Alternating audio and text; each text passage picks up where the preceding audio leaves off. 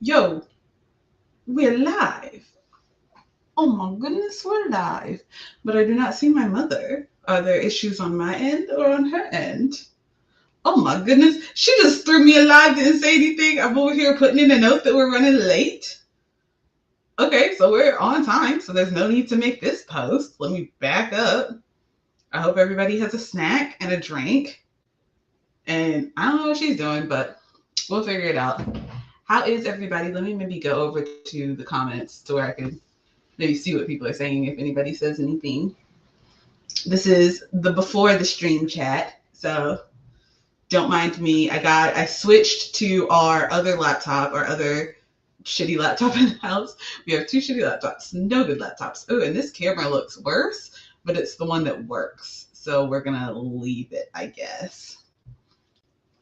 I look like I'm filming this on my Razr cell phone from 2005. Did Razrs have cameras? I don't think they did, actually. And that's how bad this video is right now. But I took a minute to clean my space, sort of. Oh no, there's papers everywhere. So I sort of cleaned my space. That one, that's not a paper, that's a packing peanut. Because I have just a huge bag of packing peanuts in my closet from when I was making candles, because I wanted to make sure I could package them correctly. And now I just have a bunch of leftover packing peanuts. I'll figure out something to do with them. I also had to carefully adjust the camera just ever so slightly so you couldn't see my door because surprise, surprise, my door fell off its hinges. It didn't completely fall off its hinges. It was when we first moved in, the top hinge, the screws were stripped, and so they weren't actually holding the door to the frame. They were just kind of resting there. And so as I used the door, then those kind of popped out. And then so we're like, okay, well, let's take those out. And we're like contacting the lady, trying to get the repairman out here.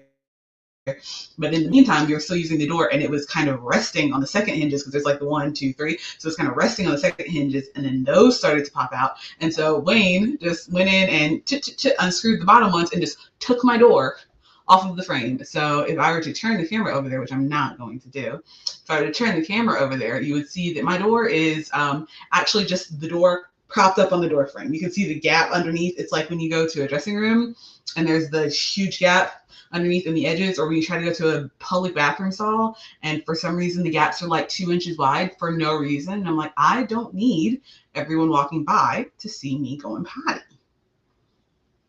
But we've contacted the repairman. He is hopefully going to be here on Monday. We'll see. I'm still waiting on my mama. Did she say anything in chat? Anything else? Nope. Hopefully she's over there getting her life together. I hope she shows up with just the most ridiculous wig on. That would be amazing. Just a ridiculous wig, full face of makeup. Ooh, what if she's getting a Halloween costume on? Let's guess what Halloween costume she's gonna wear. It would probably be something vintage. I could see her trying to do. See, I was gonna say Betty Boop, but she's so weird. I feel like she would just like Betty Boop feels like it's absolutely within her like genre of things that she likes, but I feel like she would come out of the blue, out of nowhere and say, I hate Betty Boop. Betty Boop is awful. I don't want Betty Boop. I want this person instead. I am cinching the top to a hat. I don't know how to, because I normally knit hats in the, or crochet hats in the round so that I don't have to cinch the top. I just start the top myself and crochet out. But this was honestly a little bit quicker for me to do instead of crocheting around, and it gives the cute little ribbed pattern that makes it look knit. But I don't know how to cinch the top so that it doesn't look like trash. Like there's a, because I don't want to. I'm gonna have to put a pom pom at the top of this, and I don't want to do that because pom pom hats are not cute. But it's just, I wonder if I could show you. I finished. It's the same. It's similar to the hat that I just made a little while ago. But can you see? Oh, wait, where's the camera? Where are you, camera? You see my little fingy poking out of there? And that's, I was just over here cinching it, but I don't want to break the yarn. Maybe I'll go over it a few times. Let's cinch it, and then we'll tie a knot, and we'll figure out where to go from there. I guess I will start with some life updates while we're waiting on her to figure out what she's doing. I just came back today from getting my brakes fixed because your girl was riding metal on metal with the brakes, we just had to wait for one of our paychecks to come in so we could fix our brakes. We just got that fixed today, and whew, surprise, surprise, car repairs, always expensive. It's never cheap. I always go in and I'm like, this is a really simple thing. It should be totally okay and not a big deal or anything. $400. $400. I don't think I've ever gone to a car repair shop to get something fixed and paid less than $400. Honestly, it's always $400 or up. It's minimum. It's like that joke that I feel like I heard somebody say.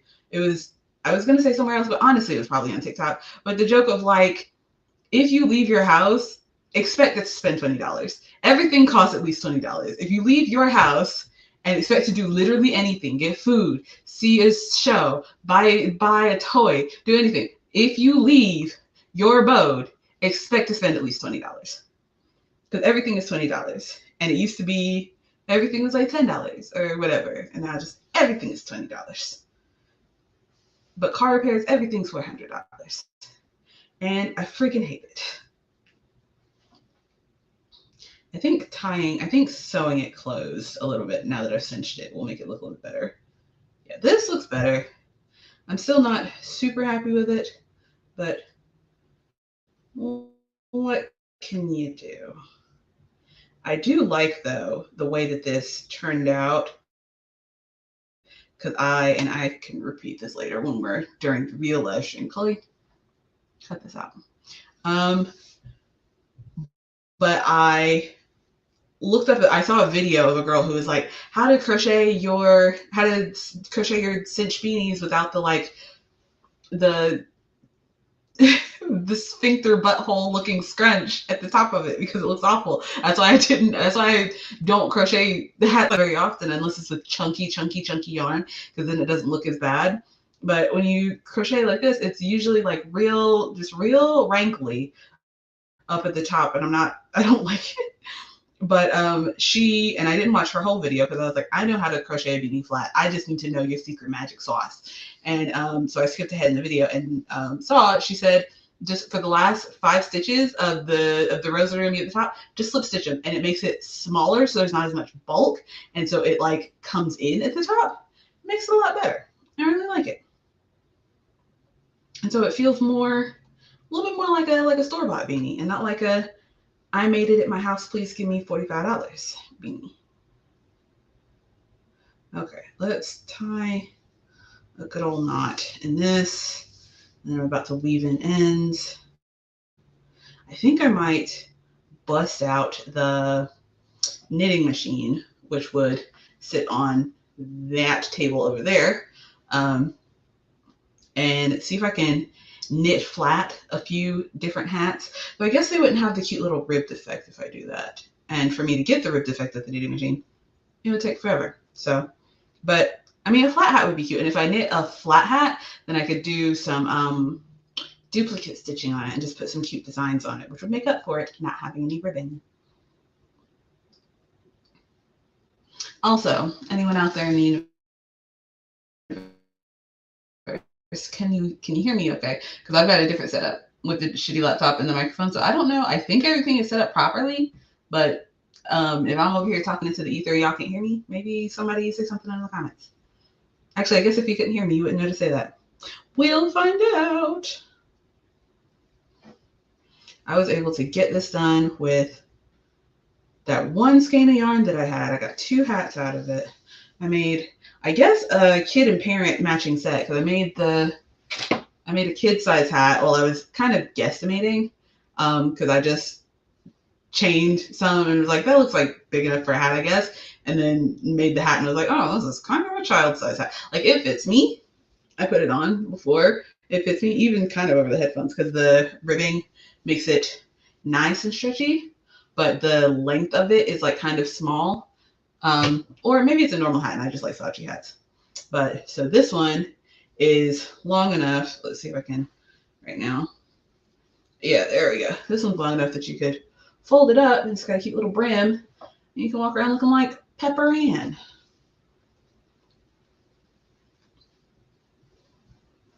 Let's get this all sewn up and weave in some ends.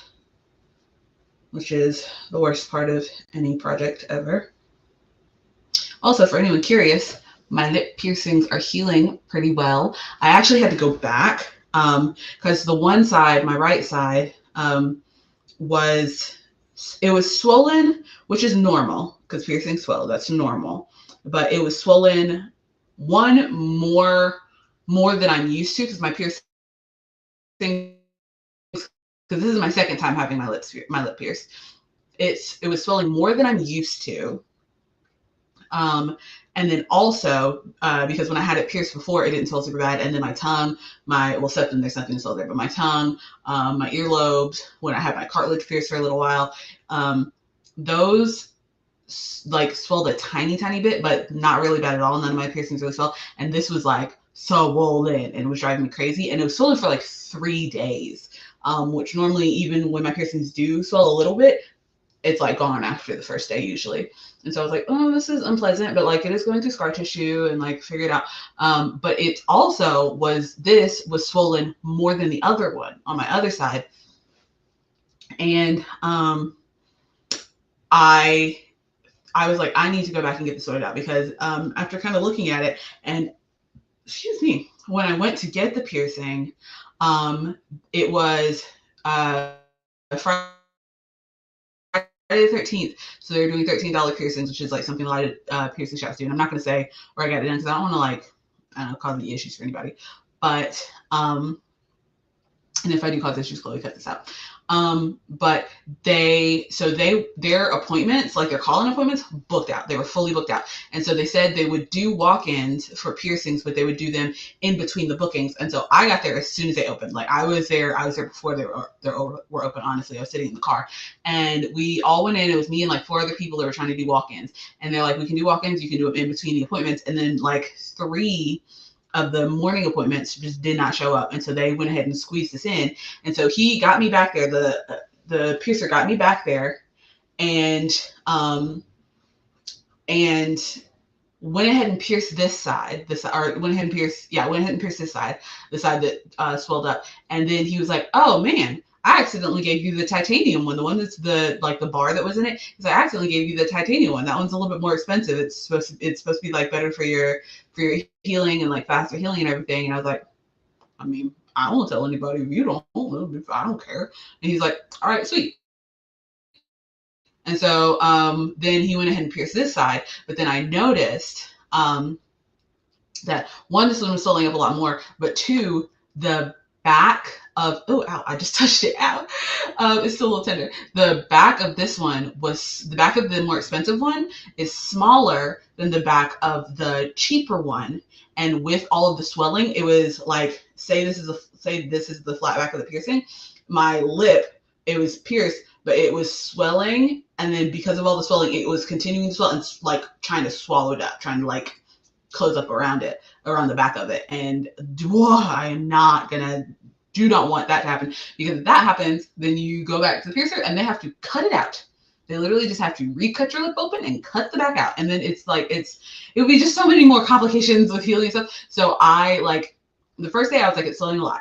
And then the second day I was like, it's really swelling a lot and it's like kind of going over the back. And the third day I was like, it's swelling a lot and it's going over the back far more than I'm comfortable with. And the night before, when I woke up after the second night, I literally had to I flipped my lip inside out and had to find the back of it, because it had kind of gotten swallowed and almost stuck. And so I had to stick it back out so the lip was out where it was supposed to be. And so I called them and I was like, hey, so I was there and so pierced me.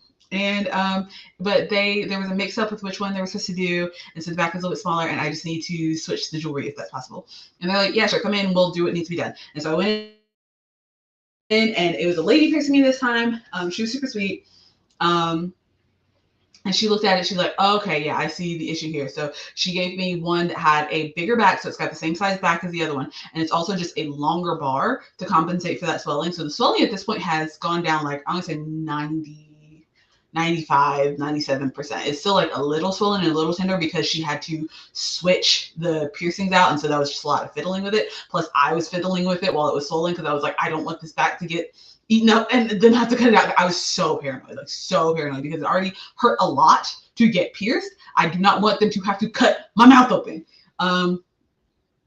So she switched it out, but it was like it was still painful because it was still sore from like imagine I don't know how to explain it. Like this, like if this is the bar and this is my lip was like pressed out to the very edges, so it has nowhere to go over here and nowhere to go over here, and so it was like just pressed up and like getting itself irritated because the bar was too short, and so she went to switch the bar and she was trying to unscrew the ball, but it was just screwed onto this. Like they mean for it not to come off, like until you need it to come off, and so it was super tight. And so she had little clampies, and so like if this is the ball, pretend my fingernail's the ball, she had a little clampy that would clamp right here, and then she was using her finger with the glove, obviously because professionals whatever, but she was using her fingers to like try to unscrew the ball, and it was stuck. So she had to do this, do the clampy, and then use another clampy to unscrew the ball off of it. And that whole time she's just like pressing against where it was swollen and sore. And I was like, oh, this is a disaster. What have I got myself into? This is a nightmare. I should never have done it.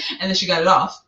And I was like, okay, oh my God. And then she's like, okay, so we're about to switch to the bar. But they have like little tools that make this so much easier, because there's like, so the bar has like a screw as if it's a, let's see, like a soda bottle. Let me, ooh, I thought that was water in there and not actual Sprite. But like, so it's a little screw on. So imagine if I had essentially, like, say the Sprite is inside of a thing and goes all the way through, and this is where it cuts off. So imagine if I screwed another Sprite bottle onto here, used the Sprite bottle, and pulled the one Sprite bottle through. So it pulls it through while it's attached, so you don't have any like places for the edges to catch on the inside of the piercing and irritate it and scratch it and cut it up or whatever. So she screwed on a little bar, pulled it through, and then she was like, don't close your mouth. You just have kind of a bar sticking through your lip right now. And I was like, all right. And then she screwed the new bar on, pulled it through, because that's the part that I was afraid of, because they do that when they pierce you too, because they pierce you with a needle, screw a thing on, follow it, like chase the needle out, and that's how they get the piercing in. But when they fresh pierce you, it hurts because you have a wound in your face. But it, now that it was like partially healed a little bit, it was just kind of irritated from all the swelling. When she slipped it through, I didn't feel anything. And I was like, oh thank God, oh thank God, oh thank God. Because like I really like the aesthetic of snake bites. I do not like the aesthetic of just one piercing. And so if I had taken one out, I almost certainly would have just taken both out or gotten a second piercing over here, possibly. But more than likely, I would have just taken the one out because I prefer the aesthetic of both. So she slid it through, and so now I've got the new bar, and it's you probably can't even see with this camera, but it's a little longer. And I can see in person where she's taking 20 minutes. I just noticed the time. She's taking a full 20 minutes. Good thing I can ramble for days. Oh my goodness, Friday Coffee Klatsch. Is that my mother finally showing up? She better have a cheeky bevy and a good explanation. But I can see now that this is now that I'm glad that she put the longer bar, because I needed the longer bar. But with the time of the longer bar, it took like a day. I really think it was like if it had been pierced with the proper bar to begin with, then it would have been fine, because she put the new bar in the very next day. The swelling had gone almost completely down. Like it's still a little bit swollen, and I think that's just from irritation, but the very next day it had gone down. So Hello, everyone, and welcome to wow. the Friday Coffee Klatsch. My name is Dani,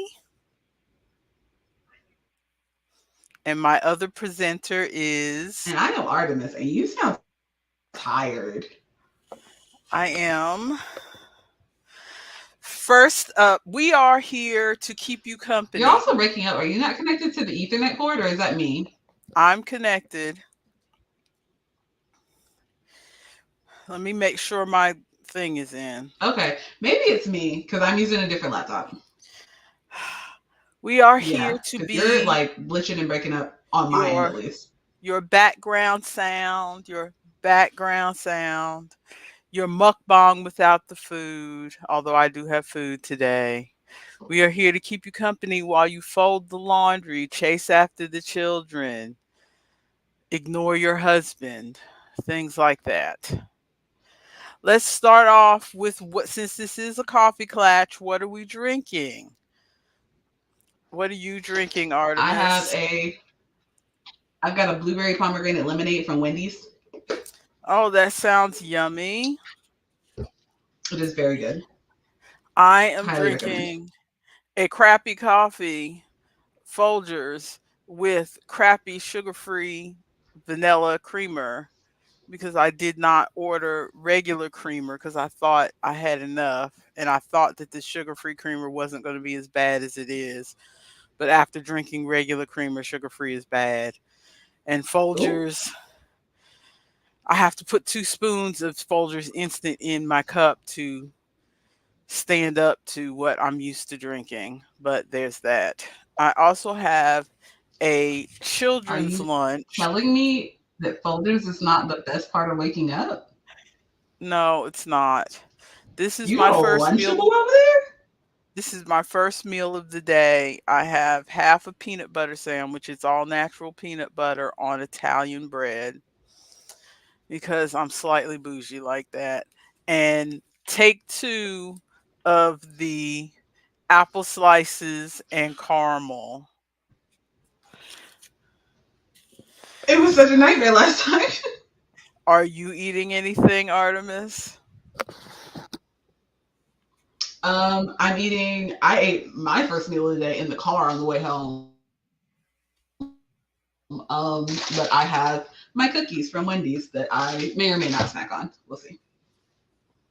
Oh, I think your brother ordered groceries, so I think there's probably some cheese But balls that down is there. all But I've got. I had nuggets and fries. I think there's some cheese balls I could have added to this, but I didn't want to keep you waiting looking for the cheese balls. So, the reason I am drinking crappy I was coffee wondering is what you were doing. I was like, 20 minutes. again, I didn't want to keep you waiting, but let's start with the life update. I'll tell you how crappy my life is, and then you can, A why good we bit of not my story hide? And then got you can here.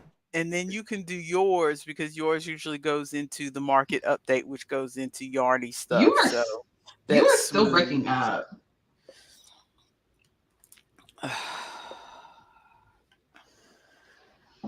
Give me a sec. I'm gonna go pull this out. I'm gonna pull it up on YouTube to see if it's me breaking up or if it's You sound like you're breaking up on my end, but I'm gonna let me mute myself. well, that's not cool. That is not cool. Okay, so now I have to vamp.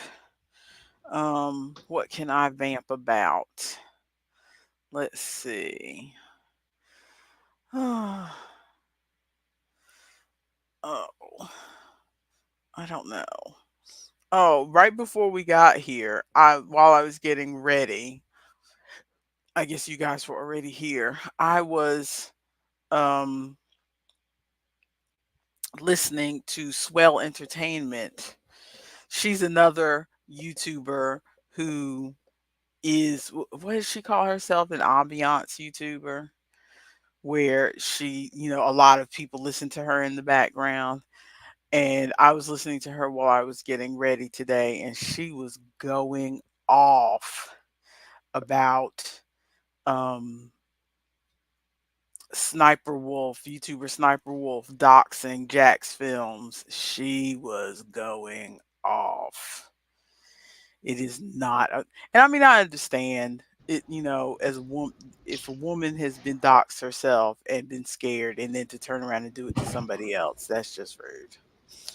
So, have you figured out if there was an issue, Artemis? Artemis, Oh, can I you hear think it's on me? my end. I might have to switch laptops. Continue vamping for. Yeah, I think it's on my end. I gotta switch laptops. Continue vamping while I switch real quick. Okay. Do you want me to take you out of It the should be studio for a minute? really. Uh, Well, she took herself out of the studio. Okay. Let's see. So we're not on life update right now. We'll wait till she gets back to deal with that. I hope you all are doing okay. This chaos at the beginning of the stream is normal for us, unfortunately. Um, for somebody who doesn't have a very busy life, my life tends to be chaotic. Um, or starting the stream tends to be chaotic, let's put it that way, because I'm not used to having to do anything because I live at home. I mean, I work from home, so I'm not used to having to meet anybody's schedule. That's what I'm trying to say. So, holding my this is pretty much the only scheduled thing that I have to do all week. So, trying to make sure I get here at 2:30 is a bit of a stretch since I'm out of practice at trying to get to things on time. Um, oh, what can we do? What can we do? While I'm talking to y'all, I can play my games, I guess. I have any of you tried? I don't know if I mentioned this on the stream last time, but have any of you tried if you use Spotify, have you tried Spotify's day list? It's a it's a list they make for you. It's like it changes every 2 hours, and they create it based on what you have listened to before. Um Let me see if maybe I can bring it up. But it's another alternative because I like radio, but I like the randomness of radio. I'm old enough to have grown up with radio, so I like the randomness of radio, but I don't listen to terrestrial radio anymore because um in the area where we live, it is difficult to get radio signal. We've been here almost 20 years, and we stopped listening to radio within 6, or at least I did, within 6 months of being here. My husband still has a relatively long commute, so he listens to radio in the car, but even he has switched to listen to Sirius, I think, in his car, so he doesn't totally listen to terrestrial radio because it it it's just difficult to pick up. Okay, now I wanted to show the day list, but it's not showing what the day list is made up of. Usually the day list will say on maybe because I don't listen to a lot of stuff on Fridays. Let's get back over here because I think I hear Artemis. There you are. Can you hear me better, Artemis? Yeah, it was just breaking up on the other computer because the other computer just cannot handle streaming, which is frustrating because this computer, I can't have the nice camera and the nice microphone because one of them uses, they both use USB, and one of my USB Uh-huh. ports is taken up by my mouse because the mouse on this laptop doesn't work. So are you using the good microphone now? Yeah, good microphone, bad camera. Yeah, because I can tell the microphone is excuse me. The microphone is better than you were on the other Yeah. laptop. So So really all you need is like a curtain or something to put over that back window, and yeah. then some sort of light from the front. Because I don't think the camera necessarily is bad. There you go. Now we can at least see you. Can you see that I'm being blinded? Yes, we don't want you to be blinded. Move the light a little bit so you're not blinded. There, that's better. It's a Okay, little off to the side. Is it still in your eyes? sort of. I'm just gonna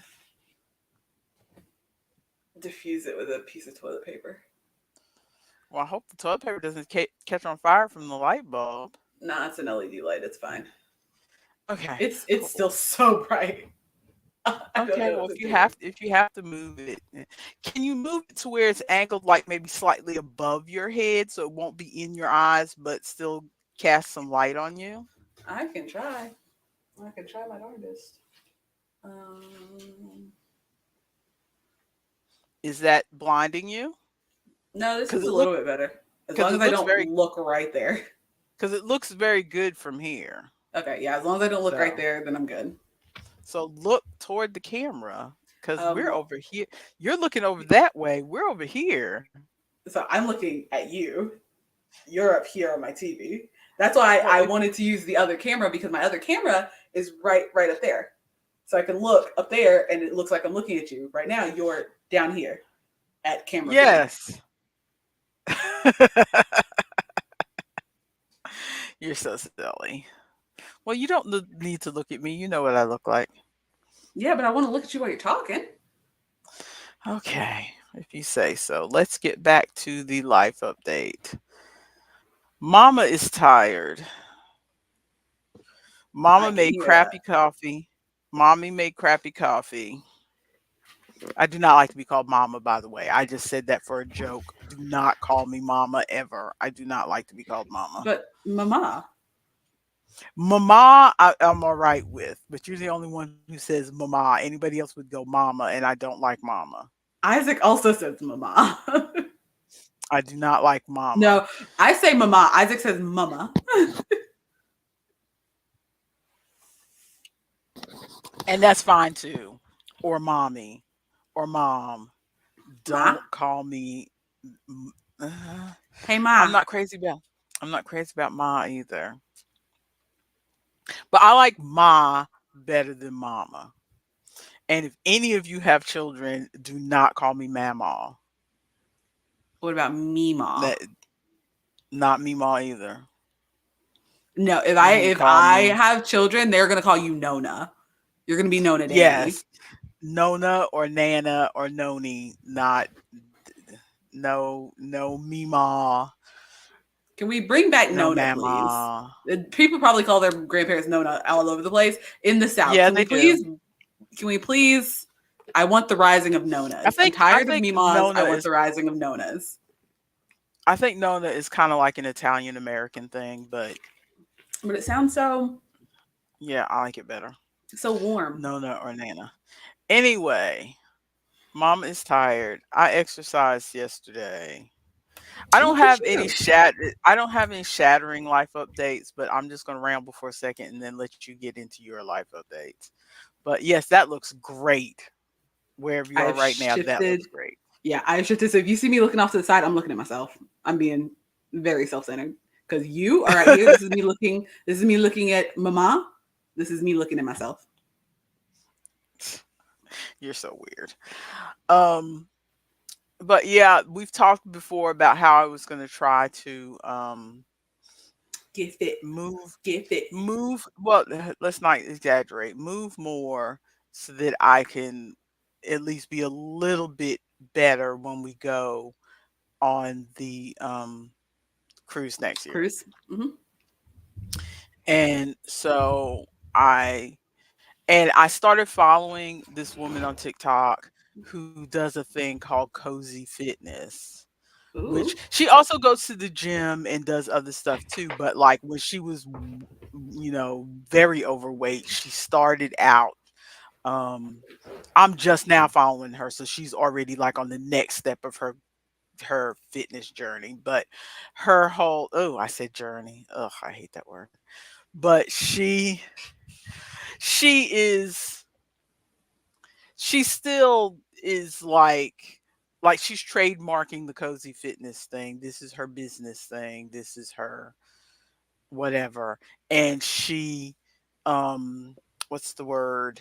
She champions um balance. like not doing extremes and stuff like that. She champions balance with your food and whatever. Mm. Get it where you can get it kind of thing. And I follow several people like that, nutritionists and stuff like that on TikTok. But she is like her whole cozy fitness thing, how she started to get herself started with exercising was somebody as a gift had bought her one of these walking. The It's walking like a pads. yeah, walking pad. It's like a treadmill without the arms, which I would Mhm. never be able to do because I have balance issues. I need to hold on to something if I'm on a treadmill. So I would not be able to do that. Whenever I think treadmill, I think of the first time I ever got on a treadmill. I didn't fully understand how they worked, and I fell and hit my face on the treadmill when Ooh, it started moving. ooh. So, this was many years ago before you were born. Um, and it was in a store, and your father laughed his behind off. Um, but basically, so she uses the walking pad, and she just like gets up in the morning, and she's got her little slippers on, and she's got her protein coffee, and she turns on her TV, and she walks for about 40 minutes in her slippers and her pajamas, just kind of See not. that? I mean, I want that. nowadays she probably does, because now when I watch her, she does like 3 miles per hour on the walking pad, which 3 miles per hour for me is a fast walk. For Yeah. her, that's a warm up. For me, that is a fast walk. 3 miles per That hour is is that, kind of brisk. that is me barely keeping up. But I hear a lot of people starting off at 3 miles per hour like that is their warm up speed. I'm like, that is fast for me. Walking But with someone anyway, walking 3 miles an hour is like walking with Gilbert. Gilbert walks so fast everywhere. And part of it is just because he's a fast walker and he's pretty athletic. And part of it is just because he has long legs. But he is just mhm, like, we will walk somewhere, and because he loves, like, he loves whenever we walk together and just do like walking and exercising and stuff. But mhm, we will go somewhere, especially like if it's flat, it's not too bad because we used to walk around the mhm, neighborhood and stuff all the time. If it's flat, it's not too bad. But there were a couple times where we were walking through Asheville, and Asheville, for anybody who doesn't know, Asheville is a very hilly city because we live in the mhm, mountains. And so it mhm, could be you park down here and your destination is up here. And so you're like, mhm. we're just booking it. And so he'll book it. And I'm like halfway down the hill, like, I'll meet you there. I GPSed it. I've got the walking directions. I will meet inside. It's not, I'm not gonna do this. Just like huffing and puffing. I think there's something about these apples getting warm that make, because this was not puffed up when I took it out of the refrigerator, and now it's puffed up It on the top again. It probably is them getting warm, and I know this because I just before we started recording was listening to the podcast Ologies, and they just released their apple episode because it's fall and they're talking about things. And when apples, when you get them warm while they're cold, they're in somewhat of a suspended animation point. But whenever they get warm, they release gases, and that is why you're not supposed to put Mm, your apples next to your bananas because they make your bananas go bad. But there are some plants that if you put your apples next to them, they will help the plant grow. But I believe it is puffing up because you have taken your apples out of the refrigerator interesting. and they are now releasing their gases. Okay, so at least we know the apples are not bad. There's nothing that can save that caramel though. If that caramel's Anyway, bad, don't eat it.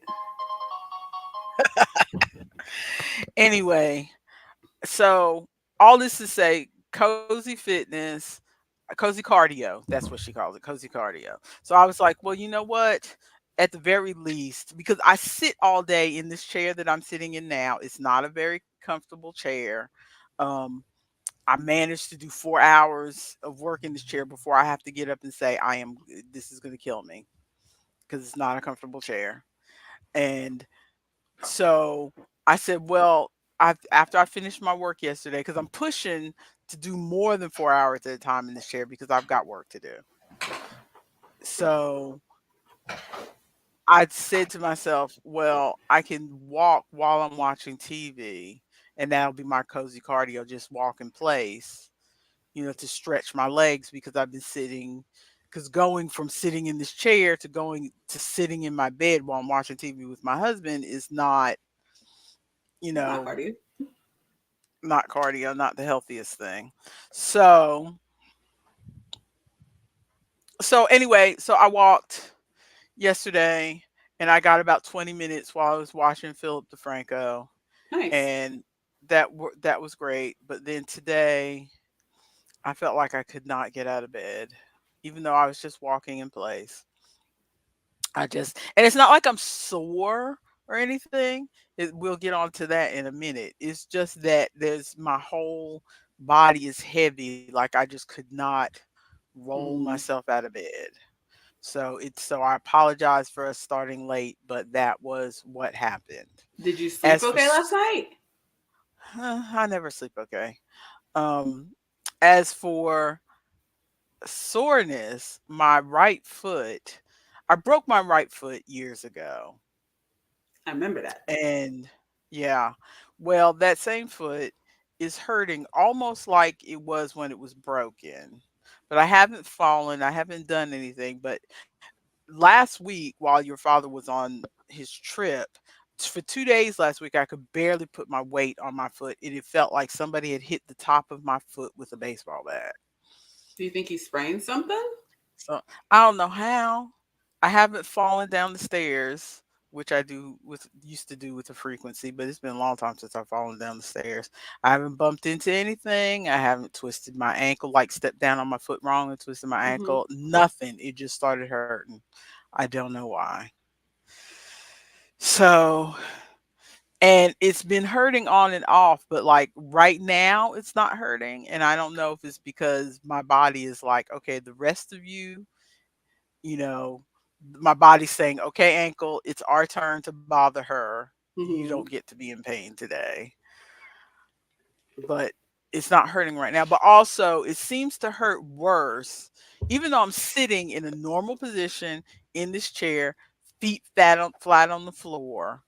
It will start hurting after a few hours just sitting like this. And this is a normal position that people sit in. And it's Has just the this left ankle. I don't know why. has this happened before? Do you think it maybe didn't heal No. correctly? No, it's not nothing like this has happened before, no. But I've had more than once where I've twisted my left ankle and my right Yeah. ankle just walking.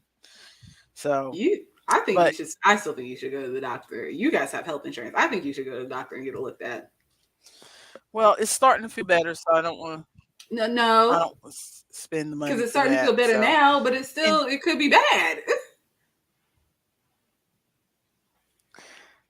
whatever. We need to save the money for things. So, if I'm a bit downbeat, audience, it is because I am tired. Also, the other thing I wanted to show you before we go into your life update is the reason I am disappointed in my coffee is because for the last several days, I placed an order from Amazon for random things, and one of my random things was this. It's so cute. Do you know what this is? It looks like a teacup.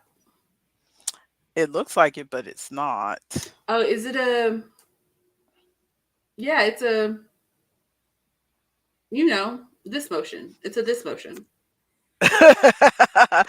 Use your words, ma'am. It's a coffee. The only one I can think of is diffuser. It's a coffee diffuser. A coffee diffuser. Close enough. Yeah, it's for making pour over coffee. You put you put a coffee filter in here, and It's then you for just the slowly pour your coffee over it's the to drip. make your pour over. It fits on top of my mug, so it can go straight in my mug. Perfect.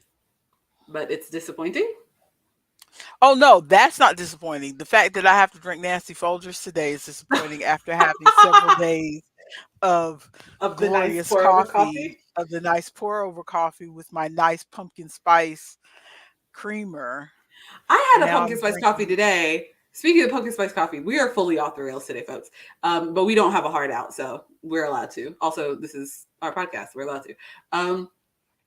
The I had we went and got speaking of life updates, we went and got our brakes fixed because my brakes were metal on metal, which I talked about earlier while you were busy getting a sandwich. And But while we were waiting for the brakes to get fixed, our mechanic is right across the street from a Dunkin'. So Wayne went across the street to Dunkin' and got us coffee. And he's like, he called me while he was there. He's like, "You want pumpkin spice? You want caramel? You want vanilla?" And I was like, he knows not to offer me mocha because I don't like mocha coffee. And I was like, "Ooh, let me get a pumpkin spice. It'll be my first pumpkin spice of the fall season." Blah, blah, blah. And I got it, and I was like, I feel like I do this every year. I think that I like pumpkin spice, and I don't. I'm starting to get the feeling that I don't actually like pumpkin spice. But or it might just be that I need when I have pumpkin spice, I need my pumpkin spice to be really sweet because it wasn't a very sweet pumpkin spice like caramel. I can have a caramel coffee even when it's not super sweet because the flavor of the caramel like works well together with the coffee for me. But the pumpkin spice, if I have a pumpkin spice coffee, I need so much creamer and so much sugar in it. Like I want it to taste like Mhm. a warm baked good. I ate like I'm eating a warm cookie in liquid form. But that pumpkin spice was not sweet enough for me, and so I was just like, "This is a drinkable Oh coffee." yeah, I could not have somebody go get me a coffee from Dunkin' or Starbucks and just hand it to me. I would have to make a stop at the sugar station, and because and the sad thing is that those pre-made coffees from those places like Starbucks, when you see them do the nutrition breakdown for those things, it's like, oh, they have, 5 days 300 worth of grams of sugar sugar. in this one. Really, there's 5 days worth of sugar in this one cup, and I'm like, where is it? Because I don't taste it. Not in this cup. Maybe in her cup, not in this cup. Exactly. But I there are do some. not taste it, and I have to add more sugar to be able to drink it. I don't normally have to add more sugar, usually because I will tell them like, "Hey, can you put extra pumps of whatever in there?" But a lot of times, like Hmm. Wayne is usually pretty good at picking me a coffee. Probably because 90 times he'll say, like 9% of the time he'll go up and say, "What are the sweetest drinks that you have?" And then they'll tell him and he'll pick one of those. But a lot of times, like there are a lot of places that I can go and I can get the pre-made drink and I'm like, okay, this is fine. Like Hmm. Burger King, their pre-made iced coffee is okay. McDonald's, like a lot of times I Yeah, can get it and it's fine. Or I'll I just can tell get them to add an McDonald's and it's extra fine. pump of caramel. And Starbucks, I've had several Starbucks drinks that I'm like, okay, this is fine. But for some reason, that Dunkin' pumpkin spice, that was not it. That was not it. Yeah, I feel you. As we discussed last week, I'm just the opposite. It's like I think I don't like pumpkin spice because they have just done too much with the pumpkin spice. Pumpkin spice in everything Mm-hmm. to where my contrary nature is like, I don't want any of it. I am above that. But in reality, I do kind of like the pumpkin spice because it is just cinnamon and nutmeg and things that I like in my coffee anyway. Mm-hmm. But back to the pour over coffee quickly, and then we can go to your market update. But I had avoided getting one of these because I felt like I don't need another thing to make coffee because at this point we have an electric kettle for instant coffee. We have a thing for the K cups, which it's just like I have a fascination with all the different things that you could make coffee with. So Mm-hmm. we had the K cups thing. There is another thing that's called like a Nescafe thing that has these wide, flat thing. They're like flat like this Oh, I and think I know wide what like you're talking that. about. So It's they like a have K this cup, but just a different shape. different shape. And I was like, I don't need that machine. I do not need that machine. We already have, which I can't find where our K cup is. So we may have gotten rid of it. But, I'm fascinated by that machine. We have, we used to have a proper, old fashioned drip Kettle. coffee maker. Oh, No, yeah. the drip coffee maker, put the thing in, Mm-hmm. put the water in, let go. Um, and we have the French press, which I do like French press coffee, but that is too much of a hassle. Because don't you And have to brew then it and then you have to let it sit and then you got to do the slow press. yeah, It's like you have to put the water in and put the grounds in and then slowly press it down. And by this point the coffee is not as hot as I like it to be. But I do like French press coffee. But to do every morning Mm-hmm. when, I'm dragging first thing in the morning, or first thing when I get up, I need that's why we've been doing instant all these years, because we need that first shot of caffeine to Mm-hmm. get going. Caffeine and hot water to get going. So the French press is not something I use on a regular basis, Yeah. but we have one. So I was like, when I found out about pour over coffee, I was like, I no, I don't need another thing. I have so many things. I don't need another thing. But the other thing is that we, for whatever reason, tend to get gifted coffee from people. Not just Because like you guys are not people that like coffee, clearly. well, no, not just gifted like, "Oh, it's Merry Christmas. I didn't know what to get you, so I got you a pack of coffee." Not like that.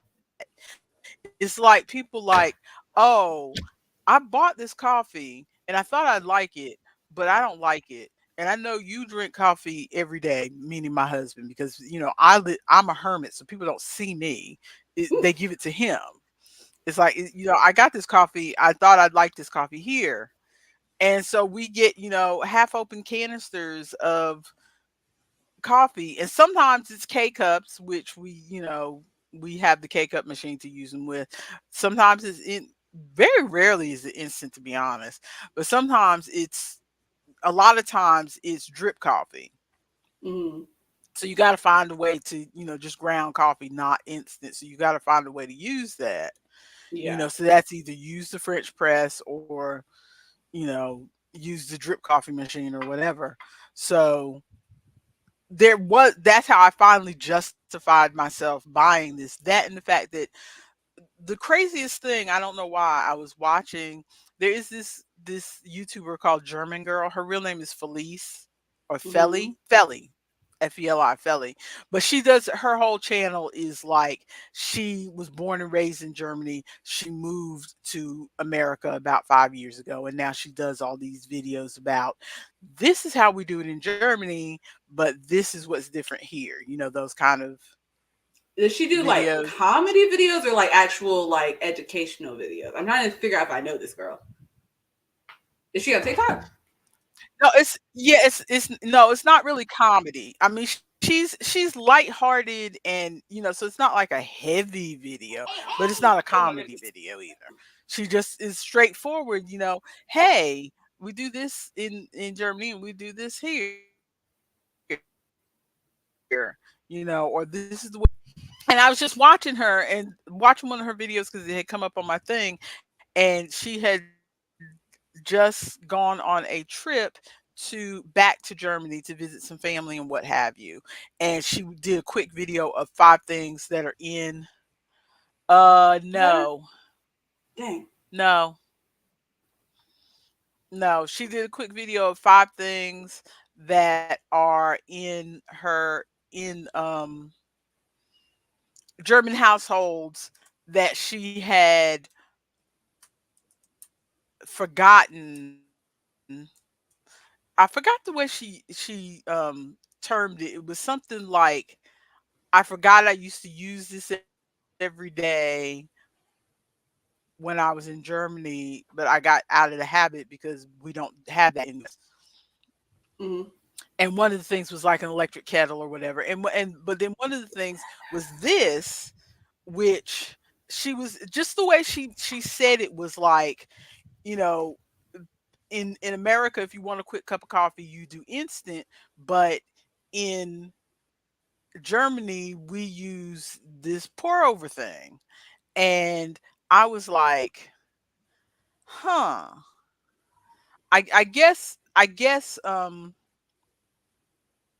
because when I originally discovered or heard about pour over coffee, it Mm-hmm. was from people who were talking about, the best way to make your pour over coffee, and Um, Bougie and they people. talk about how you have to really slowly pour the coffee, and that immediately made me go, "Oh, I do not have time for this." Mm. Stop. I was like, I do not have time for this. So this is not a thing that I'm going to get because I don't have time for for Okay, yeah, she's the one I just found on TikTok. I'm gonna follow her. but yeah, she has a pleasant person. I don't watch her all the time, but occasionally, if she comes up, I'll watch something. Yeah, I mean But those videos sound interesting. yeah, she just the way she described it was kind of like, you know, I don't know. Just she just made it sound like, "Oh yeah, this is how we always do our quick coffee instead of instant." And I was like, Mm. "Oh, well, okay. I guess it's, Just made it sound basic and not easy. that big." Yeah, she made it sound basic and easy. I think that's the thing. She made it sound basic and easy instead of this laborious task You of have you to have to get the. savor every bean that the coffee came from. Think of its origins and the plant as you pour, and you must meditate over the steam. Yeah, pretty much. And so I've been using it this week and really it doesn't take that long. I mean it takes a little bit longer than my instant. But like as far as preparing my cup and putting the coffee in the little thingy and putting it there, and then I do all that while the water's boiling. So that's what I would be doing anyway for instant cuz when I make Mm. instant coffee, I go ahead and put the coffee and sugar in my cup first so that it can immediately start mixing with the water. I feel like it blends better that way. Maybe it's my Mm-hmm. imagination, but that's how I've always done it. Um, so getting the cup ready is not that big a deal. And then while I'm pouring it, I just have my phone in my hand and I'm reading a little bit of something while I'm pouring it. Because it does take a little bit. When they say it takes about 1 or 2 minutes, it does because the water dripping through that filter and everything, it takes a minute. Yeah, but you're essentially you are the drip coffee machine. Like you pour the water and then Exactly. you wait, and then you pour a little bit of water and you wait. It's like, Exactly. And so I've found something that I can do with myself while I'm waiting. So it's not like it's an imposition to do it this ooh, way. you know what you could do? You could put your walk pad in the kitchen and you could Yeah. walk while you're waiting for your coffee. You're a weirdo. So so yeah. So just for some reason watching that video, thank you, Felly from Germany, watching that video um just changed my mind on changed my view on whether this was a waste of my time, and it's Mm-hmm. not. So, and I found filters that are like fully biodegradable, Ooh, nice. compostable, whatever, so I don't feel like I'm contributing to ruining the earth by using filters. So, Aren't filters are like made of paper anyway? Aren't they already they carbonic? are, but sometimes people say filters are bad because for so many years filters were like bleached white to look, I don't know, clean or something. And Yeah. the bleach is bad for the environment. So Oh, okay. So you just have them in their natural brown paper state. natural brown paper stage, yeah. Okay, sweet. Yeah, All I right, have so been. I'm going to eat while you tell me about your life. You're good. While we're still on the subject of coffee, I'm still in just an iced coffee mood. I have not switched to hot coffee Artemis yet, and so I've been buying the pre-made, like the containers. It looks like a juice container, but it's coffee. Um, we bought one of those. We bought I can't remember what brand it was because we had two brands, and there was one brand, and we got the caramel, and it was not my favorite, but I drank it, Was it and then Bolthouse Farms? I don't think so. It was.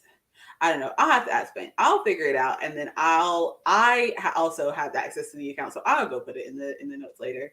Um, but we found one that I actually really like, and I drank through the whole thing in like 3 days because I have a little it's not a big cup. It's sitting right behind me, but I don't feel like picking it up because I'm connected with the headphones. But it's like one of the cups at the place that I work broke, but it's like it's a cup with a straw with a built-in straw, and like the little edge. Somebody had dropped the cup. Apparently, someone clearly dropped this cup and was like, "Oop, I don't want to get in trouble." Because the cup, when it was in the little damages box that we have, like where we put our damages, you pick it up, you unscrew the lid and open the cup, and the chips from the outside edge of the cup are inside the cup. So somebody dropped this cup, broke it, was like, I don't want to get in trouble. And so they hid the broken pieces inside the cup, screwed the lid back on, and put it back. It was probably a kid, but somebody was like, I'm not getting in trouble for this. But so the outer edge is snapped, but the little rubber ring that keeps it from spilling everywhere is completely intact, and the lid still has enough plastic there to make contact with it, so it's not going to spill everywhere if I fill it. And so I was like, I mean, this cup is damaged, and so we're allowed to take damages home once they're, because otherwise they're just gonna be thrown away. So we're allowed to take damages home once they mark them off. So they mark that cup off, and I'm like, I have a new cup for my coffee in the morning. But it's like this tall. It's not super big, and so I just fill it up before I drive to work in the morning, and I usually have it finished before I have to leave in the middle of my shift to go take Wayne to work. So I got through, and I don't fill it up more than once in a day, but I got through that bottle. Like the bottle that we got just does not have very much coffee in it. So we need to buy 2 of them next time. So that's what we're going to do next time we go to the store.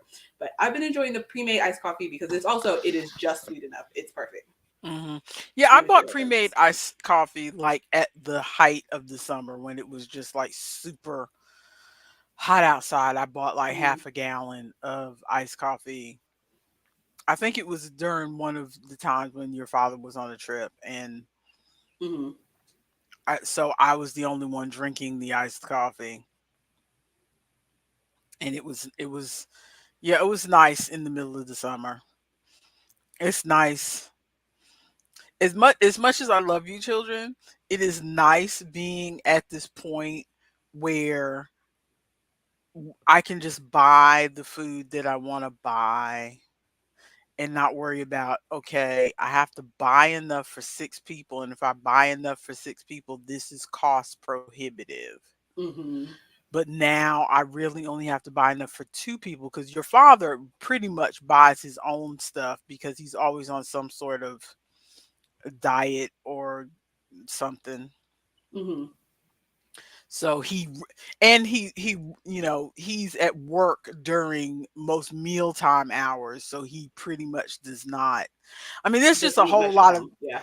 there's just a whole lot of factors as to why your father does not eat with us. And if other people heard it, they'd be like, this is so weird.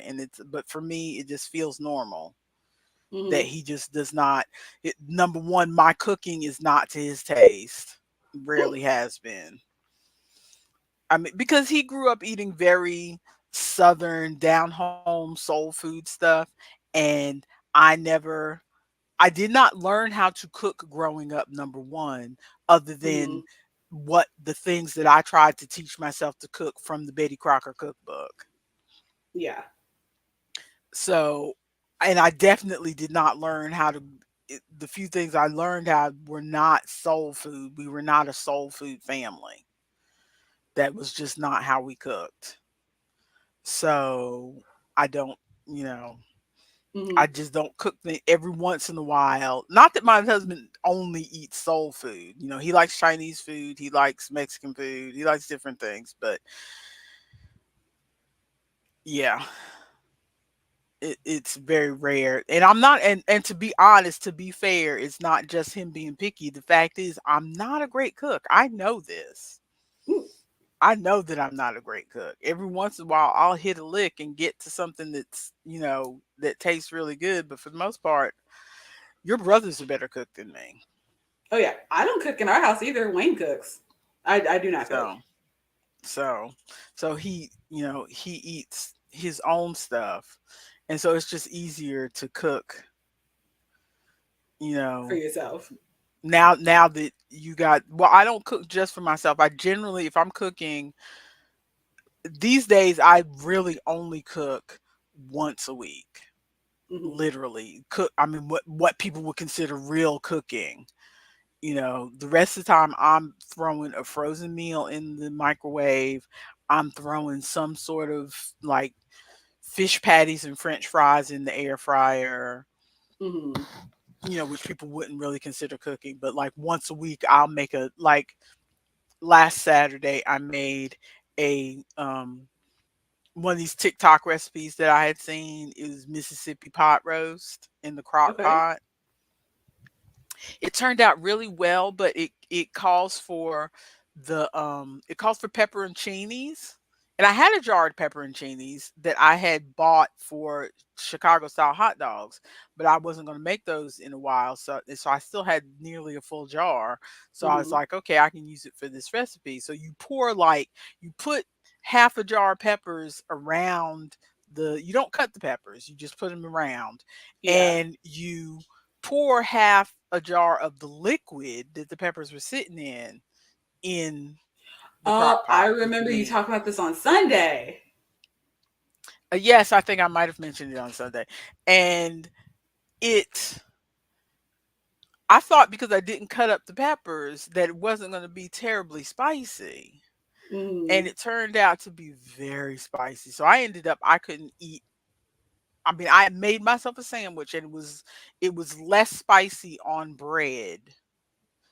So that was good. But the more bites of the sandwich I took, it was like the layers of spice kept my mouth started tingling a little bit more, a little bit more, a little bit more. So I Hmm. knew I wouldn't want any more of that other than the one sandwich I had. So I gave the rest of it to Isaac for his meal prep, Yeah, I was which wondering how he's much of that you which ended up he's eating.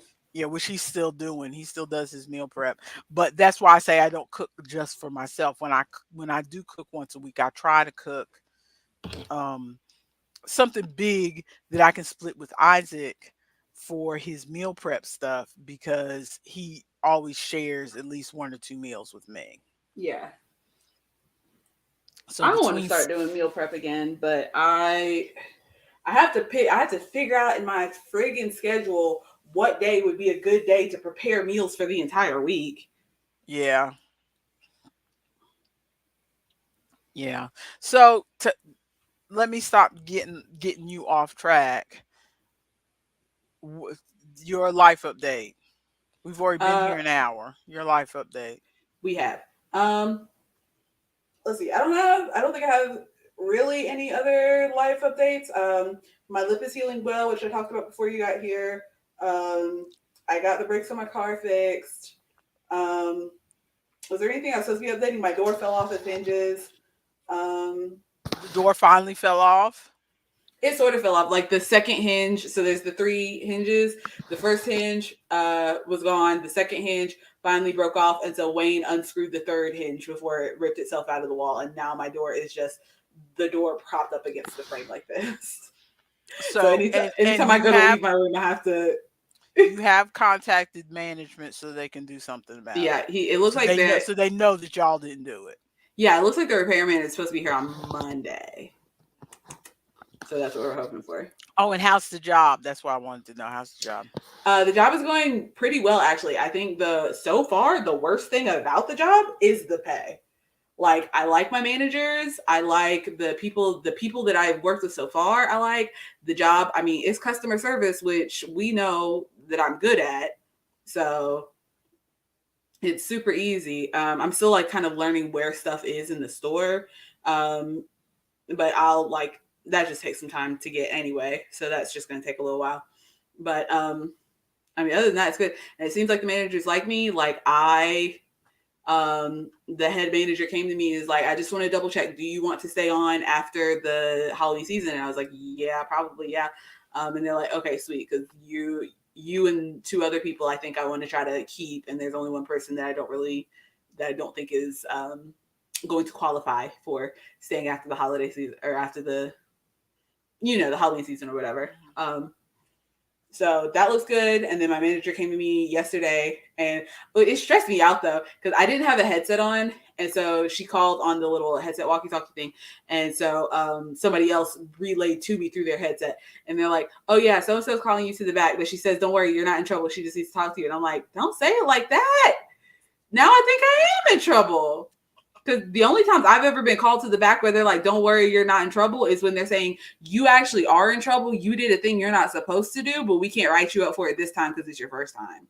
Like, don't do that. But I really wasn't in trouble. She was just like, hey, I just want to check and make sure the schedule's okay because I've scheduled you for 31 hours. How many hours is too many hours for you? And I'm like, as long as it is within the hours that I told you I am available, as many hours as you want. Because I've written out the times that I need that I absolutely cannot be available. So if you put it within my available times, we are absolutely good. And as long as you guys are okay with me, because that's the other thing that I have to leave in the middle of my shift to drive Wayne to work. Yeah, On that's one what side I of was Asheville. that's what I was curious about. When I heard you say you left in the middle of your shift, I'm like, how is your boss handling that? Yeah, I have to leave in the middle of my shift to drive Wayne on one side of Asheville to work, and then I have to fly all the way over to Mars Hill to drive Pierce to work because they are still working in Mars Hill. And then I have to drive back to my job. So that's about 2 hours. I leave and I am gone for 2 full hours. And my boss the other day was like, by the way, I saw that you didn't eat lunch the last 2 days. Just get some food on your way while you're out there, and then you can eat it on like when you get back.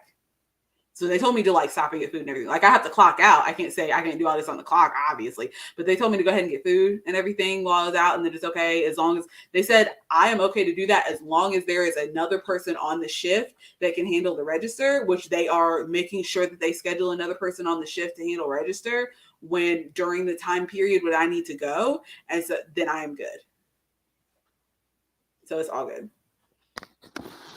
And so you said you're not crazy about the pay, but between between that and the market, do you think it's enough to help you with your bills or whatever? Yeah, it's enough to handle the bills. It's just not gonna be I'm working on trying to do more markets and get stuff on Etsy and stuff because right now, if I were to stay flat with what I've been doing so far this season, it would be enough to pay the bills, but would not really leave any room for like growth, for like saving a lot of money to try to eventually buy a house or to go on a cruise Cruise. or any of that stuff. Yes. I'm thinking big picture mother, but to save, it would not leave a lot of space to save a big chunk of money for bigger stuff, but I am working. I'm really trying to get to just do more to try to make more money. And she says she's scheduling me for more hours. So we'll see. I still have not gotten my first paycheck. So we will see how, because I think it's supposed to come either today or tomorrow. So we'll see how it looks and how things are going to go. Because Wayne and I are still working on our budgeting thing. We just need to get our first paychecks from both of our jobs in so that we know what we can account for to like kind of moving forward. But yeah, it looks like it's gonna be like I'm not drowning, but I'm not like chilling on a yacht either.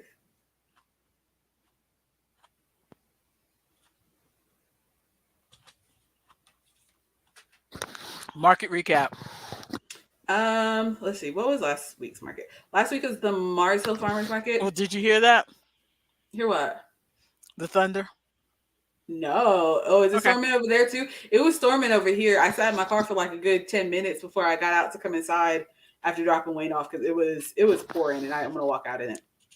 I didn't But expect you to hear it, but I was just curious because every time I watch a video, people are like, "Oh, I'm so sorry." They're, sorry for the cars barking out or cars honking outside. or the motorcycles going down the road, or they're doing construction across the street. I can't hear none of that. My neighbor just chose this moment to mow his lawn, and I'm like, I can't hear any let of him. that. Nothing is going on. Whose like super sonic headphones are picking up that noise? Um, but anyway, so I was watching. I'm gonna let you finish in just a second, but I was watching Cinnamon Stitches, and she was talking about how she broke her ankle over tripping over this overgrown bush, and so her husband is out there cutting up the bush. The bush needed to be cut anyway, but after she fell and broke her ankle, they're definitely getting that bush out of the way. yeah, And so they had to hire somebody else to help or whatever, since she can't help. And to that day that she was recording was the only day she has a schedule where she puts up videos 5 days a week. So she was trying not to break her schedule. So she's doing her video. mm, And they when I say because I told you, I never hear when people say, "Oh, they're outside making noise." These people sounded like they were in her living room cutting this bush down because Ooh, it was loud. ooh. She had to yell over. That's how loud it was. I'm like, they really must be right outside your window. Not the bush being right next to Really. her microphone. They really must be right outside your window because I never ever hear these things. And your whole neighborhood must be hearing this because it is loud. That's hilarious. But But market yeah, recap. Marcel Farmers Market. It was okay. I've got my last market for them is next Saturday. So tomorrow I've got Faye Nectar, and then Mars Hill is next Saturday, and that's gonna be the last Mars Hill market. They've got but this past market was okay. I went home with like $40 profit, so not great. But the naughty dishcloths, the dirty dishcloths, did really well. Like that is most of what I sold that day. Was the dirty dishcloths. Because I think part of it was because Michelle came over and I showed her that I had new ones, and I showed her the ones that had the anatomical shapes on them, and she's like, "Oh, I have to get one of these. These are hilarious." And so she got one, and then literally, if she was near my table, every time someone walked by my table, she's like, "Come over here. You've got to see these. These are hilarious." And so she was drawing everybody to my table to look at them. Which I think did pretty well. And I made a nice little like sign for them. I had them flipped over so that the kids weren't just like looking at them. So they were like in a box, and then on the back of the box, so two of my signs had gotten left at the house. I was very frustrated. My face paint sign, where I've got my examples of face paint designs, left at the house, and then I have a big chalkboard sign and a little chalkboard sign, and my big chalkboard sign that I had spent a lot of time like writing out the stuff and like doing a little design on the bottom had gotten left at the house. I was very, very frustrated. I even left one of my chairs at the house. The customers didn't have a chair to sit in, so I had to borrow a chair. But oh my goodness! Yes, were you rushing out the door or something? I wasn't super rushing, but I should have double checked because I got up extra early. I had slept in the office that day because I was extra chilly, and so I didn't want to just crank up the heater without Wayne waking up because he also had to work. And so I slept on a little pallet in the office with the heater cranked up. And so I got up and did a lot of my getting ready stuff in here without even leaving the room.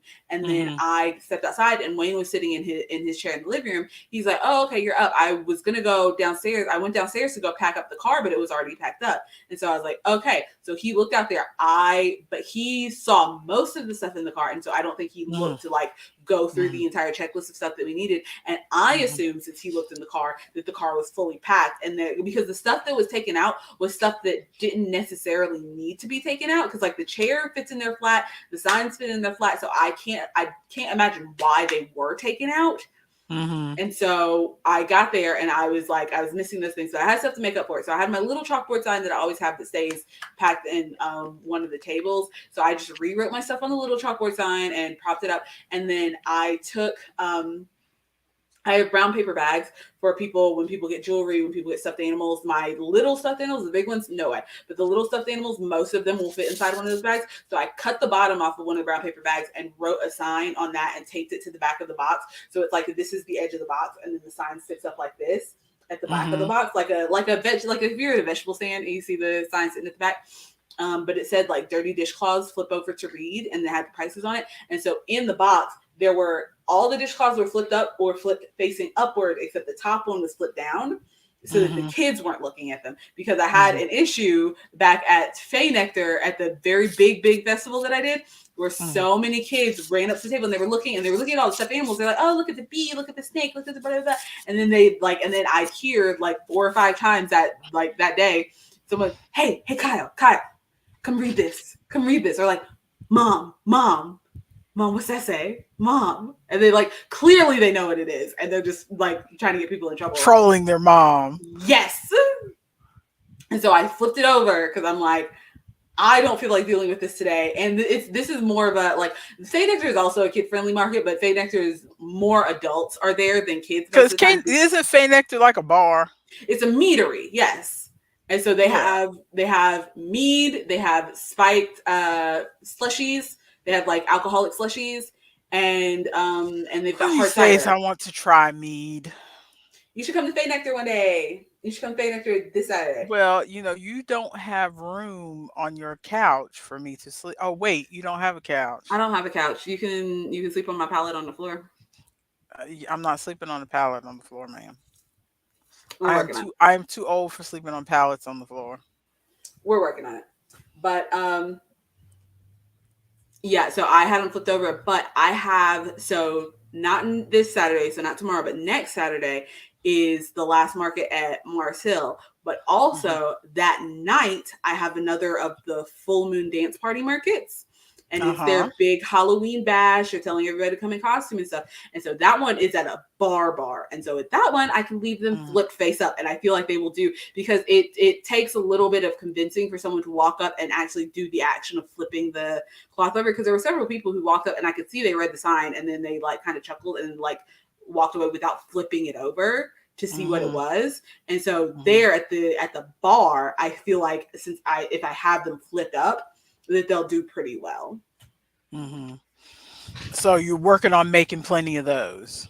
I'm going to, after I finish this, I'm finishing weaving in the ends for the two little flower ones that I made, Mhm. because I just had not gotten around to that. And I need to, but before I do that, after I weave in the ends for these flower dishcloths, then I need to make some amigurumis, because Mhm. I sold a good bit at the Mars Hill Farmers Market, and I have a few. I've got Big B, I've got a couple chickens, and maybe a spider, but I need to make some more because I'm going to Fay Nectar, and I they just sell really well when I have a lot of them on the table. So Mhm. I'm going to be spending my day today working on that to bust my butt and Mhm. see how many I can get done today before I leave Oh, tomorrow. good.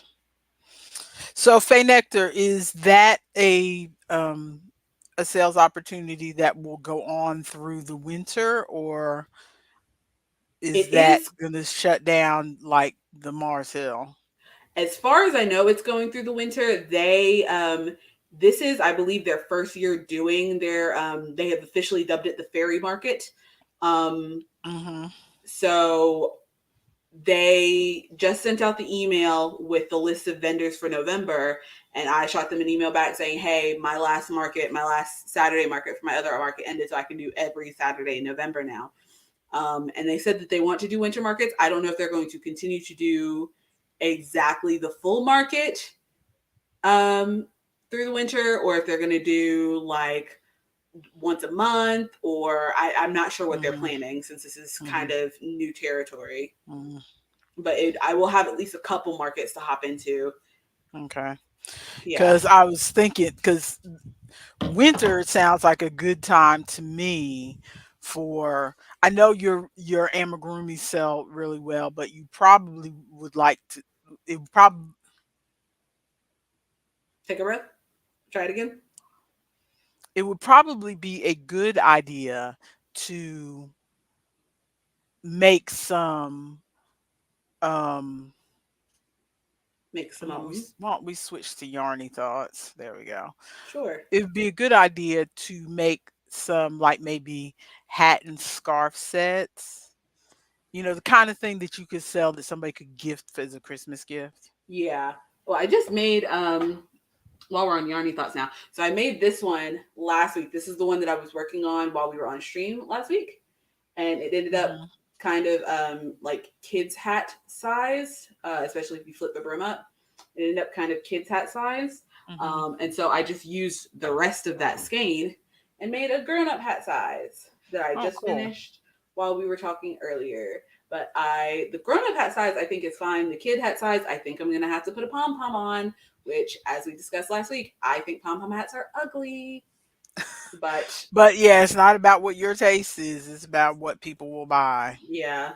So and as much as you hate it, I might just go to Joann's or Homophobic Hobby Lobby and buy one of those faux fur pom poms and just, Again, they're real popular.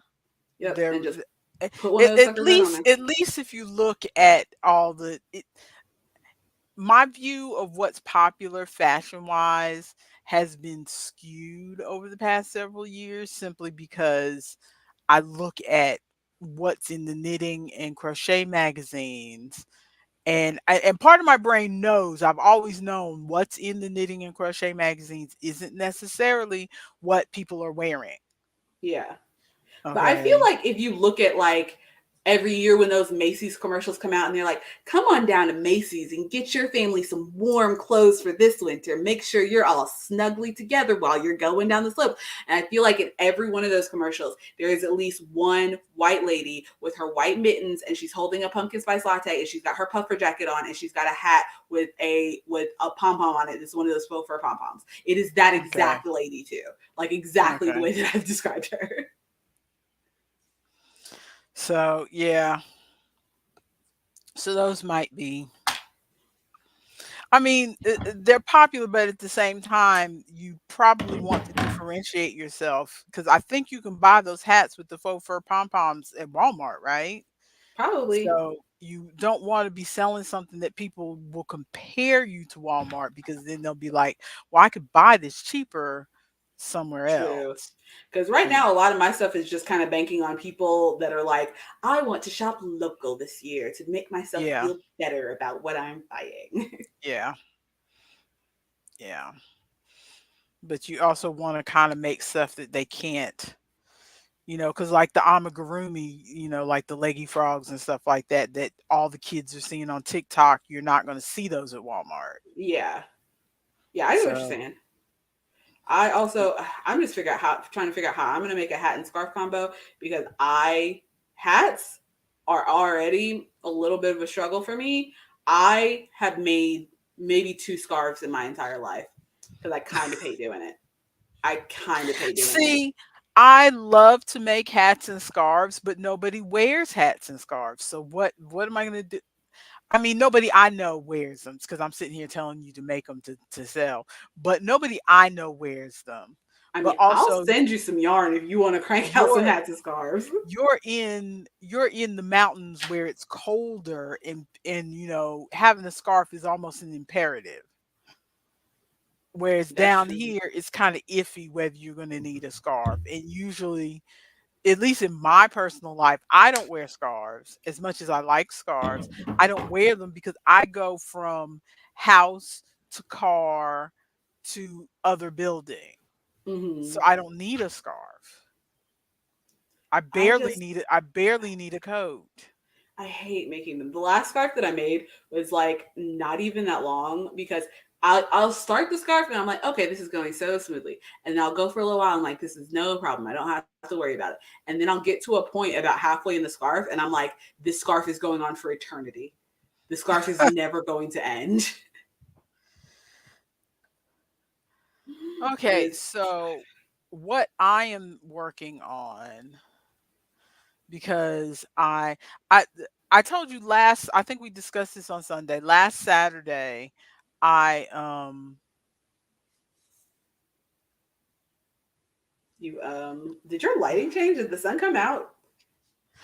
no, I turned on the table lamp because I noticed it's Oh, getting dark okay. outside. Normally I'm using the light from the window, Yeah. but I noticed it's getting slightly dark outside because it's getting stormy.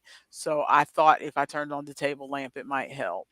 Yeah, you've got good lighting, but I think maybe because it's bouncing off the walls or something, it's giving a very yellow cast. Yes, yes, this whole Okay. room is yellow. Yes. So Yeah, it's a it's very yellow yellowy cast. yellowy cast. But I wasted all of my stitching time last week because, and we Yep. talked about this briefly on Sunday, on Saturday, because I was kind of at a loss because I was texting back and forth with your Aunt Terry. We talked last week about how she had sent me a picture of Booties. some booties, some booty slippers to make. And I had to do reverse image search to find patterns for these things she had sent me, and most of them were for um, bulky yarn and size 10 double point needles, which I do not have. I have Hmm. some double point needles, but that they're from when I used to knit socks, and so they're like So they're ones and little. twos. They're Yeah. not tens. So I would have to buy them, and I calculated, and the amount of yarn for any of those booties that she showed me, plus the because she was like, well, because I she asked me if I would make them for her nephew's girlfriend for Mm-hmm. Christmas, if she could commission me to do that. I said, let me think about it. I mean, I was leaning toward maybe, but I was like, let me think about it because I'll be honest with you. I do not have that kind of yarn or that those needles on hand, and I this kind of pattern is fiddly Mm-hmm. because I don't work with double. That's why I'm sitting here, even though it's end of October, and I'm still looking for socks that I can make knit flat because I really am not in the mood to deal with double pointed needles. Mm-hmm. Um, and she said, well, I can have the yarn and the needles shipped to your house. And I'm like, the whole time I'm reading this, I'm thinking to myself, You don't this know is how what much that costs. this is what people always say when they want you to make something. And then when they find out how much it is, then they're like, oh no, never mind. And that is exactly what happened this time because I did the calculation and I was like, it would be about $40 for the yarn and the needles. Yeah, and And that's she you. was like, Yeah, and that's you doing the calculation of you get a friend discount because you're my sister and I love you. I will yeah, do this just for the that's price of labor. the Really, yarn. that's labor for free. That's just the yarn and the needles. That's labor for Yeah. free. I had And I and somebody I and go I ahead. thought about not charging her for the needles, but I'm like, really, I would not buy these needles Because if you don't use chunky yarn, so you wouldn't use them for anything else. I not chunky double points. I mean, I have size 10 knitting needles because I've knit things on tens before. My 5-hour baby sweater is knit on tens, but not double pointed needles. That is Not me. just a needle that I do not need. Is me over here looking at my double pointed needles that I turned into not double pointed needles. But that is not it. So I told her $40, which between you and me and the fence post, when I redid my math, I was over by $10 because it was actually $30. And I Mm-hmm. almost texted her back and said, "Oh, I made a mistake with my math. It was $30." But then I was like, if I tell her it's only $30, she might think that's a good price. Also, your labor. And if I tell her it's really only $20 for the yarn and $10 for the needles, and maybe I'll just buy the needles, she might think $20 is a good price. She would And absolutely think $20 for a pair of booties. That's what she would buy them for at Walmart. Don't you set yourself at Walmart prices. because I'll be honest, I love her, but I really don't want to make those booties because they're double pointed needles. They are double pointed needles. I don't think I've ever used double pointed needles for what they're intended for. I've always just used finish straight It's needles. one of those things where if I if I get a wild hair and decide I'm curious about the pattern and then I make it, I know this is contrary, but if I just decide to make it and it turns out okay, and then I just randomly send them to her out of the blue, that would be one thing. Even if it did still cost me $40 Mm-hmm. worth of yarn and needles, that would be one thing because she's my friend and it was an experiment I wanted to try and it turned out okay and all that other kind of stuff. The minute you ask me, hey, can you make this for me and I will pay you, or hey, can you that puts pressure on me. She asks me about once a year to make her dish scrubbies, and that's already stress. You know what I'm saying? And dish scrubbies are easy. They're hard on my hands though, but they're easy. That yarn is rough. That's why I haven't made any more dish. That's why I am taking extra time to make dirty word dishcloths instead of making dish scrubbies that would take me like 30 minutes a piece. I don't like it. I The don't yarn like it. the yarn is tough. Although the yarn from Hobby Lobby is not so bad. I Yeah, bought some. Hobby Lobby has one that's like it'll be like cotton yarn and then like scrubby and then like cotton yarn and then scrubby that's like kind of mixed throughout. And I made a couple with those, but it's like it feels like the worst of both worlds. Like you don't have just a regular cotton dishcloth, but also there's not quite enough scrubby there for it to be worth anything. Yeah, I made scrubology ones, and I think they're not as scrubby as Oh, I the know what other you're talking about. ones, Scribology, yeah. but I because I was real curious about the yarn, and so I bought like one of every color Mm. one time, and I still have some of that in my no, it's not scrubology. What is it that I I know the one that you're talking about though, because it Oh, looks scrubology, yeah, scrubology scrub it because they have the scrubology cotton that is the furry one, and I don't have that one. I have the scrubology scrub it, which is it just looks like a it looks like the t-shirt yarn almost, or like yeah, the yeah, beginner yarn, but it's like yeah. yeah. It looks like the t-shirt yarn. But you said that one's not that bad because I haven't used that one. Yeah, that one's not that hard to work with, but the thing is the ones that are hard to work with are the ones that are better for scrubbing dishes. Yup, yup. The ones that are easier on your hands to work with don't scrub the dishes quite as well. And if So, anybody out there who does not know how to crochet says use some gloves while you're crocheting, get out. You're you're you're uninvited to the cookout. Get out. Because but yeah, that is not how crocheting works. I bought one of every color of this a while back, and I still have plenty of it. So I'm probably going to make her some more I might try to scrubbies get some and of that honestly, because if you said that it's not that bad, I'm probably gonna make her some. I mean, and they work fine for washing dishes. I've used them for washing dishes, but again, if you're wanting to really scrub something, if you just want something to wash dishes, like wash glasses or whatever, they work fine. You really want to scrub something, just give in and buy a Brillo pad. Why don't you? right? Or those ones that everybody buys where it's the yellow sponge and the green, rough thing Yeah, on the yeah, I know bottom. what you're talking about. Just buy that. Nothing you make handmade is going to scrub a dish as well as just buying some Brillo.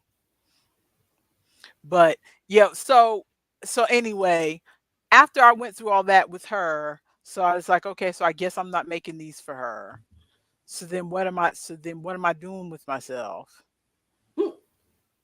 It's like I said it's October, I said I'm gonna make socks, but what am I gonna make? And I ended up looking at a bunch of different patterns and stuff.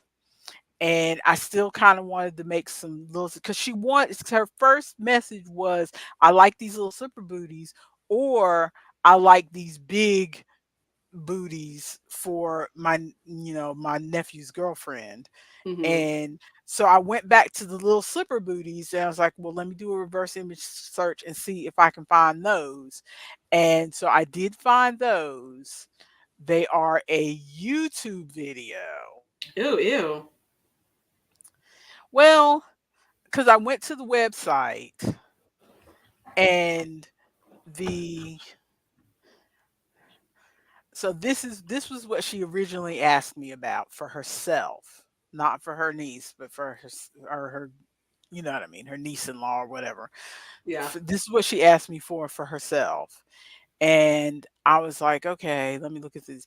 So I went to the website that this video is from, and Mm-hmm. it's a handwritten pattern, and the girl took a scan, and the original is in French, Oh, layers, layers on layers.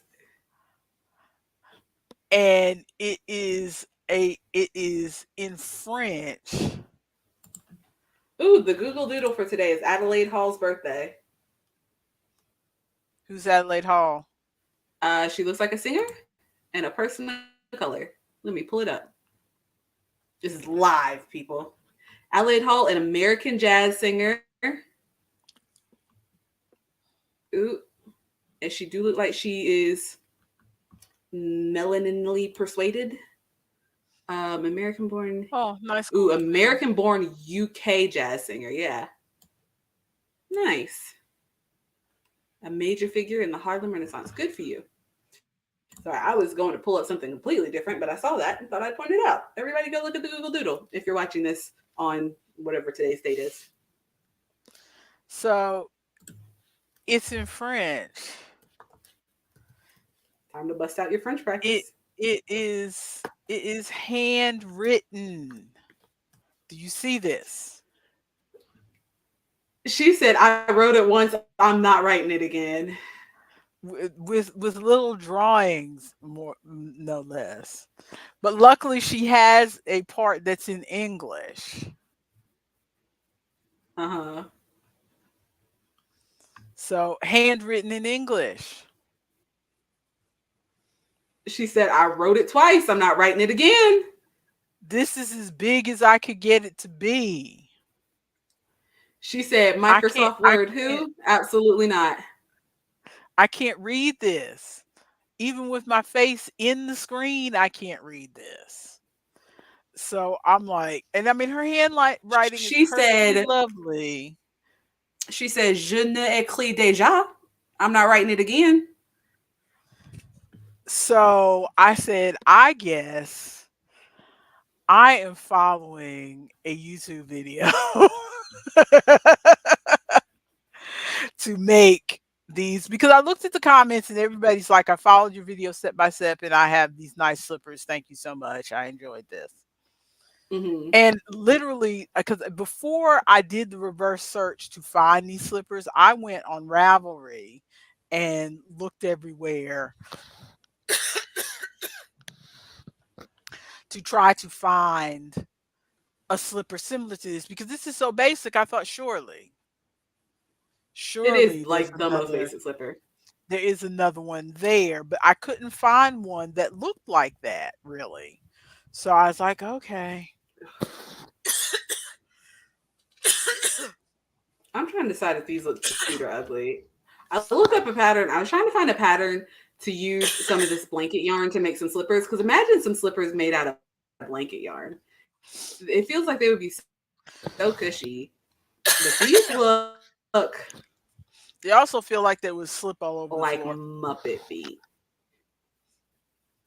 Probably they're meant for house walking on the carpet. Let me send you this link. These look like Muppet feet, but not like the nice Muppet feet that we lovingly call nice cozy socks. They look Uh-huh. bad. Let me But go to the. so I'm I gotta bring it over to the using private chat. this, which we talked about this last week. This is the Icelandic jewels that have the little bits of ribbon in it. I have a piece that has come Mm-hmm. apart so I can show you a little closer. Where is it? Okay. Yeah. This is like the ribbon strand. You see how it's like two pieces of Ooh, okay, I thread see. with little, I guess I should put my Yeah, hand behind it, but I can't hold the ball up and put my hand behind it. little Let me bits in between, see. like little ladders. It looks like little Oh, ladder I can't. bits in between. Yeah, it's like a little ladder. I'm trying to hold this. Is that better? It looks like little ladder bits in between. So yeah, it's little satin pieces of ribbon between these strings, and then those are plied with the With the with acrylic. with the acrylic. One strand, it's like one strand of white, one strand of black, and then one strand of this ladder stuff.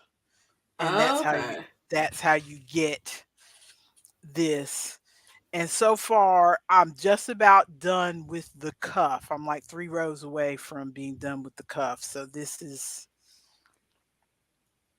where I am with the cuff. Mm-hmm. So, I mean, it's an easy knit. I'm using 8 size 8 Mm-hmm. circular needles, but it's knit flat. The whole thing is knit flat. Okay. So I don't have to deal with blah blah blah. I think I'm hoping it'll turn out the right size because I made those other socks knit flat and they fit very loose, and I did not like that. But Mhm. because she By the has like way, a what? oh, I was gonna say I sent you that link in the private chat if you want to pull it up to show the people. But this feels very cushy. It looks I cushy. It mean, looks very it's squishy. it's not the softest yarn, but it's squishy when you squish it like this. It feels squishy. So I Hmm. feel like if you are, walking on this, Yeah. it would feel nice. So so what are we showing? So that's It's all I've been working on because I did start a it's falling, falling, Ooh, falling, Isaac, go falling. help her. Very funny. I found that I actually have two of these. Ooh, look at you. So I was I started making, you see, Hmm. I started a video on another one that's a video on YouTube because again I tried to follow the written pattern and it's like I cannot even, and that was a case, if that's a typed up pattern, but that was a case of I what's the word? I don't do loom knitting, so I'm not familiar with all the loom Oh, the knitting terminology. abbreviations. Yeah, so I'm looking at the abbreviations and I'm like, I don't know what any of this is. Hmm. I don't I don't get what you're trying to tell me to do. So it's not, and I found another pattern for okay, hush with your French accent. We're not talking to you. Rude. You're the one who told me to take French. Oh, I showed Fuck. you this pattern last week, didn't I? Didn't we show this pattern last week of Did we show this the pattern last week? Is that why it looks familiar? Because I'm like, I feel like I looked at this before.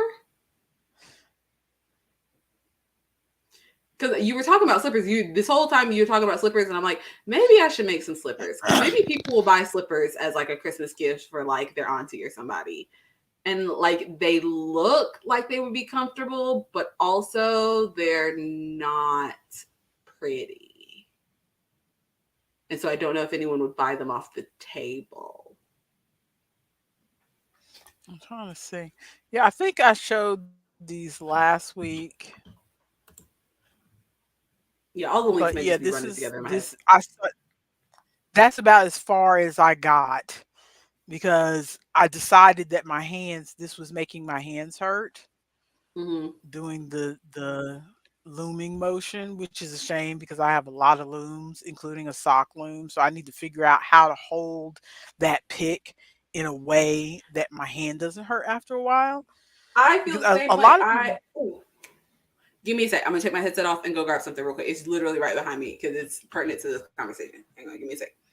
okie dokie. But yeah, a lot of people, as I was saying to her, a lot of people do the loom because they say that regular knitting hurts their hands. But for some reason, it's the opposite with me.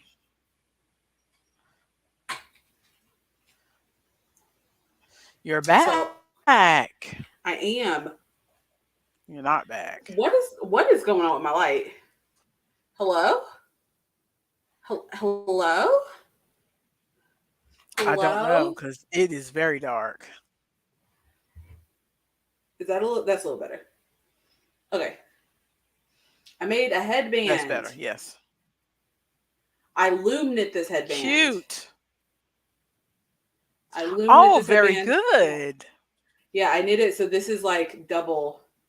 I just knit it in the round, and Uh huh. I literally just made one big tube, and then kind of sewed it together, and then made just the Yep. world's ugliest knot on top of it. Um, but yeah, I made one of those. Well, from here it looks cute. Good. Maybe Mhm. people won't know when I put it on my table. But I made a headband. But I absolutely understand what you mean about trying to figure out how to hold the pick. Because I did this while I was sick with COVID.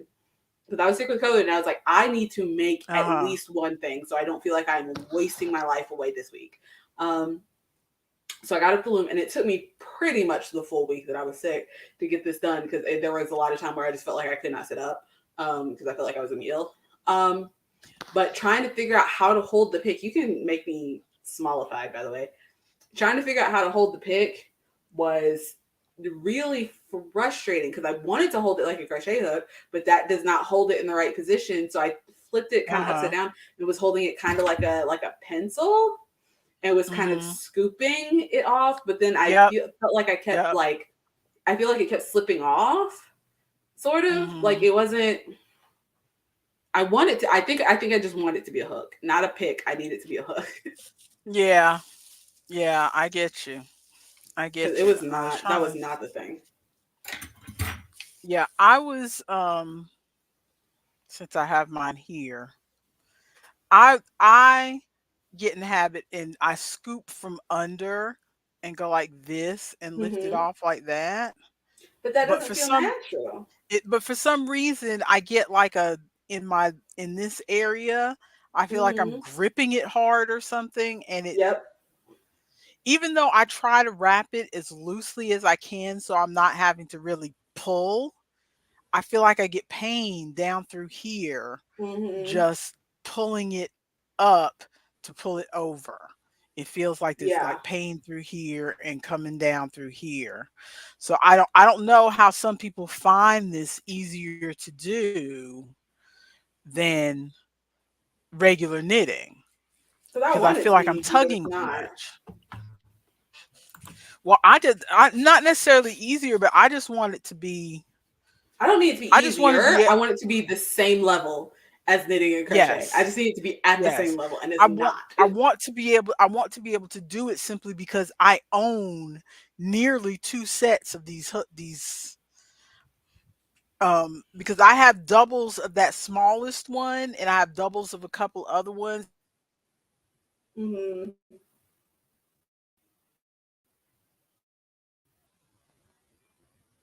Oh, have I lost you?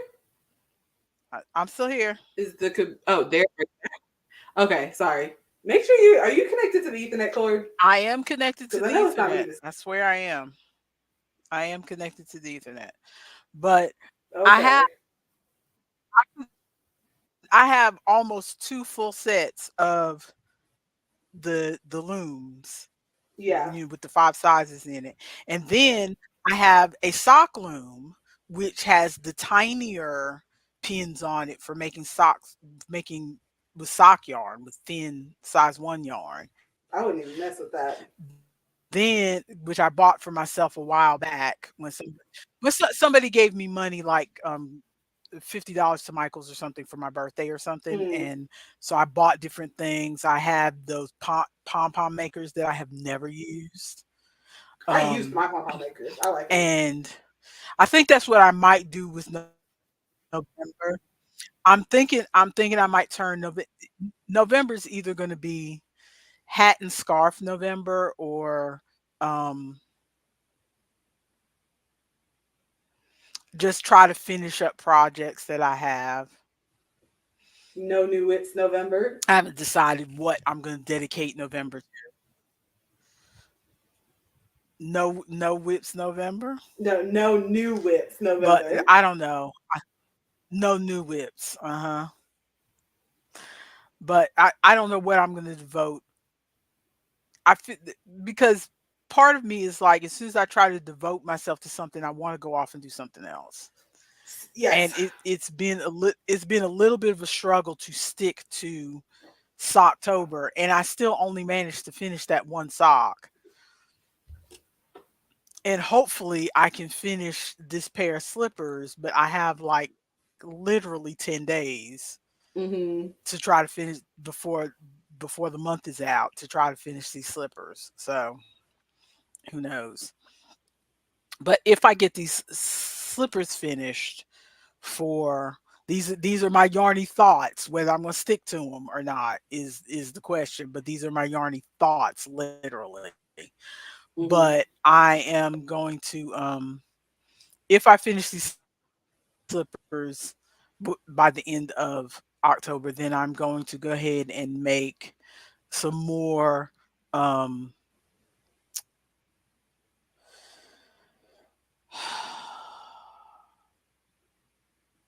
scrubbies so that I can fill out the box and then ship that to your Aunt Terry. That's the goal if I finish the I slippers. I just gotta make If I don't more finish the amigurumis. slippers, then maybe the slippers can go for Christmas. Yeah, I just gotta make more amigurumis, which And I like. I feel like I've made 1,000 of them at this point. And I was like, yes, they're selling so well. And I'm like, oh no, they're selling so well. I have to keep making them. Because at the farmer's market, I didn't say this in my market recap. At the farmer's market, people were coming to my table, and multiple people were coming to my table, and they're like, oh, when's the next market that you're going to be at? I want to buy. I should plan to buy some amigurumi. And they were talking to like family members, like, oh, I should plan to buy amigurumis for so and so for Christmas, blah blah blah. And I'm like, first of all, I'm not doing commissions.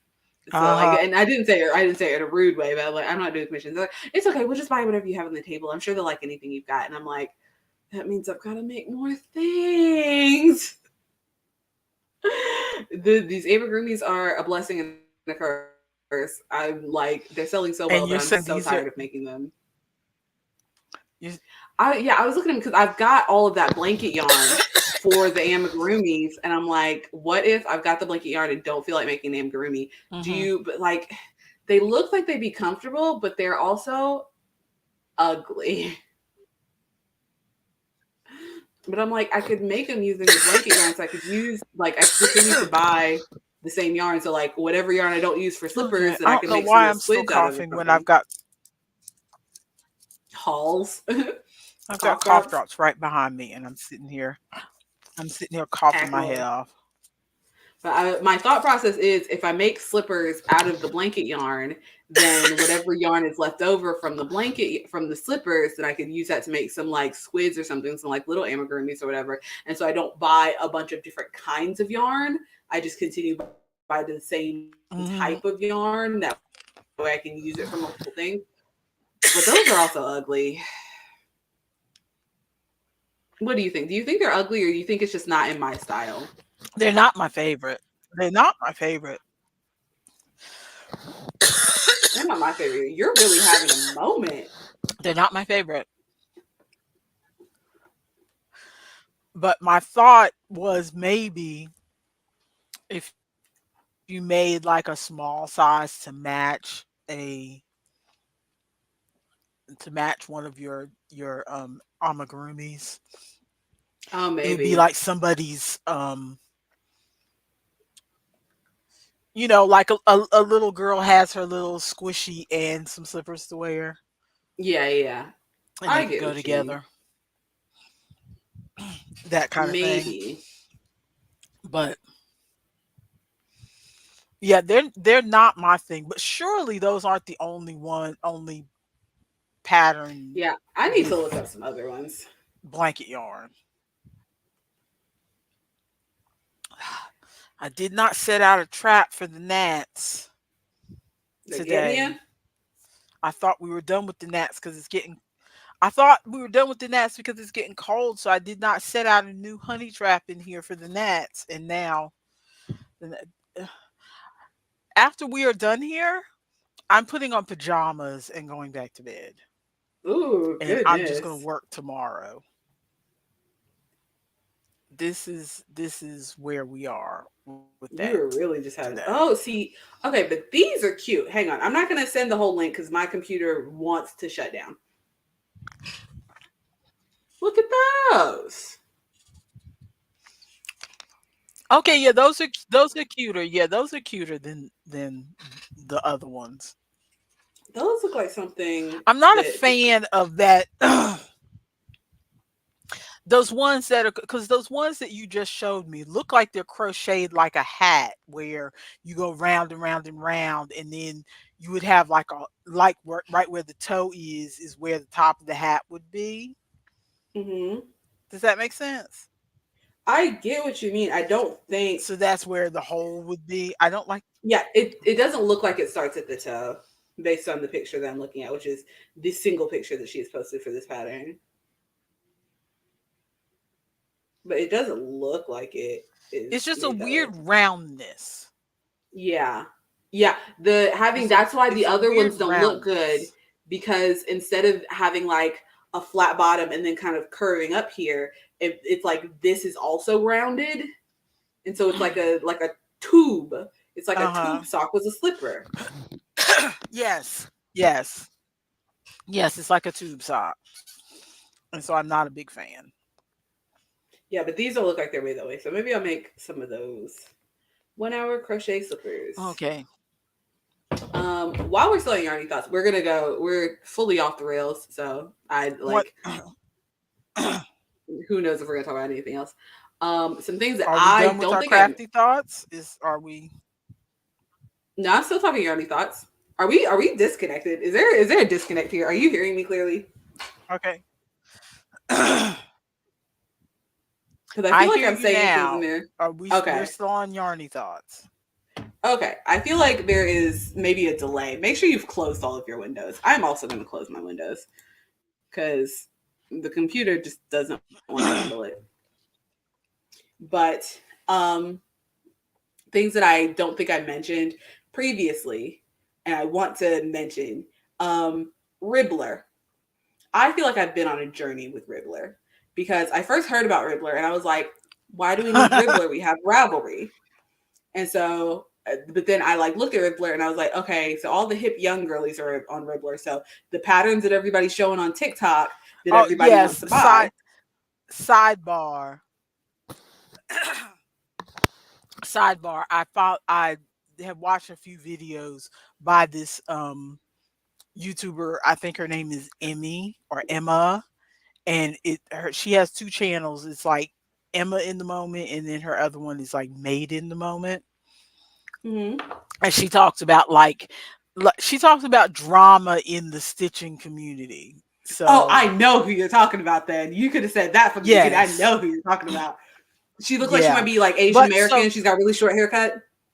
and sometimes it's blonde, and sometimes it's yeah. Yeah, So I know what you're talking about. so you've probably heard her talk about Ravelry, haven't you? A Because little bit. whenever I mean, she hasn't done a whole video on Ravelry yet, although she says she's going to. But whenever she mentions Ravelry, first of all, the fact that she has to explain Ravelry to me is like, oh God, how old is Ravelry? Ravelry is relatively new to me because I was on the internet before Ravelry Yes, existed. So to me, Ravelry feels new. Ravelry's the I OG. mean, The not girlies new, don't know new, but not Ravelry. I mean, not new, but like it's not ancient. But she Yeah. talks about it like, yes, the old conservative ladies are the ones who use Ravelry. That's the way she talks about it. Not my Ravelry. Exactly. Not my the amount of pride flags that I've seen. Not my Ravelry. She makes it sound like the old conservative ladies use Ravelry. Also, I just saw a gnat fly directly in front of your camera, like you were Uh huh. getting bombed. What in the world? Hmm. But not my Ravelry. Yep. I'm aghast. I am I taken know. back. I know. Anyway, so Ribbler, I've been on a journey because I was like, why do we need Ribbler? Ravelry exists.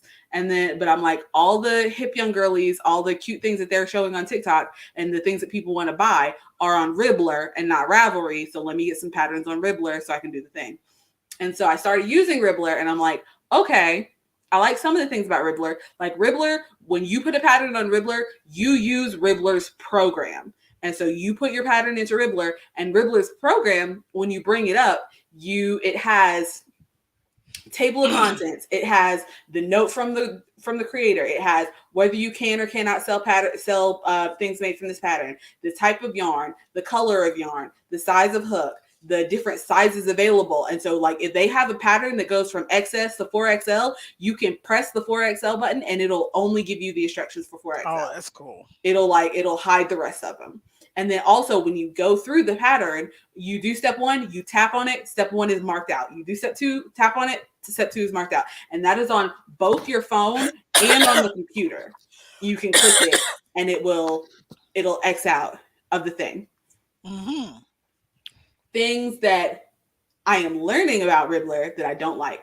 So one, if you like say I've got Ribbler up on my computer, I think it does this on the phone too, but I can't think of this scenario when it would happen. But say I've got Ribbler up on my computer and it's in a window. If I click to another window outside of Ribbler goes fuzzy like it's somebody who doesn't want their identity seen on a television show. And I'm like, you're still on my computer. I'm the one looking at it. Who are you hiding from, Ribbler? Who are you hiding from? Because it's not screenshots. And you want to know why it's not screenshots? Because I had to screenshot a pattern on my phone on Ribbler. Because problem number 2, you cannot download patterns on Ribbler. Not available for offline. None of them at all. It is not a feature that is integrated into the program whatsoever. They said in one of their little press blog posts that like, we're working on maybe potentially doing something later on in the future, but for right now, you have to be able to access the patterns that you've purchased on Ribbler, you have to have internet access. And I'm like, if I have purchased it, I should be able to take it under the sea. What do you mean? Exactly. I should be able to take it to space and crochet a blindfold for Elon Musk. Like, why am I not able to download these patterns that I have spent upwards of $5 on? I just don't like the design of Ribbler. It looks like LiveJournal or GeoCities from the 90s. Yeah, I can see that. It does look very like early aughts retro. But I also don't like the way it's set up, but I couldn't tell if I didn't like the way it was set up because I am a hardcore Ravelry fan or not. But it makes me feel like Etsy. Like I feel like not that I'm about to buy the pattern, but I'm about to buy the product. If that makes sense. Like it doesn't look like I don't know. I don't know why it doesn't feel like a pattern website to me. But then it's also like a little confusing because one, so you're looking at it on this yarn over here to the side. Are they exactly? Are they selling their own yarn or are people selling it from their stash? I don't know. That's the other thing is they've got all this stuff on the side, and I'm like, is this just ad space from Joann's? Joann's is like, oh, Ribbler, let me put my ads up here. Is this Red Heart saying, oh, we are Red Heart, come buy your yarn here for your project that you're looking at to the left? That, and then if you, let's see, scroll it's either all the way down or all the way up. Scroll down. Okay, so it's not all the way down. Try scrolling all the way up. It may not even be on the computer. I may have to hold my phone up to the screen. Okay, so the stuff, okay, there's on our wishes. Okay, so I don't see it on the computer, but where are you, Ribbler? They'll have a thing that's like, so they've got projects and then they've got makes where people show off their made projects, but they also like, you can buy the projects that people have already made. So like, is there also just an Etsy section? So these I think this is it. Yeah. So you can sell so it's not just a pattern website. It's also competing with like Etsy and stuff. Do you have to do you have to pay for a space to be able to put up your makes thing? Like what is this? Why are there also buying makes? Because who is going to download the Ribbler website except for someone who knows how to do the things that you would need Ribbler for? And in which case, I mean, there are some. Okay.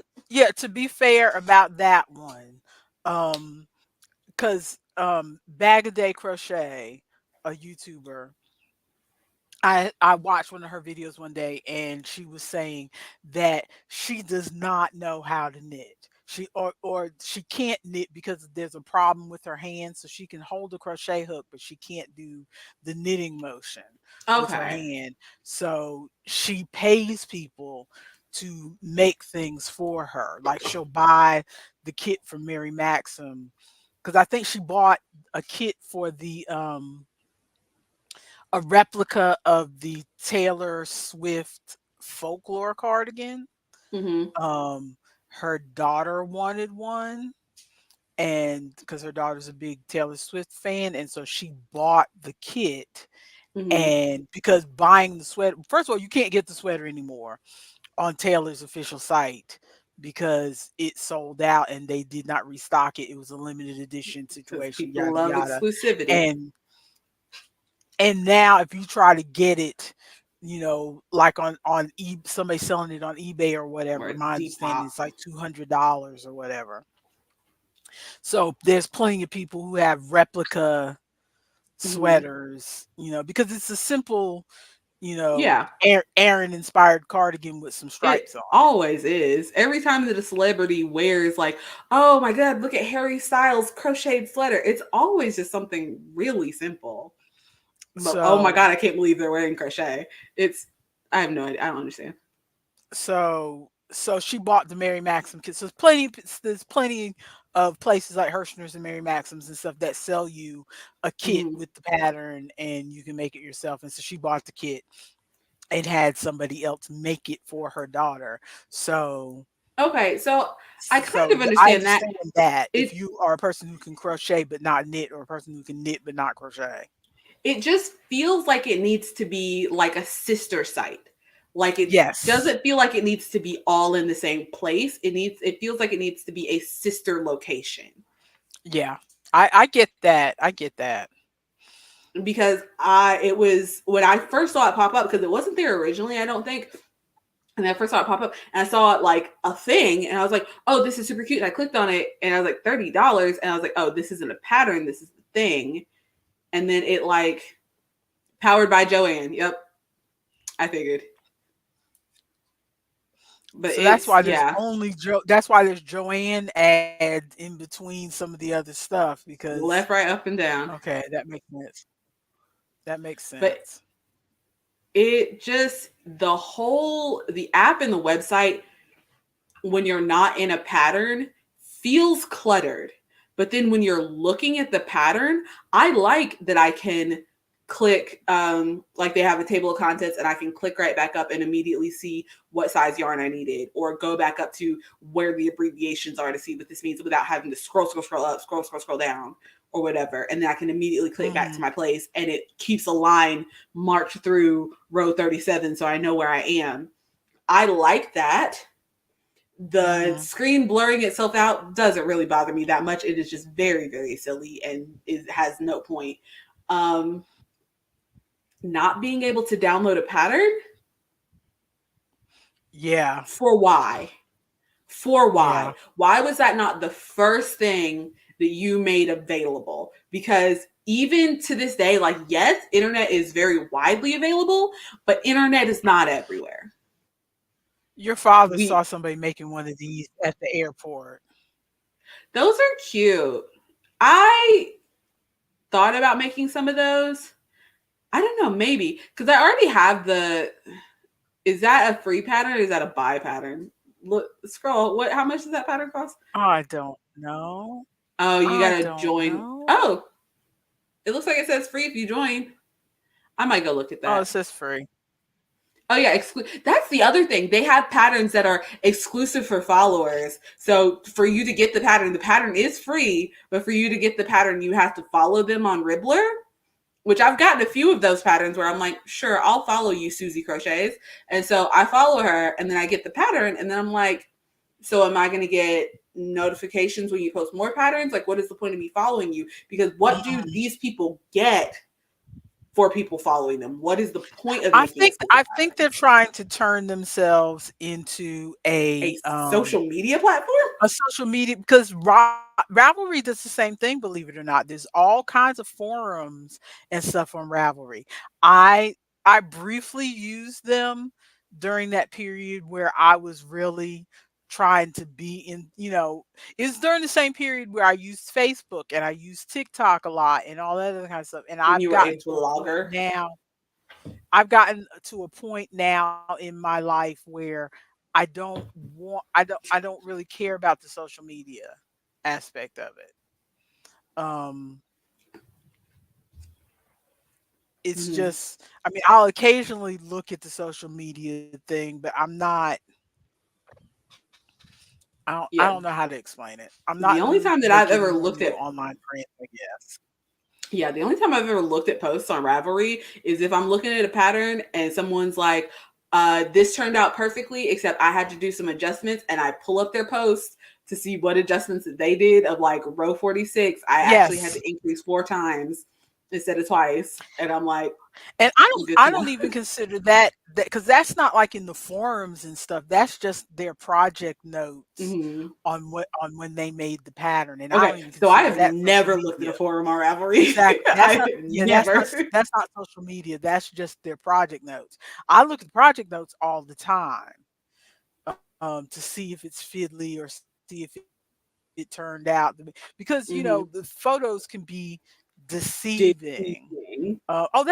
That's what we were going to talk. That's what we were going to talk about this week while we were in Yarny Oh Talk. yeah, your My sock. sock, my sock that I'm not happy with, um, And explain, because for those because of you who it's don't know, we have a Discord. We're gonna take a sidebar. For those of you who don't know, let me look at camera B.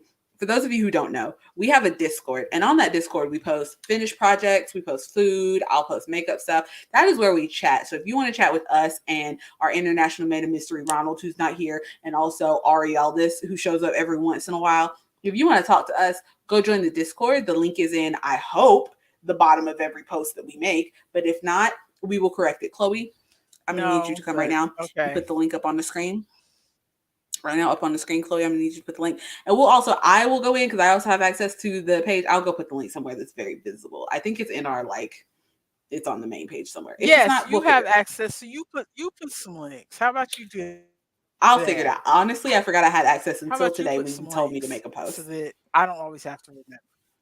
I forgot that I had access until today. Did you make a post? Not yet because we were on time. I was literally in the process of typing the post, and then it went live. And I was like, oh, and then I backed out. So no, I didn't make a post. I was in the middle of it though. Did it show you? Did it show you live, or did I have to tell you that you were live? No, it showed me live. I was sitting and it said scheduled, and then it went red, and that's the only thing that made me look up because I was typing. I was like red. And it's just like it was red up on the screen. I was like, I didn't realize that you made it live. I assumed that it went live automatically by itself, No, and that you were no, away from the computer. And so I was like, oh, I'm on my no. own. I have to make it live. Okay. But I was not dressed, so of course I was not getting on the camera.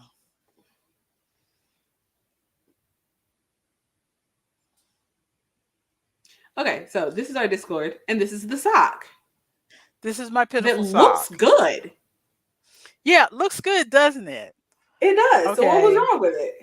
Except it is very loose. Ooh. It is very loose. Up on the down by the heel, right where you can see the blue patch, right Uh above huh. that blue patch, that area is loose. Ooh. Now that you pointed Right? out, I see a little shadow of a wrinkle. Yeah, and the part where my um where your ankle, the front part of your ankle Yeah. is loose there. It's Oh. loose all up here at the toes. Mm. It's not hugging my foot at all. All So of you would this say maybe it was daddy? where my cuff is, Mm-hmm. it's not hugging my calf at all. And I Mm-hmm. got big calves. So it should be hugging my calf. It's barely just laying on my calf. So Is it's there, not. were you using like sock yarn, or were you using something else? No, I was using worsted yarn because that's what the pattern called Oh, for. yeah, yeah, yeah. Because you were trying to make a sock using worsted. Yeah, because And it, I was trying because, to use up the scraps of worsted I had. So these were meant to be house socks, or at the most worn with I wasn't gonna wear them with sneakers. I was gonna wear them with like clogs. yeah, But they're too loose. too loose. Does sock yarn, am And I remembering incorrectly, but sock yarn has like elastic or lycra or something in it, yes, doesn't it? sock And yarn that's has why it's elastic in sock it. yarn. Okay. Okay. Well, not necessarily. There are yarns that are labeled as sock yarn that do not have elastic in it, but the kind that I like to buy has elastic in it Okay. to make it hug a little Hmm. bit. But it's not so much elastic that it's gonna, you Cut your still have to make circulation off. you still have to make it's not like compression elastic. You still Yeah. have to make the sock fit your foot. So And do you that think if just so the pattern that you followed, did it have sizes and you think if you picked the size down it would have fit, or is it was it just a one size kind of sock? yeah, it was just a one size kind of sock. Hmm. So So if anything, I was expecting it to be smaller because I think it was meant for like a size 9 foot, and I'm a size 11 foot. Yeah. So I was That's expecting, it to crazy. be snug, and it's not. And I went down, Needle because I size? think, yeah, I think she was using like a 9, and I used an 8. That's Because I go crazy. down even before I measure, um, even before I measure gauge. I go down a needle size as a matter of course. Hmm. I just automatically go down a needle size no matter what. Because and same thing with hooks. I tend to go down a hook size no matter what because I know that my hands get tired and I start to get loose. Hmm. So I go down a size no matter what. Now I may have to go down another size or two after that if once I check my gauge. But on this, I didn't check gauge at all. I don't think she even had a gauge listed in this pattern. Hmm. So the pattern is, but on top of that, the pattern itself was easy to make, but I was once I started sewing it up, it was like, oh yeah, this is enough to make me pick up double pointed needles again. I don't like sewing up very much, and It's the worst. my mattress stitch, it's not so much that it's the whole time I'm doing it, I'm like, am I doing this right? Am I going in the right hole? Am I picking up the right strand to sew this together? I never feel like I'm Oh, going in the that right. part doesn't bother me. I feel like that when I'm weaving in, but whenever Mhm. I'm just sewing something together, I'm like, as long as it stays together, I don't care. My issue is I feel like I think I out of fear of having to tie on another piece of string, I'll always make my string far too long. And so when I'm Mhm. sewing, it's like in, whoo, and then I have to pull it again, and then in, whoo, and then I have to pull it again, and then in, whoo, and I have to pull it again. And so I feel like there's so much extra effort and it's so slow because I'm pulling all of this yarn out the No, length I of my I arm. always I always have the feeling of like I look at the video and it looks so simple because I was doing mattress stitch and I look at the Mhm. video and it looks so simple as to pick up this bar between these two stitches and do it that way. But then when I look at my knitting, Mhm. there's not that neat little bar. There's not those neat little stitches across the end. So I'm just picking up random stuff to I try to mean, as long as it get it to looks stay. close enough, because that's what I did for this hat. Let me see if I can even find where I sewed it together. I probably can. Um, there it is. Yeah, I did mattress stitch for this hat, and I did it right. Let's see. Yep. So right, yeah. Yeah, you did a great job where you can't really see it. And it's just so I like you. I think the only And from reason the that you out can see is there's a line of blue. and from the outside of mine, you can't really see the seam on mine either. I Does it look mean, bad on the inside? if you're looking really close, you can find the seam. It's kind of like a magic eye situation. If you look really close, you But can go, who? okay, I think I see that seam. But who is gonna But be like? Oh, she said she bought these socks locally. Who'd you buy them from? Danny? All right, Danny, time for inspection. Like, who's gonna be looking that closely at your socks? but on the inside, it's I don't know. Since the socks were so loose, you're so weird. Since the socks were so loose, I don't know if that seam would be uncomfortable, but it is a big seam. Yeah, but if On you, I on mean, on the on the inside, I can feel it's a big old seam. so you should just walk around in the sock. Just wear the one sock, walk around in the sock, and see if the seam is uncomfortable. But it's just I thought I had it in this bag, but I guess not. Oh well. No sock for you to see. But yeah, I mean just having to do that and sew it up is like, you know what? I think I shall grab some maybe not double points because I was also thinking about buying a I used to have and I'm going to go look in my bag of sock yarn to see if I still have it like a 40-inch size 1 or size 2 needle so that you can do the two at a time socks Oh yeah, yeah, I know what you're talking cuz that's another technique that I've never tried before about. and I would like to try. So maybe Add I a will note to that. if I still have that needle, or maybe I'll just buy another needle and try the two at a time because I do have a whole bag of sock yarn Hmm. that just, when I was going through my period of wanting to make socks and that didn't last long, I made maybe two whole pairs of socks and got over it. I But think I I might still try have to. sock yarn. I think I might try to crochet some socks flat because I've had multiple people ask me like, "Oh, do you sell socks during the winter?" And I'm like, "No, because socks are And annoying to make." that's the other thing. I've seen patterns of socks crocheted and around, and I'm like, but they just like you looked at that slipper pattern, I They looked at look those socks compared to knit socks and went, those look homemade. chunky. I don't know that I want that. Those look homemade. Yeah, that's why I was like, maybe I'll crochet something flat. But I also like, do you think people would buy socks off of? Because I feel like socks are the kind of thing that if you have somebody in your family member that made you some homemade socks, then yes, you wear the cute like variegated homemade socks or whatever. But I feel Uh-huh. like no one buys variegated socks. Like if you're gonna wear cute like styled socks, you're gonna have socks with like words on them or just a Yeah. one bright color. Like I feel like unless someone has made them for you. And so that's why I'm like, is someone going to buy socks off of my table to gift to somebody? Is I don't know that they would. They'd have to be a real I'm just a real I fan don't of know. socks. They'd have to be a real interesting Exactly. And pattern or socks are just something. not that interesting. But I mean, there are patterns of socks that are interesting. Just Socks that I'm gonna make are not that interesting. The most interesting about them is gonna thing about them is gonna be the color. Because but like, okay, I do you mean, have this filtered for crochet? Okay, I you do. do. These are crochet.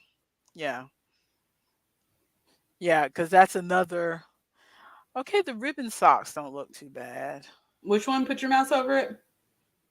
Those don't look that bad, but they don't look like if you want socks like that, you could buy those at Walmart.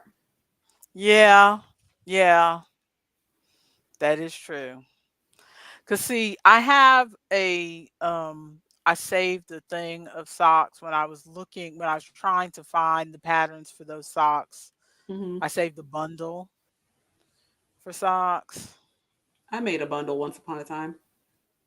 Those are cute. Yeah, Yeah, I made but bundles see around like a little those while, but where are see when I those? say yeah, when I say something like oh, these are crochet. I thought they were knit. Oh my goodness. These are crochet and it's a free pattern. Ooh, because those are See the cute. spiral at the heel it gives it some interest. You know what Yeah. I mean? And The if they're spiral made at the from like heel a gives it some interest. warm, if they're made from a warm fabric, because I know a lot of farmers that like warm socks that they want to Mhm. wear in like their boots or whatever. Yeah, that's a you know what? I think they might be asking you if you make socks because you're not buying wool socks at Walmart because wool is more expensive, but But wool you're is not warm. buying wool socks from me either.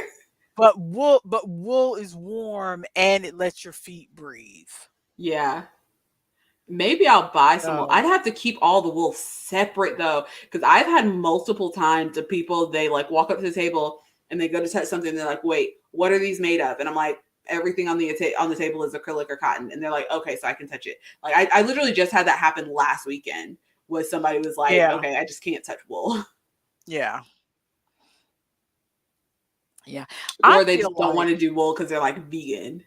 yeah, maybe I'm biased because I spent a lot of time with knitters during the 80s and 90s online, where there was a certain class of knitters in the 80s and 90s who did not believe that wool allergy is real.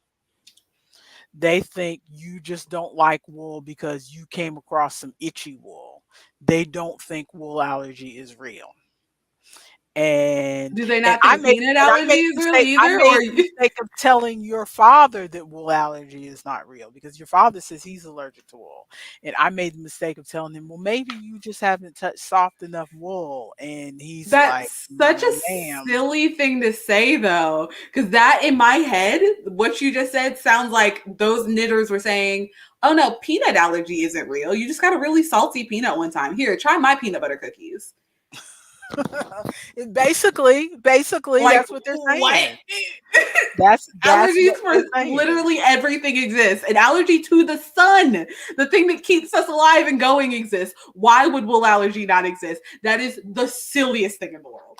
But to be fair, I think I think the reason people were like that because there are also people who say that they are allergic to gluten Oh when yeah, they're for the fad, they're just on a diet. because they're not allergic to gluten. The gluten may make them a little uncomfortable when they eat it, but there's a difference between that and people who have celiac where they really, really, really can't eat gluten. So to be fair, on your point, I feel like some people say that they're allergic to gluten so that people will take them seriously and not put the gluten in the thing. Yeah, Yeah, yeah. because because there are so many, because I feel like there are some people who are like, oh, it doesn't, like, oh, you don't like gluten, it's fine, I'll just put this bread on here and it'll be fine and you'll be okay. But like if you say Hmm. that you're allergic to something, that's how people get like shut down and arrested.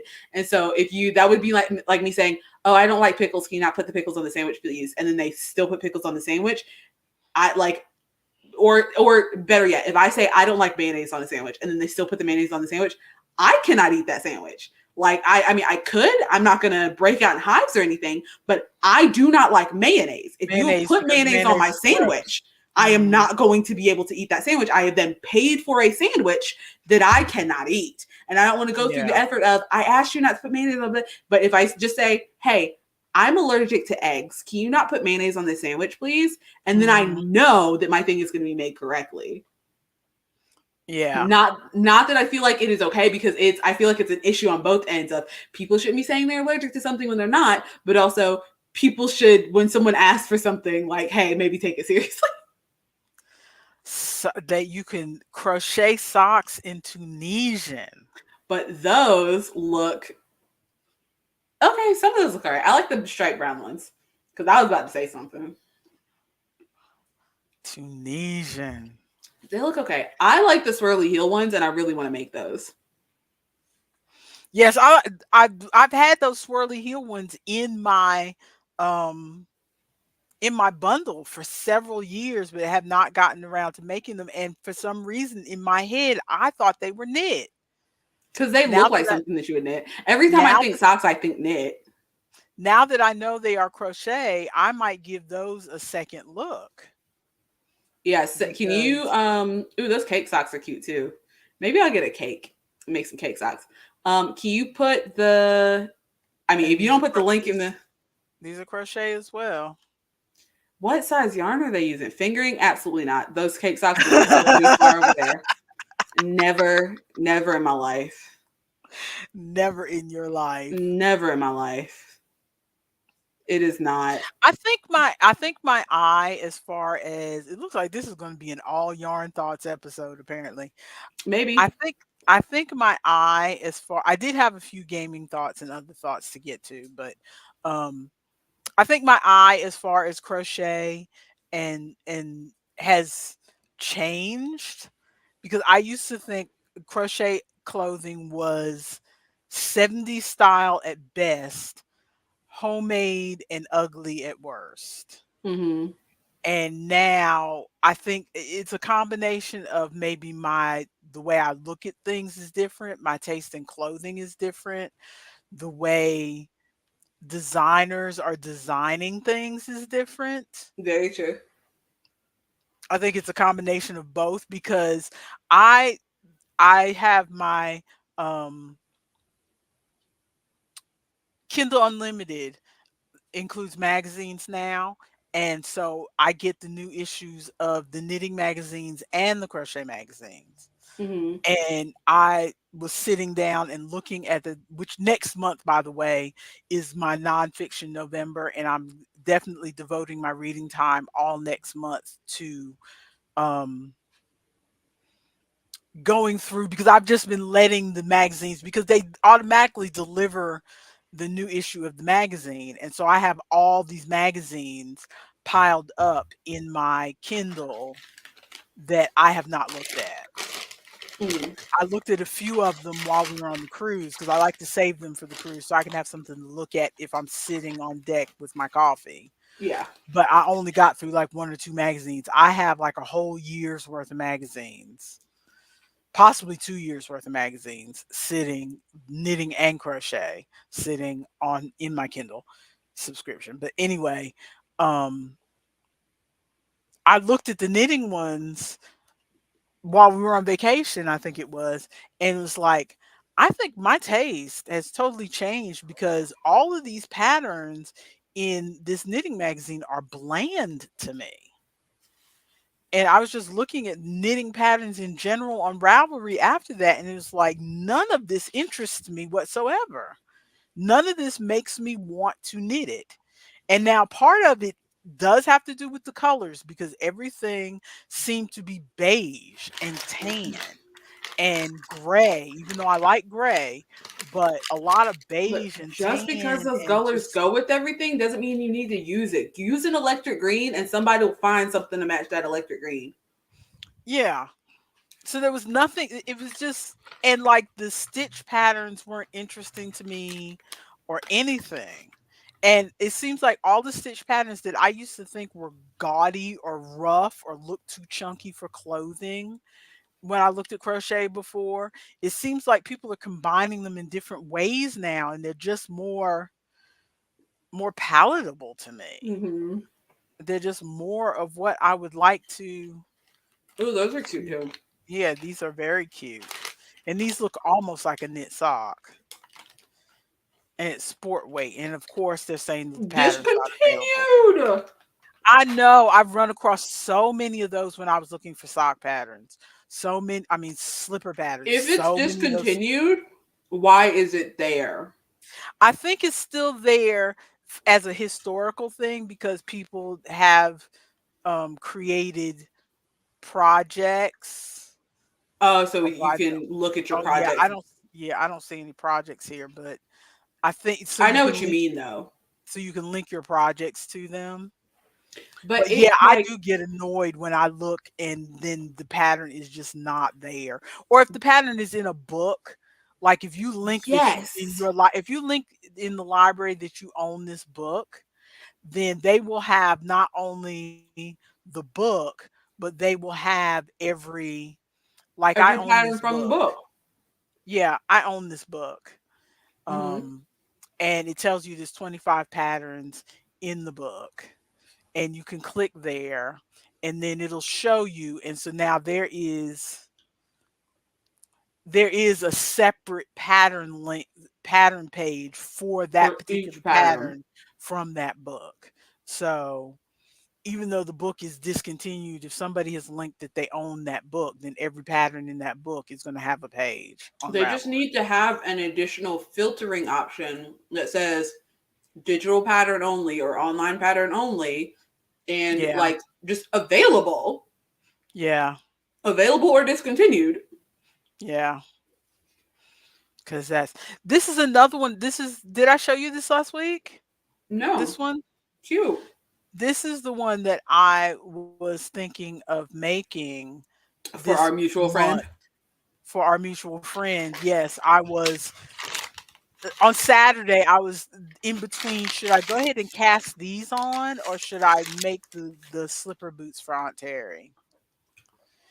I was going between which two I should do, Well, you and know which one would be faster. that is true. That is true. But I was also thinking of working on baby things next month, so I don't know. Oh, that's so cute. I didn't even see this before. They've got With the the blanket. blanket and the matching booties. It's so cute. I love making baby things. And yet you hate children. I don't I sure understand. do. I hate children. I do not understand. I hate children, but I love making baby things. Maybe that's what I should do in 2024. Just devote all of my stitching time to just making baby things. Okay, but hear me out. If you take baby items and just go slightly adjacent, you have dog items, and then you can make things for dogs, No, and then you can make no. something for my dogs, your grandpuppers. You have not I've seen. already made a dog jacket and I'm Not for done. I my just need dogs. to. No, it wasn't for your dog. Exactly. It So was we still it have was for it options. was it was for Aunt Terry's sister, her dog, because her dog is tiny and gets cold when they go on the walk. I need to make my dog a sweater. She had a sweater for like 2 years and she loved it to death. Okay, this not this sugar-free creamer doesn't taste nearly as bad now that the coffee is cold or room temperature. Ew. That means that you have taken your creamer, which was here, and your coffee, which was here. The creamer has not gotten better. Your coffee has come down to bad to meet the creamer. That's No, the not coffee good. no, the coffee was bad already because it was Folgers. Oh yeah, I didn't say it was up here. It was here, and now it's here. But no, I was supposed to be devoting 2024 to making items to wear on the For the cruise cruise. or to wear for myself in general. While we're talking about wearables and making wearables, and we're still Did in we Yarny did Thoughts, we which we will be for the next 40 did we years. look at did I show you these last Ooh. week? Wait, scroll down. Because I feel like I only like those. Yeah, I only like those because of that beautiful tie-dye yarn. Because the green looks okay, but the tie-dye yarn looks good. The Yeah. green looks like okay, so we made some socks. That tie-dye yarn though. I just want that tie. What is that yarn? Can we Well, click that? let's Was that a find guest? out. Yeah, is that a guest project? Ooh, Rainbow by Night slippers. what is this yarn? Ponderosa DK Sport. I bet you that's a hand dyed something or other. Mm, I've what's never heard Ponder? of Ponderosa. I've heard Ponderosa, but I don't know why I've heard of Ponderosa. Well, you've heard of Ponderosa because that's the name of the ranch in Bonanza, but I the Oh, television show, but I don't know. I've never heard of this yarn, but it's 75% wool, 25% nylon, which again makes it so that it will hug be your warm to feet. breathable. Yeah, so Oh, that would be good yarn for this the. is this is hand dyed yarn, which means it's expensive. I bet that Hank costs like $45. Probably. Man, that's what I'm gonna get into in 2024. I'm gonna start hand dyeing yarn.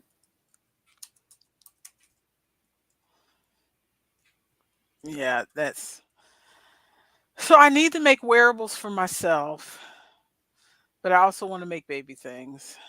Mm. Oh, I was talking about wearables. On the subject of wearables, I feel like because I want to make at least one. I want to make multiple so I can have them at market, but I want to make at least one hexagon cardigan. And I feel like I do not have a point at which I can make the hexagon You cardigan. you mean the one like your sister made? Yeah, like what Sydney just made. Yeah, like Yes, obviously I want to make myself one of those too. obviously I would make it a little bit different because you know me and bell sleeves, but Hmm. I No, want to make one I want to make the shirt that looks like a bowling like a shirt bowling type shirt. Oh, thing. I don't know. Yeah. I want a cardigan. I want to walk out of my office with a cardigan and some slippers and wrapped up with like a mug of coffee. I want to look like your aunt at the snow lodge. I want just a big cardigan. Like I would probably See, add rose down I'm at the tempted bottom. to make myself one of those, but your father keeps buying me jackets and ponchos and things for that's what he gets me nearly every Christmas or my birthday. Because he knows So you be I feel cold. so I feel like exactly. So I feel like I would be taking away from what he's buying me if I make myself a sweater. So I haven't made myself a sweater. But that Ponderosa is $28 a hank. And Hank wouldn't even be enough to make an entire thing. $28 a hank. That's it. I've passed away. It's 328 yards. So that means in How many do you well, oh, need for so the? yeah, so you could use one hank to make those slippers, but still that's $28 Those are slippers. So $28 slippers. yep. Which I mean, the color is it's so nice. Yeah. But I don't think I could do that for myself, and I would never be able to move those off my table. Yep. Yep. I I get you. 2024 is the year I start dyeing my own yarn. I feel like because people buy these hand dyed yarns, if I pick some nice colors, because I also have been feeling, and it may just be because we only have 3 craft stores up here, and one of them's homophobic Hobby Lobby. I have been going into the craft stores looking for just like a nice variegated yarn, and our stores aren't super big either. So I go in looking for, let me look for some bright colors, let me look for this and that, and it feels like it all feels kind of blah. Yeah. And so I'm not getting like, because I want a cake that I want either a cake or a variegated yarn that has the colors mixed in for me, because I'm not just going to pick individual colors and do stripes and stuff myself, because that is far too much effort, and I'm trying to move stuff off of the table, and also I Yeah. just don't want to. And so I want something that has also, like, I trust your color picking. Just pick more colors. I'm tired of seeing like brown. Like I love a nice heather gray that's heather and like gray and has a little flecks in it, but like I just want more Yoga colors. socks. Yoga socks. Do You should people try wear making some of yoga those. socks? Well, if you rebrand them as um As you know that thing that people do to their toes, they go to the shop. manicure, pedicure. Thank you. Pedicure socks. Because With you get have you had a pedicure before? one time, like 40 years ago.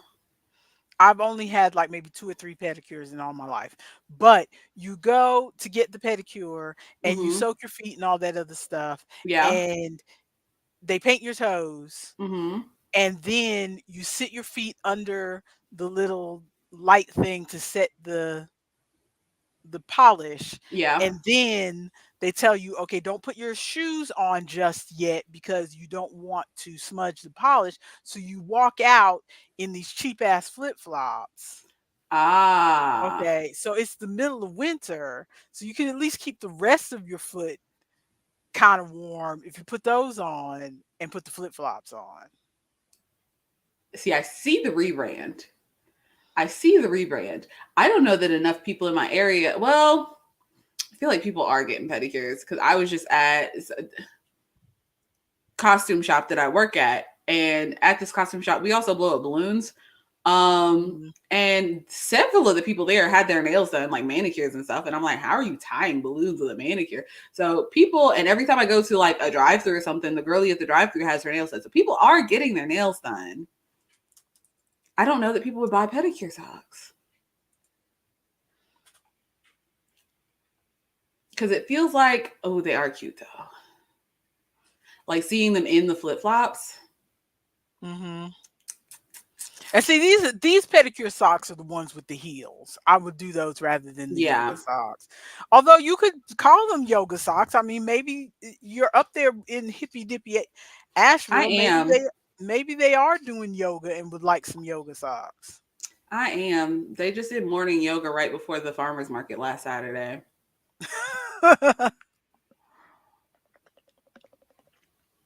Maybe. And those look like they would make up quick. I just don't They want to make put up it quick, and it looks like they would use up little like scraps of yarn that scraps. you Yeah. have. Because so far my scraps normally go to either bandanas or scrunchies. And no Mhm. one I need to take all of my regular acrylic scrunchies down. No one buys the scrunchies unless they're made of velvet. The only scrunchies I've been able to move are the velvet ones. All my other ones are still up there. So yeah, again, it's one of those things where you're buying something um that you can't get at Walmart. I bet Yeah. the velvet ones are harder to come by at Walmart or Target. Hmm. Especially because the ones at Walmart and Target are like little ones. Because I have seen a couple Uh-huh. velvet ones, but they're little ones. Whereas I make the velvet part like they look puffy. Like I make them big and Yeah. puffy. That's Yeah, how I like scrunchies. the few times I have seen like a velvet scrunchie like in a department store or something, they look anemic. They look like they use the very least amount of yarn they could get away with, and so they look just like flat. I make big But scrunchies. okay, do you see these crocheted flat? I do see them. What size yarn are they using? They're using fingering, babe. That's going to be a no for me. I Okay, want socks, but don't want to take forever making socks. that's true. Do we want to try to cover some other stuff? Because we could be looking at Ravelry all day. Do we want to try to cover a few other things? I do want to mention a few other things just so they don't sit on my Google Keep for 2 years. Yeah, let me grab some yarn from behind me because I was supposed to be crocheting this whole time, but I forgot to grab the yarn, so I've been sitting here talking. Let me grab the yarn while you close out Ravelry and switch our little tab or whatever, and we can switch over and talk. Okay. Okay. I've got Google Keep on my phone, so I swear I thank you so much for introducing me to Google Keep because it is just I it. can't hear you. Well, I can Oh, barely hear you. Yeah, Google Keep is really good.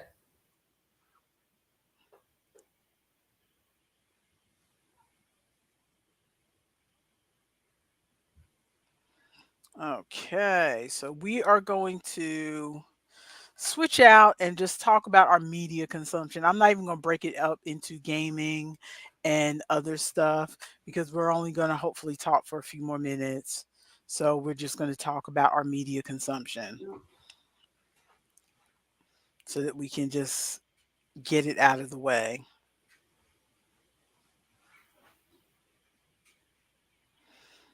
Okay, let's see. Let's see. Oh, and yeah, my scrap blanket and my seamless grace are still on hold until next month. So I guess I know what I'm going to be doing next month.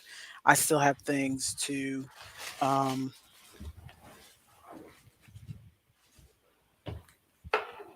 Okay, I'm back. I don't know okay, how I do found you about Google Keep, but oh, go ahead. yes, Google Keep.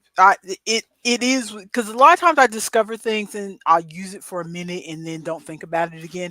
But Google Keep it's a gem. I've Yes. been using it a lot and I'm really happy with it. Okay, do you have anything that you want to discuss or can I just speed run down through these things? You speed run, and if I think of something, I will interject because you'll probably say something that makes me think of something else.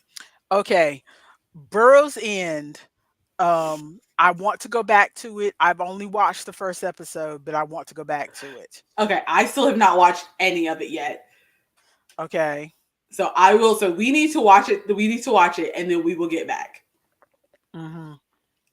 So I just mentioning that I have not forgot about it. I do intend to go back and watch it. I might even watch it tomorrow. It depends because if I work tomorrow, I don't know. Although I might play it in the background while I'm working tomorrow because okay. Crimson Hearts Collide. I talked about this a little bit when I was vamping last week, but I just want to give a full rundown on this. This is basically like a Hallmark movie except in audio and it is all black.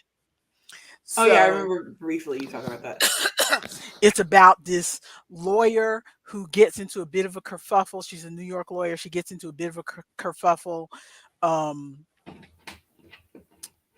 at with a case that she just finished prosecute or defending somebody, and at the same time that she's having a bit of bad press over this case because it was a high profile thing, she finds out, because she thought that she was an orphan because she'd been raised in foster care. She finds out that she has a relative. That relative left her a farm. Okay, so she goes down to, like, I think it's Alabama, to I know it was further south than South Carolina. That's all I remember, but I can't remember which one. It wasn't Georgia. It was further south than Georgia, so it's like Mississippi, Alabama, something like that. Mm-hmm. Um, to figure out what to do with this farm, and of course, there's a black farmer who's already living there, and he thought he was going to get the farm, and you know, there's a bit of a romance and a bit of a what's going to happen to the farm situation. Mm-hmm. It's only 8 episodes. If somebody likes a Hallmark movie type situation, it's it's not bad. What's it on? Okay. Huh? What's it on? Oh, you can listen to it on YouTube if you want to. You know how some people will put something up where it's like a It's just a podcast, so they'll picture. just have a picture and then you're listening to the audio. Yeah, So, Google or YouTube has a whole podcast section now. Like if you go to someone's YouTube page and they have a podcast, it'll be a whole tab like videos, playlists, podcasts, channels, oh, posts. They have I've never seen that before. it's fairly recent, like maybe last couple months. Okay. So you can get it on YouTube, if you want to get it for free, or you can get it on Spotify. Okay, sweet. I don't know any other place. I listened to it while on Spotify. Um and it was a little bit, I listened to the whole thing. It's kind of cheesy. I think part of that is because I've passed my Hallmark movie era. You know what I mean? Just like Mm-hmm. with me and romance novels, and I include Hallmark movies in the romance novel kind of area, I go through these periods and I find myself not really going back to those except occasionally. Like when I first started getting into romance novels heavily, I was into what you kids called prairie romances. They were all what the industry calls inspirational romance, which means there was no sex. They might get a peck on the cheek. It's they're usually the ones I was reading usually take place um, after 1866 because I refuse to read anything set in America while slavery was still going on. Mm-hmm. That's just my thing. It doesn't have to be a black author or whatever. I just don't want to read while slavery is going on. Mm-hmm. That's just my thing. Um, because either they'll put a slave in the book and it'll make me mad, or they'll pretend that there's no slavery and that'll be Yeah. annoying too. So I'd rather just read after. Not that life was perfect in the U.S. after 1866, but at least I know slavery wasn't going on. Okay. But anyway, so I would read those, and there's usually some sort of, come to Jesus moment for somebody or whatever. I kind of I hate to say outgrew, but I don't have a taste for those kind of books anymore. And then I would read billionaire romances for a while, and I don't have a taste for those anymore. I never particularly liked contemporary very much unless there's a really weird um setup to the Yeah. book, you know. And then I went through my shifter phase where, the male main character was always like a human who shifted into a wolf or a bear or a tiger or something like that. I've kind of got over that phase. Um Now and then I did kind of a regency phase for a little while, and then now it's pretty much aliens where the male main character is always alien and the female is always human. I did vampires and paranormal stuff for a while, witches and stuff like that, but I'm Mm-hmm. kind of burnt out on that too. So I'm kind of at a point where it's kind of hard to find something for Yeah, me to where are you read. gonna go from there? Really, I'm having to circle back to some of the genre kind of things I used to read, but I get bored and then it's like, ugh. Especially contemporary. Contemporary bores me more than anything else. I don't want Mhm. to read anything where, you're living in this world we're in right now, and it's just you got to Because give you me might as something. well like.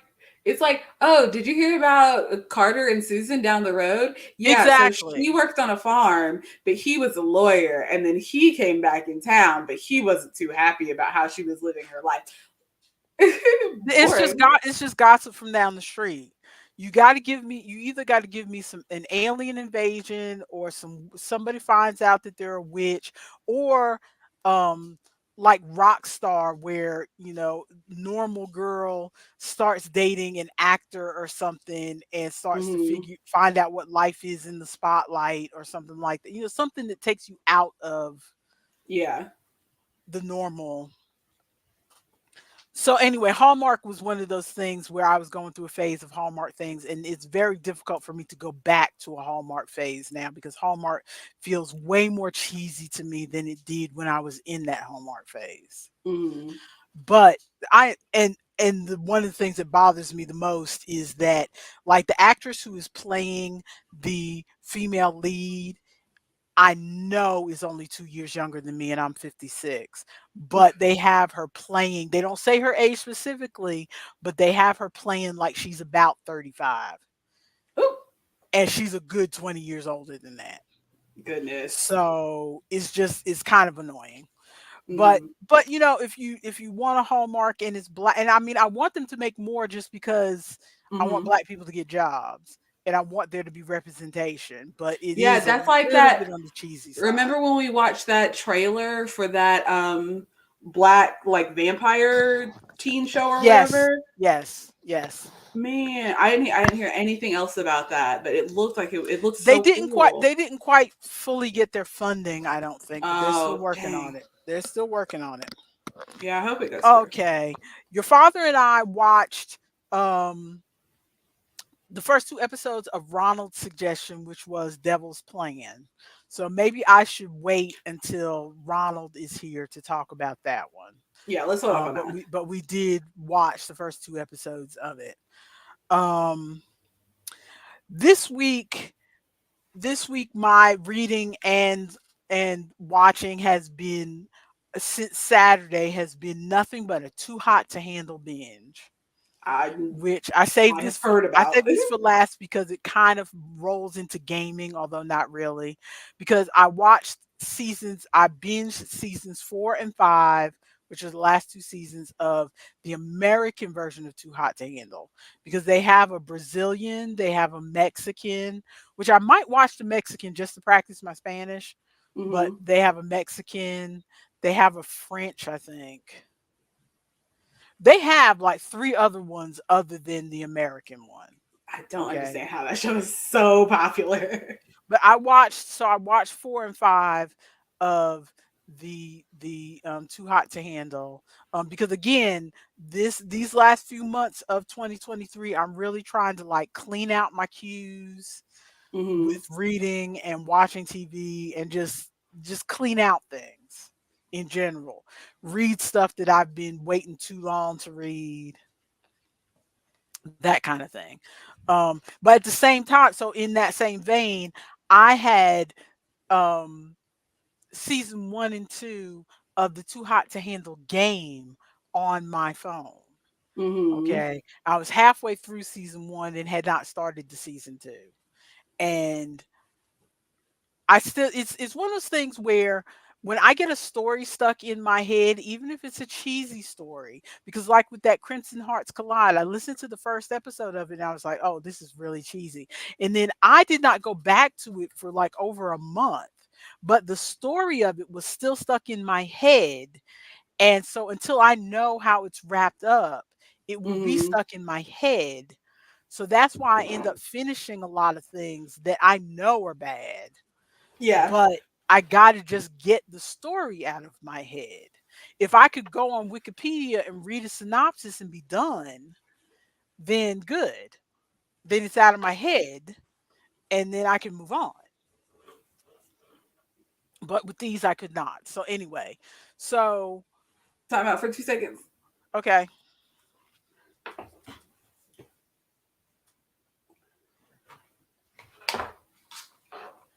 I was toasty. Okay. okay. I will say that seasons 4 and 5 of The American Too Hot to Handle are slightly better than, or I should say, slightly more creative than the first 3 seasons because they do different things to make it a little more gamified Hmm. than the first 3. The whole gimmick of them not being able to have sex was enough to, for those who, if there's anybody watching who does not know Too Hot to Handle, brief synopsis is these young people, they're all under 30 years old but over 18, are tricked into going on a reality show where they think that is just, party in paradise. And so they pack their skimpiest bikinis and their tightest budgie smugglers and say they're going to why are you looking at me like that? Budgie smugglers. That's what they call them. That's the You've been slang for them. watching too much Australian Too Hot to Handle. Whatever. And they're ready to party. They feel like, oh, I'm gonna have sex, sex, sex, and then after they are there for 12 hours, they are told, nope, this is too hot to handle. There will be no sex. This is about you trying to build better relationships. Okay. And there's a $200,000 prize pot, but every time you do something like kiss when you're not supposed to or masturbate or whatever, they take money out of the pot. That's the show. And they rely on that gimmick for the first 3 seasons where that is all they rely on. But after, and they have them do these little workshops or whatever, but I feel like in seasons 4 and 5 the workshops got a little bit more meaningful. They weren't just a lot of fluff, like let's put some body paint on and pretend we're learning something. Yeah, that's the workshop that And I saw was painting each other and reaching your soul or something. I don't. It did not uh, make sense. yeah, it didn't make sense. They make the workshops make a little more sense in the end. But also they have things like, I don't want to spoil it for anybody who wants to watch, but they do have more things like they'll see it, like if you look like you're in a um relationship that's kind of more committed, they will send you on a date with somebody else. And then your partner has to sit back and watch you and decide, am I going to pull you out of this date or do I trust you and am I going to leave you in the date or whatever? Different things like that. And they also in season 5 did more of, like, even the people who weren't in specific couples, there was more of Lana watching you. Oh, that's the other thing for those who haven't watched. Lana is AI. the AI. It's like an Alexa or Google, except it's like a cone that they have versions of it everywhere to remind you that you are being watched. So don't try to break the rules. And whenever somebody breaks the rules or they want to announce something to you, there's not a live announcer that comes out.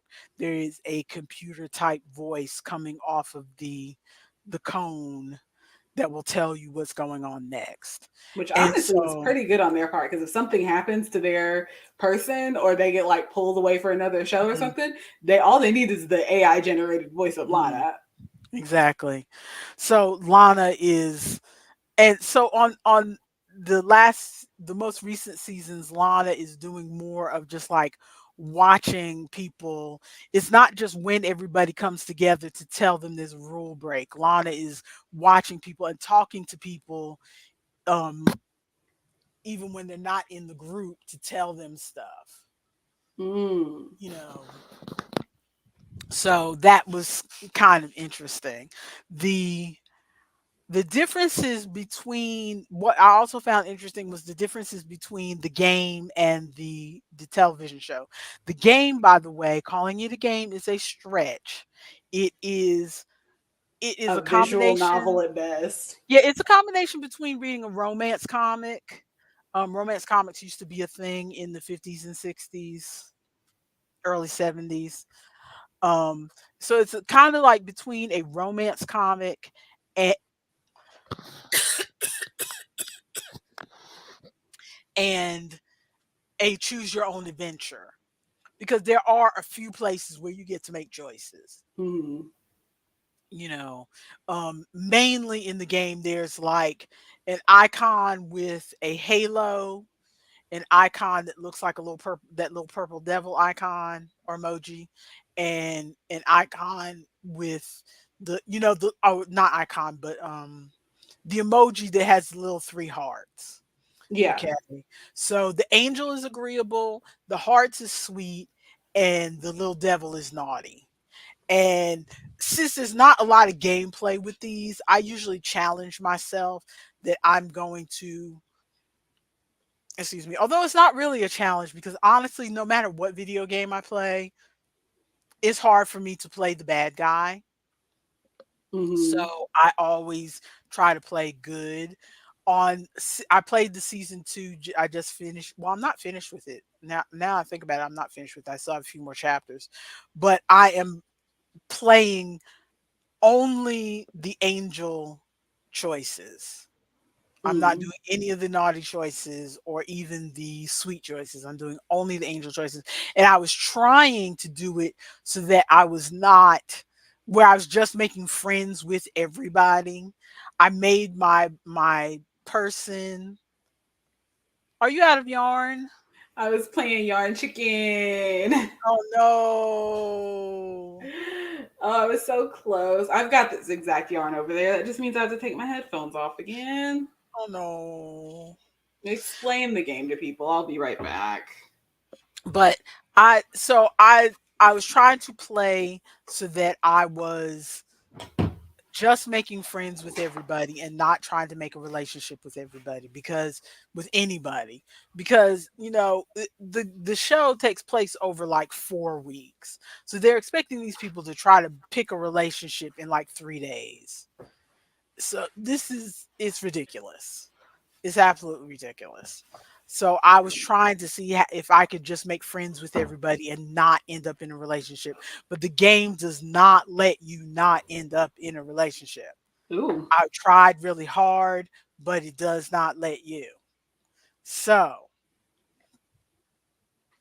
but the differences between the game and the television show, the first season of the game, they had a non binary character. Oh, Um, looky they there. also they also let you do um you can have lesbian relationships. So Every dating show is better with lesbians. you can pick you can pick your character yourself, you can pick male or female. And all the women, the men and the women are all flirting with your character in the first season. Okay. Okay. And you can pick who you want. Okay, but I don't think there was a lesbian couple in the first season. I'm still in the middle of playing the second season now, and there was a lesbian couple right off from day one. Ooh, In nice. and they never have any male couples on the TV show or the game. And on the Yeah. TV show, there's no lesbian couples. There's been like, I mean, I haven't watched any of the foreign versions, so there might be, but on the American one, like the first season, they had two girls kiss just because they wanted to break the I remember rules. that. Yeah, I remember But that, they which was but they annoying. and they did that just to break the rules. They both ended up with guys. Yeah. So there's no lesbian couples, no gay couples. On the TV show, there's no non-binary. I'm playing the second season now, and there was you know how we always make fun that there's some hippy dippy meditating guy Hmm. on the TV show. Well, Yeah. in season 2 of the game, the hippy dippy meditating guy was also aromantic. Ooh. and aromantic, and I think he was bisexual. Okay. So, I wonder how that worked out for him. oh well, he ended up going home early because he felt like he got, because that's the downside. Like the non-binary person in the first season and the aromantic person in the second season, both both male presenting, neither one of them ended up with anybody. Oh.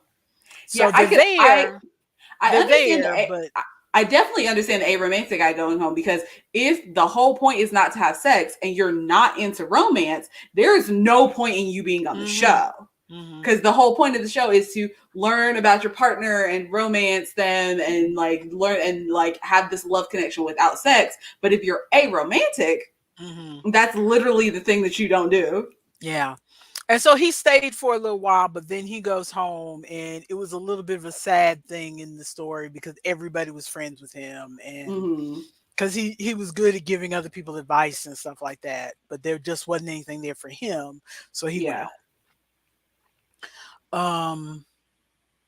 There's more. There's also, so there's more diversity in the book version, in the game version. I call it a book. I even have the app in my books folder because it's like reading a book. That's funny.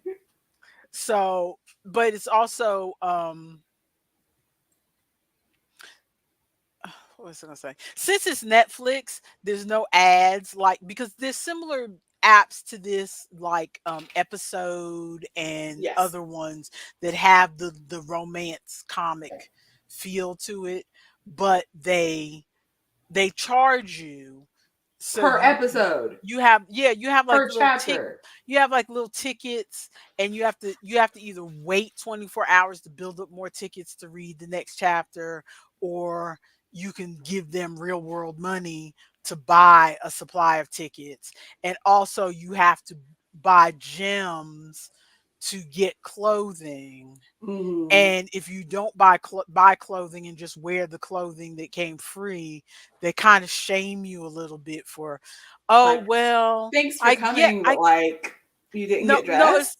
no, it's more like, oh well, I guess that same dress is tried and true, so I guess you can wear it again for your date. They give you that little shame of not buying a new dress or whatever.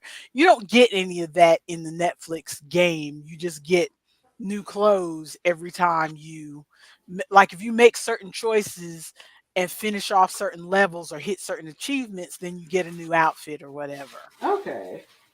and you can change into it or whatever. So I'm playing season 2 now, and I made my person as just, I tried to make her as thick as I could. I put her in clothes that are covering up as much of her butt and boobs as I can. Mm-hmm. She's wearing glasses, which they put glasses in the season 2. They didn't have season 1, so I couldn't put her in glasses in season 1. But I put her in glasses, gave her natural hair. They keep taking the clothes and putting her into the skimpy bikini every time we switch to the next chapter. I save what I want her to wear, and then you switch to the next chapter, and they put her in that skimpy bikini again and took her glasses off. Ooh. Okay, the bikini, sure, whatever. You need her to be blind? Like, sure, you want her to be all naked and sexy or whatever, but she needs to be blind? And she's the only one who wears glasses in the whole Of course she group. is. Nobody's wearing Contacts are glasses. sexy. But and they have more, like, they have the little interstitial things, like after something that is more of a cliffhanger kind of happens, then the very next chapter is like a little interstitial thing where everybody's doing their confessional to the cameras, and they just have more things that they're doing. Like, the lesbian couple played a prank on the new arrival guy and traded out all of his shampoo and body wash and stuff to little teeny tiny Barbie sized Ooh, stuff. So when he went in there to take his shower, all his stuff was shrunk down to little teeny tiny Barbie size stuff, that's such a silly thing to do. and they hid all. Yeah, but I mean, it was like, you're gonna, when you're there, like when you watch the TV show, all you ever see them talking about is, what couple am I going to get with? Same thing on Love Island. what couple am I going to get with? Or what guy am I going to get with? Whose bed should I sleep in? Blah, blah, blah, blah, blah. And it's like, you are there for 4 weeks. I know you are talking about something else other than who am I going to get with, Hmm. especially since on love on Too Hot to Handle is definitely about no sex, building a connection, getting to know each other. Well, then show us them getting to know each other. Yeah. You don't ever hear them talk about what they do for work, how many brothers and sisters do they have, nothing. Unless they want to bring it up, when it gets toward, because there's 10 episodes on the TV show, and the first 5 episodes are always, oh my God, I'm so horny, I can't help myself, and everybody's breaking rules. And then the last 5 episodes, they start straightening up, flying right, and then they start, cue the violins. They start having people go, well, the reason I've always been such a horn dog is because my daddy left when I was young, and that's the Ooh, only time you ever hear anything about their about life their life. outside Yeah. it's outside the retreat is when they're trying to do a sob story. Whereas in the game, there's people talking about their life and different things all the time. Which is so weird because if the game is based off the TV show and you put that in the game, so you know that people want it, why do they not have these conversations in the TV show? I think the only thing I can think of is that on the TV show, you have Desiree Birch, a comedian who is constantly making snappy comments about different things. And I suppose that's supposed to be the entertainment value of the TV show. Whereas in the book, you don't have a comedian because it's not voice acted. Well, It's You okay, don't have a comedian making snappy comments. So they got to give you something else besides who am I going to get with? so they have the comedian in Love Island. What is, or do they not have the silly little pranks on the Too Hot to Handle game? Did I mix them up? Because they have a comedian on Love Island on Too Hot to Handle. They just have Lana. So they don't. Do they No, have? they have a comedian on Too Hot to Handle. Oh, why did I not remember that? I only remember Lana, but they do have a voiceover comedian. You're Yeah, right. they have Desiree Birch doing the voiceover and Fully forgot. making the jokes. I fully So forgot. yeah, but anyway, that was my entertainment for most of this week was Too Hot to Handle. I'm going to finish up that Too Hot to Handle probably this weekend because I want to get it off of my phone. I'm trying to, games that I have like downloaded but not really played much. I'm trying to either play them. Oh, so cute. I'm trying to They either make up so fast. I'm trying to either play them or like try them out and go, "Oh, yeah, that really isn't for me," and delete it off my phone so that I Hmm. can stop. Not that I have a bunch of not that I need the space on my phone, but um what's the word? You don't want it cluttering up the. Yeah, it's part of my clean out at the end of the year type thing. I'm trying to instead because I feel like I've spent, especially this year, I feel like I spend most of the year like taking in things. Like, oh, let me add this movie to my queue and I will watch it later. Oh, Mm, let me add this podcast to my queue and I will listen to it later. Oh, let me add these books to my Kindle and I will read them later.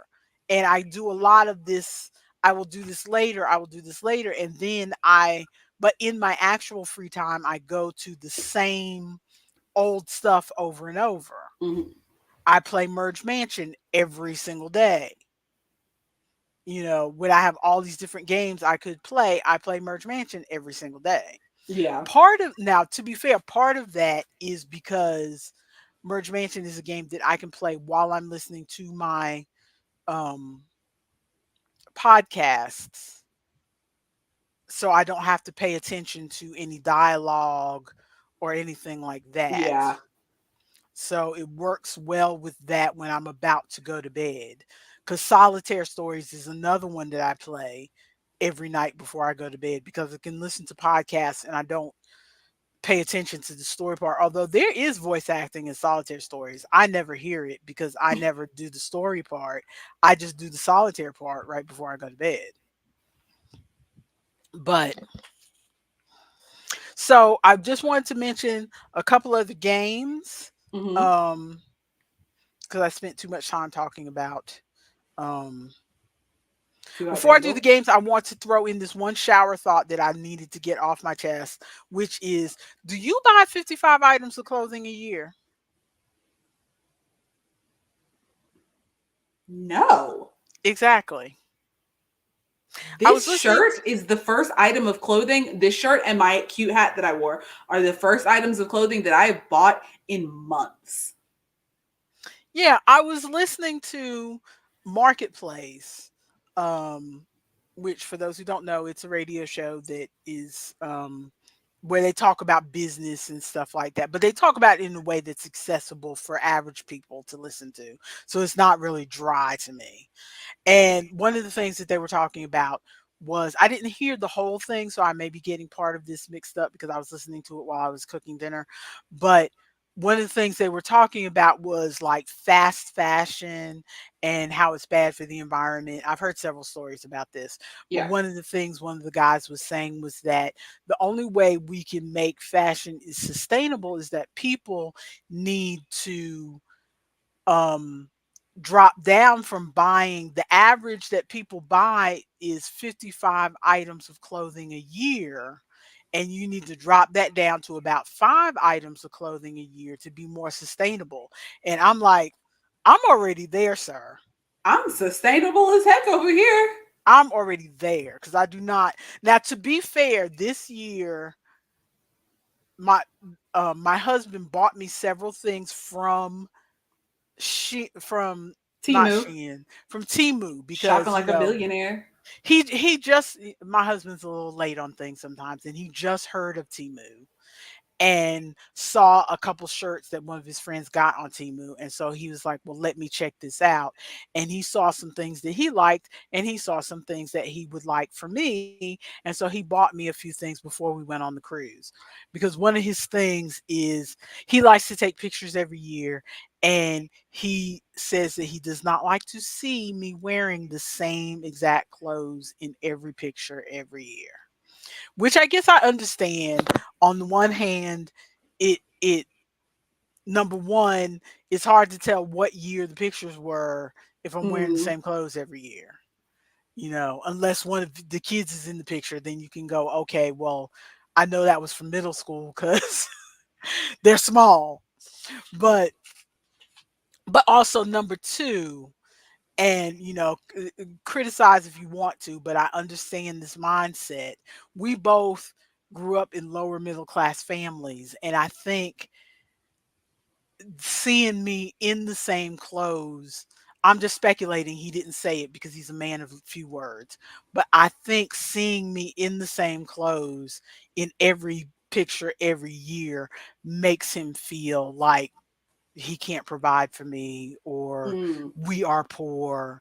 Because like sometimes I remember times where I have miscalculated the price of something, and I have gone into a store to like buy an egg roll, and I reach in my pocket and I'm having to count pennies to buy a single egg roll. I am near tears before I leave that store, even though I know there's more money in the bank, but I can't get to the bank to mm-hmm. get $5 more to buy 2 egg rolls. So I only got to buy one.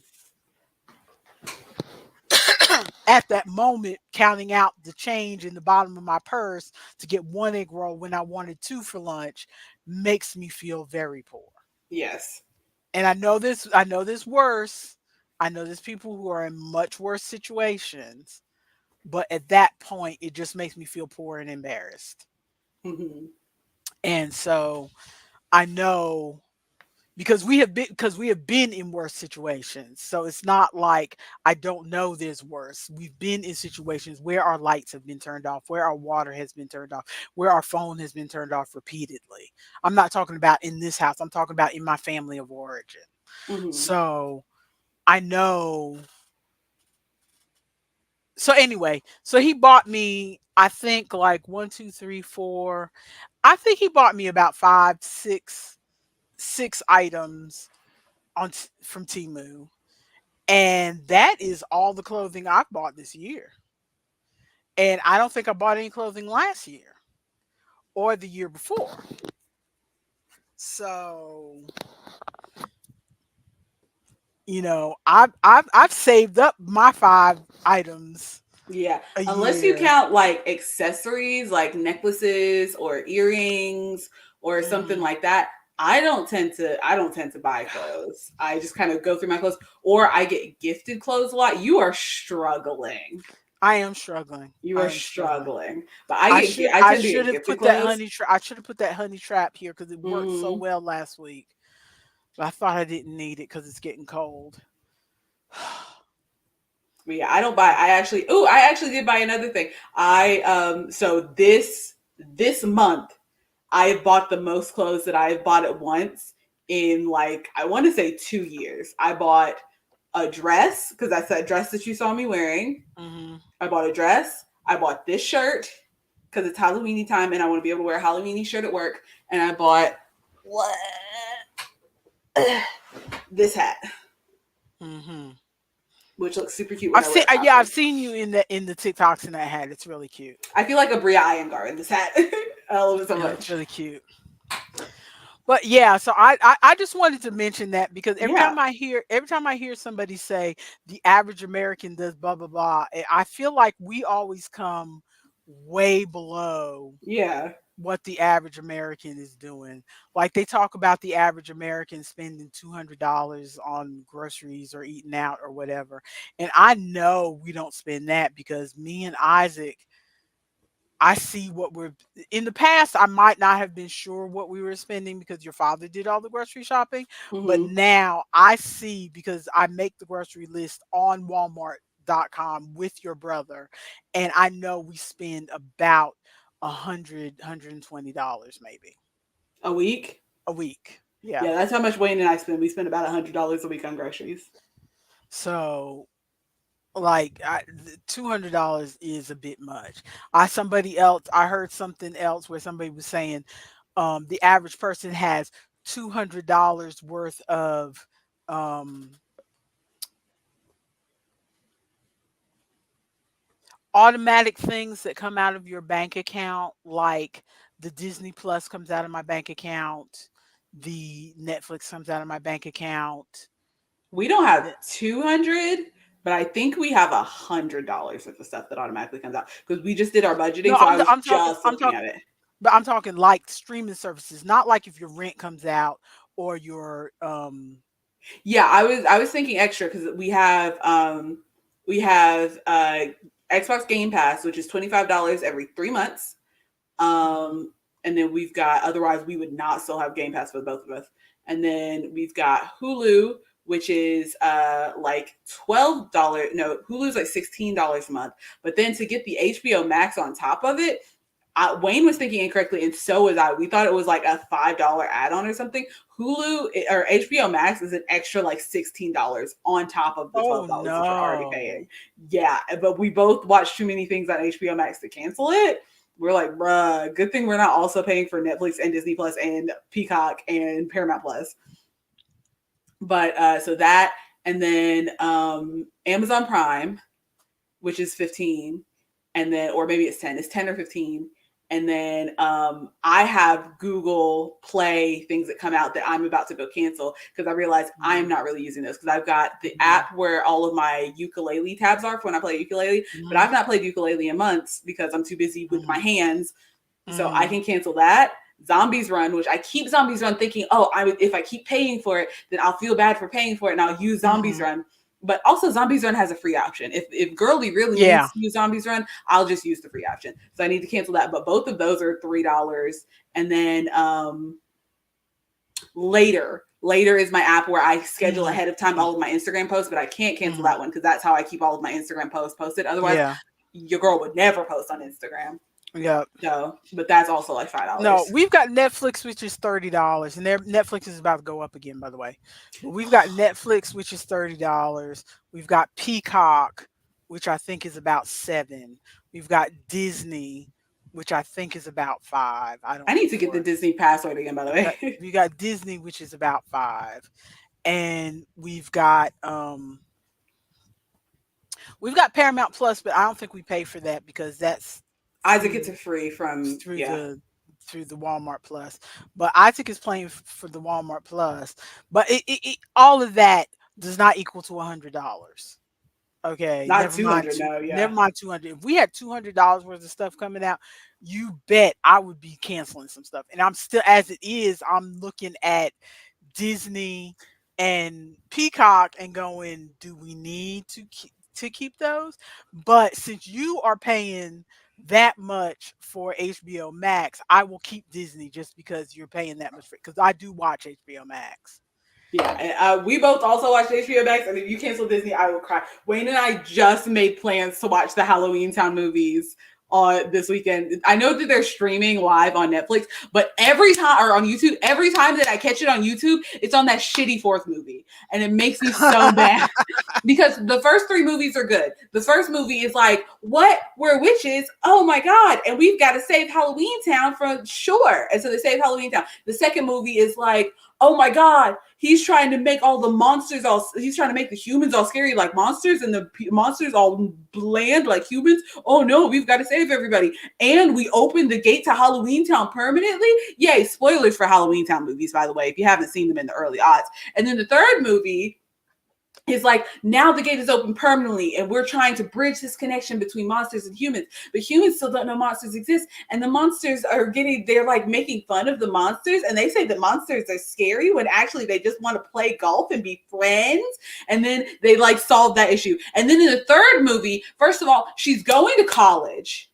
You mean the fourth movie? The fourth movie, sorry. She's going to college. They changed the actress, which pisses me off, because if she's 18, if you look at the actress that played Marnie Cromwell, if you look at her today, because I follow her on TikTok, if you look at her today, she could probably pass for 18. She has one of those round young faces. Mm-hmm. And they change her actress for a slimmer actress. I think is the main reason that it pisses me off, is because Marnie was not like fat. She was not, and not fat in like an aggressive way, but fat in just the descriptor. Marnie was not fat, but she was like an average sized human. Mm-hmm. She was just a normal sized lady, a normal sized girl, and then they traded her for a slimmer actress, which pisses me off. I'm just pissed because her actress did not need to be changed whatsoever for age reasons or for weight reasons. She did not need to be changed whatsoever. And then they don't have half of the actors in the movie. So Marnie goes off to college, and so they don't. The little sister, she is off on her magical training, so little sister is not there. The brother doesn't want to do magic at all, and so he's not there. The grandmother is off training the younger sister, so she has 2 seconds at the beginning of the movie that's like, hey, I just wanted to tell you we're breaking up a little bit because some of the time dimensional vortexes don't have very good signal. Also, Marnie, congratulations on your full ride to college. And then she's gone. And you don't see her for the rest of the movie, and she's one of the best characters. She's gone. And so the whole movie is Marnie, who's not really Marnie, because who's this actress? # not my Marnie. And the mom, who they have made look like just the worst person in the world. The mom is like, I'm just worried about you because you are half human. I originally wanted you to grow up normal. You didn't tell me that you were going to this college. So within the span of a day, you are completely off somewhere that I didn't know you were going to be. And she's like, I'm just concerned about you because there are bad people in the world. She's like, fuck you, mom. These people believe in me. They say I'm the chosen one. And I'm like, that was the plot of the first 3 movies. She is 18. Can we move on? Because the mom is not a bad person. She just wants to care for her children. Yeah. Marnie, this is not my Marnie. 2, 3, Marnie, you have seen bad people in Halloween Town in the first 3 movies. You fought one the day you found out you were a witch. Why is it so inconceivable that these people might be bad? The fourth movie is trash. But the first 3 movies, very nostalgic. I love them. They're very good. So, translation, I need to keep Disney so that you can watch the movies you want to watch. Yes. Also, in the middle of that rant, my tooth caught the back of my lip ring and pulled it so hard. Oh, Oh, my lip hurts so bad. Imagine you got a fresh piercing on your earring and someone just yanked on your earring. You just got your ear pierced and someone just like, "Ka!" yeah. Speaking Ooh. of which, I think I need to try to go someplace and get my ear re-pierced here because I can't get. But I mean, maybe if you next time you and I see each other, maybe if I get you to try to put it, or maybe I'll get your brother to do it, because maybe I just can't see well enough to see the Mm-hmm. hole, Yeah. but I can't Ah. get because my ears literally have been pierced for 56 years, and I have Mm-hmm. gone because I was pierced in the hospital as a baby, and I have gone. Why are you laughing? I forgot they did that. Yeah, it was a brief hippie period in the 60s. They would pierce your ears in the hospital. And so me and one of my sisters have our ears pierced because they were pierced in the hospital. They don't do that anymore. But You, so I'll try to help you find so, and then if you can get some like surgical steel like studs or something, and then you can leave your studs in, and then you don't have to worry about the. the thing is that I have had my ears pierced all my life. And I have gone years and years with no earrings in. Mm-hmm. And then I'll decide, oh, I want to wear some earrings, and I just go whoop, and they go right in. I do not understand why all of a Why sudden they're I all of a can't get sudden an closing earring up. just this one ear, because I can still get an earring in this one, no problem. Mm-hmm. I don't You understand. should you should probably just keep some studs in anyway, just to be safe. But yeah, hopefully we can get an earring back in that piercing because this will dissuade you from wanting to get your ear pierced again. How much do you think it costs to get ear pierced? You guys took me to get my ears pierced when I was like 8. How much do you think it costs to get your ears pierced? I don't remember getting your ears pierced. I don't remember getting any of you children's ears pierced. The only thing I Daddy remember took me. is the only thing I remember is s- Chloe wanting a second piercing in her cartilage, and me thinking that your father was going to object to it, and he did not object to it. That's the only thing I remember about any of you ever getting your ears pierced. But What is your I'm yes? going to assume it's about okay. My assumption is $20, so maybe it's $30. Ooh, nice try. If you can get a good place, it'll be $20. A lot of places, it's $40 per piercing. So, because that includes the jewelry as well. So, if I had gotten this done not on Friday the 13th, this would be $80. Oh no. Oh no. Yeah, That's so wrong. Okay, so um hurts. me just a couple more things I want to zoom through so that Hmm. we can have a fresh slate when we do this next week. Um the games that I have been playing, there is a certain kind of game, and you'll probably recognize it when I show this to you. But Hmm. in word games on mobile, there is a certain kind of where you have the circle and you slide Yes, your does this look familiar to you at immediately. all? Yes. Where you have the circle and then you try to find the words based on the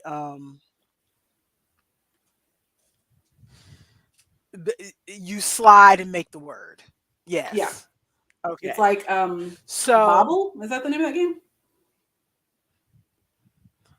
Isn't you're is it thinking Bobble of that? Boggle, but Boggle is not like that because Boggle is not the circle. Boggle Oh, is like a yeah, but square it's of words.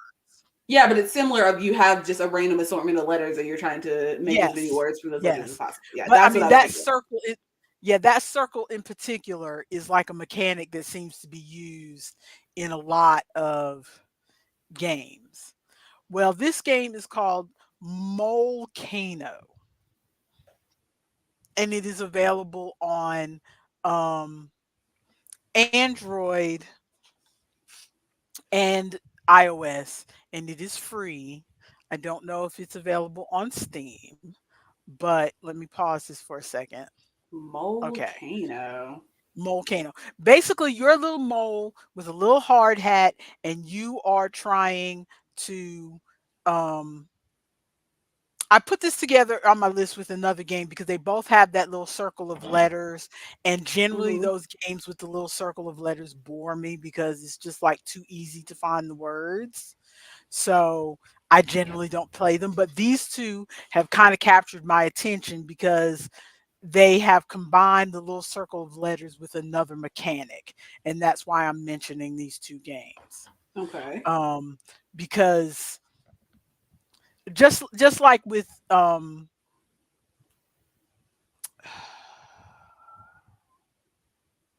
Just like with. just like with match 3 games, there seems to be a whole thing of you play the match 3 level, it earns you some stars, and then you go out to this other section where you get to either decorate your restaurant or decorate your house or Mhm. plant some vegetables or get a clue for this mystery or you know that seems to be the I don't want to say trend, but that seems to be the overwhelming style right now Yeah. of Mobile mobile games. games that are not defend the tower or shooter type games. Yeah. They seem to be play this puzzle to earn money to go do this thing, you know. Mhm. And this is but these are the first two I've seen where the puzzle end of it is the word game part. That's why I've always avoided these word games because it's just like there's only like 5 letters or 6 letters, so there's only Yeah. certain words you can make, so it's way too easy, and I get bored before I even get to level 10. Yeah. But combining it with another element at least makes it a little more fun. So in this first one called Volcano, you are a little mole and you are exploring this volcano and different levels of this volcano or whatever. And there are different things that you're getting, like you're trying to get across the lava to either pick up food or pick up a piece of clothing or whatever. And the way you Okay. do that is you form a word from the little bottom part, and then it makes a bridge. You lay the word, you can either lay it crosswise, vertically or horizontally Okay. to get across to where the um to get across to where the item is that you're trying to pick up. And so far, I mean, I don't play it consistently, but it's a good little thing. Like while I'm doing my little pour over coffee Mhm. or something, it gives me a little something to do when I do, or like when I'm working and I cannot look at one more photo of someone's wound in their big toe. I take a break, and yes, that's part of my job. And I I thought take your job was just the paperwork and the numbers and saying, "Hey, Mr. Insurance, can you pay us today, please?" well, sidebar, the insurance companies are getting extra stingy. And so when we put in the claim, they say no because they didn't need to have that done. It's called medical necessity. So you Basically, got to send them the picture basically, of yeah, his toe is basically, over here and his no. foot's over here. It needed to be Yeah, attached. exactly. Thank you. It's like, no, this didn't need to be done. And we send them the words and they say, this is what we actually did. And they say, no, we don't believe you did that. And so because it used to be, they'd say, no, he didn't need that done. We send them the words and they say, oh, okay, here's the money. Now it's Mhm. like, no, they didn't. No, you didn't do that. Here's the words. And well, I guess you did it, but you didn't need to do it. So they deny it a second time, and then we send them the words and the pictures. And I have to look at the pictures because I have to look and say, okay, the first one you paid for was on the left foot. The second one you paid for was on the right butt cheek. So, or the second one that you didn't pay for is from the right butt cheek, and it's a big old hole. So I have to now write, not only send them the words and the pictures, but write in the comment, yes, he needed this done because not only did you pay for what we did on the toe, but we also need to sew up the hole in the right butt cheek. So you need to pay What for do you not this understand about the because fact that this man was in a bear attack? It's not just gonna be his foot.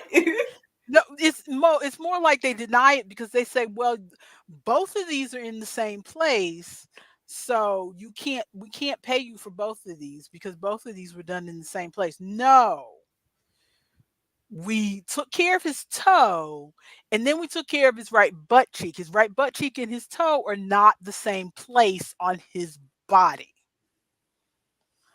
Bruh. So I have to look at what the location was for every single code. And sometimes I get tired of looking at holes in right butt cheeks. And so I grab my phone and play a little word game, and I feel better. And then I go back to looking at more holes.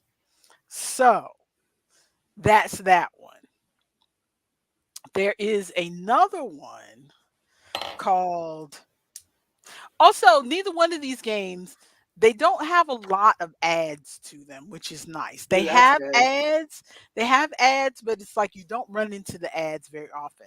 Like supposedly Merge Mansion has ads. I don't remember ever seeing an ad in Merge Ooh, Mansion. Ever. And Merge Mansion is not an Apple arcade game. I have not paid them money, so I don't know why I don't see ads. But I think it's because, again, a lot of these games, they rely on like you spending for gems and stuff, yeah, right? they rely on what they call the whales, which are the 5 to 10% of people who will spend real A money. ton of money, yeah. That covers it for the rest of the people who aren't going to spend money. Hmm. And some apps, I guess they don't get enough whales because they push those ads to everybody to a point where the game is annoying. Yeah. But I guess Merge Mansion gets enough whales that They must they put don't Pedro have Pascal in their commercial. they get enough whales that they don't ever have to show me an ad because I have never seen one. Or if I did, it was way, way early when I first downloaded it three Hmm. years ago. Because I swear I was playing Merge Mansion before the pandemic. But this next game um, is also on Google Play. It's from Game House, which I'm sure many of you have play. If you've played mobile games, you've probably played a Game House game at least once. So they are Hmm. known for their games being high quality. High quality. And I think there's ads in this game, but again, I haven't seen an ad in this one either. Um, but it has the same mechanic of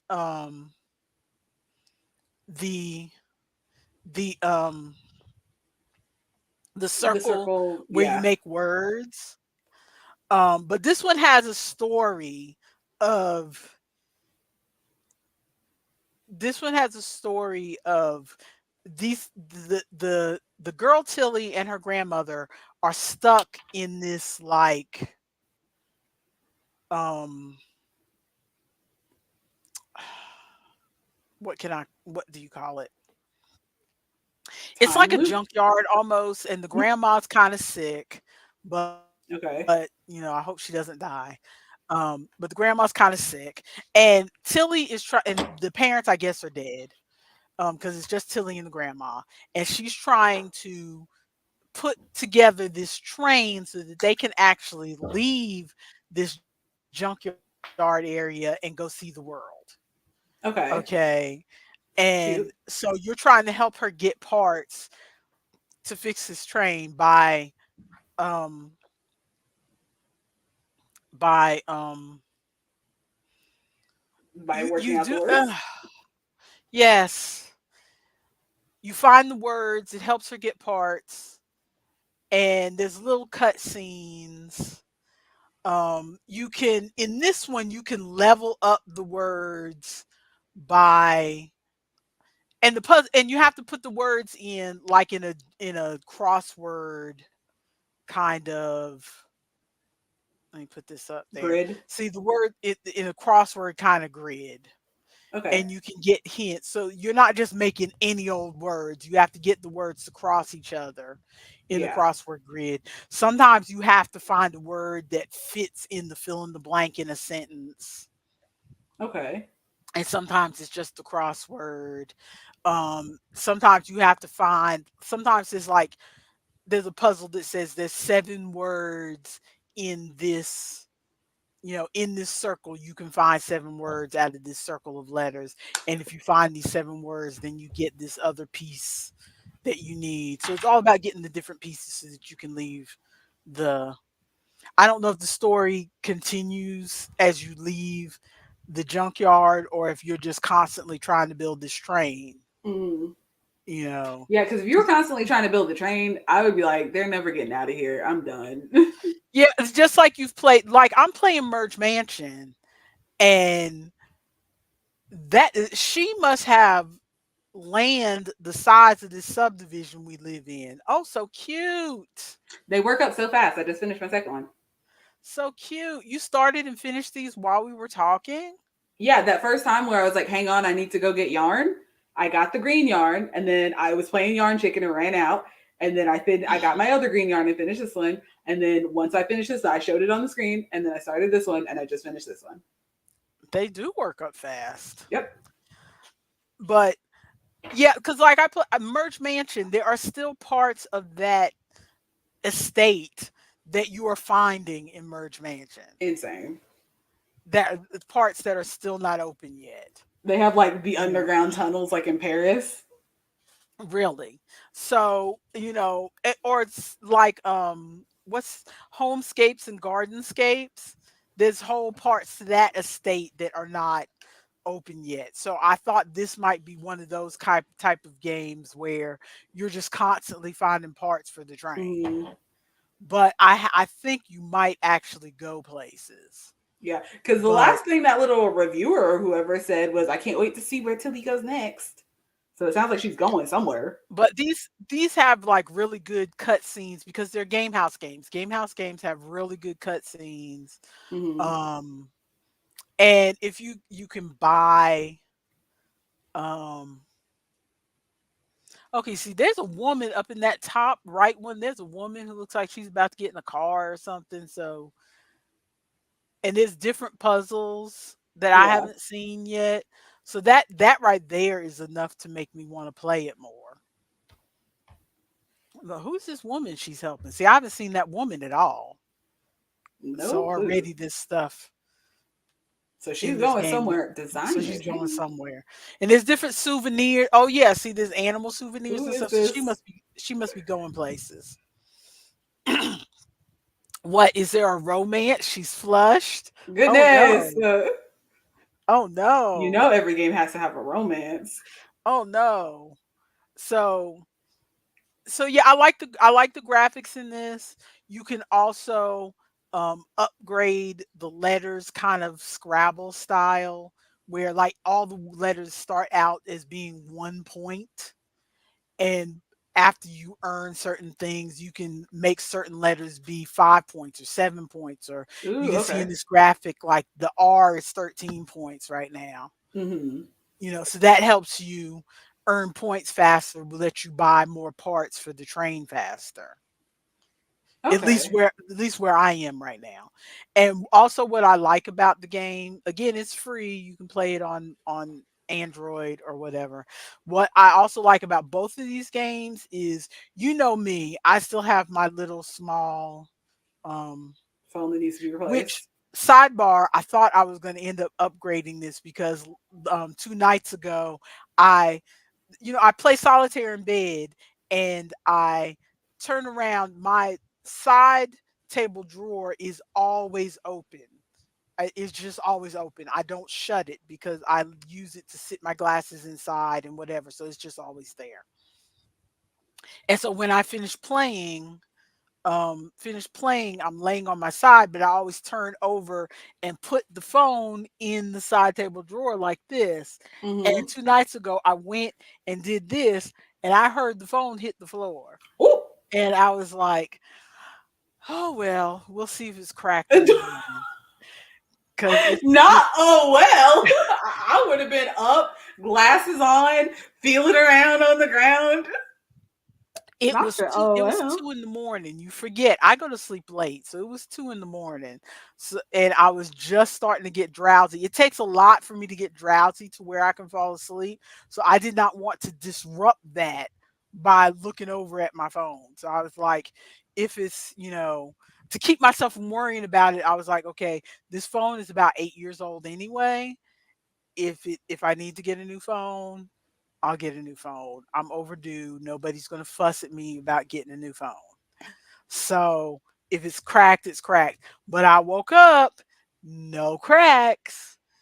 You wouldn't think that this little rubber thing that I've got on the back of this phone, Does anything.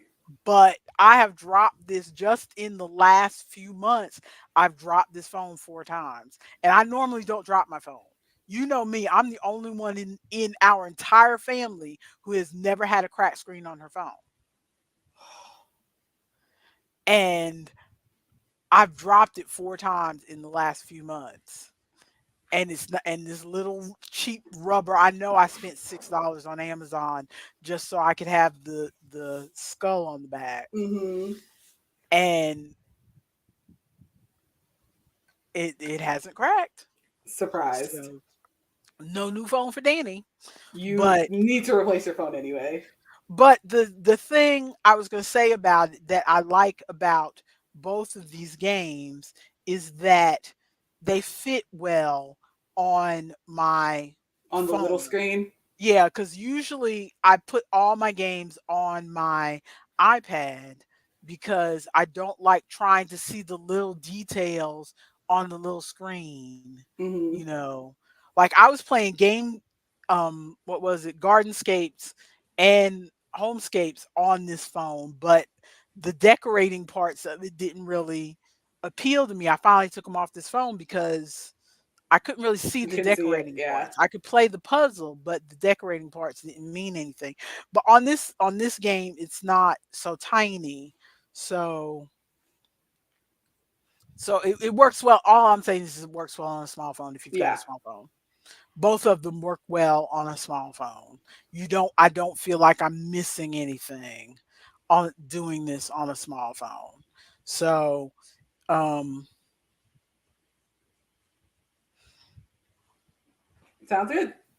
So they're both good games. If you like that word kind of game, because I know your aunt Terry really likes that kind of game. If you like that Mm-hmm. word kind of game, and but you want a little extra oomph to it, because I Mm-hmm. like word games, but it seems like all the word games are kind of samey Yeah. on. So I kind of avoid word games because they're kind of samey. And I also like to have a pretty game. But this game is pretty, Mm-hmm. and you get to play the words. So see, this is it on my phone. I don't see it looks nice on the phone. I don't feel like I'm missing Ooh, and anything. it looks nice and big. Yeah, it Yeah, doesn't. it looks I don't good. feel like I'm missing anything at all. It's not tiny at all. So okay, so that was it. That's all of besides me playing um Japanese. Oh, the other thing I wanted to mention that I didn't mention last week Oh, about Japanese, the Japanese Stardew Valley. yeah, Japanese real life adventure. There are little bugs that you can catch right on the game, but they fly around. But the way they flit around, they look the same size as these damn gnats that I Ah! am trying to find in the house. So I see them fly around on the screen, and I think it's a gnat, and I go You to like slide away. That's hilarious. That's absolutely hilarious. it's crazy. But I did finally find the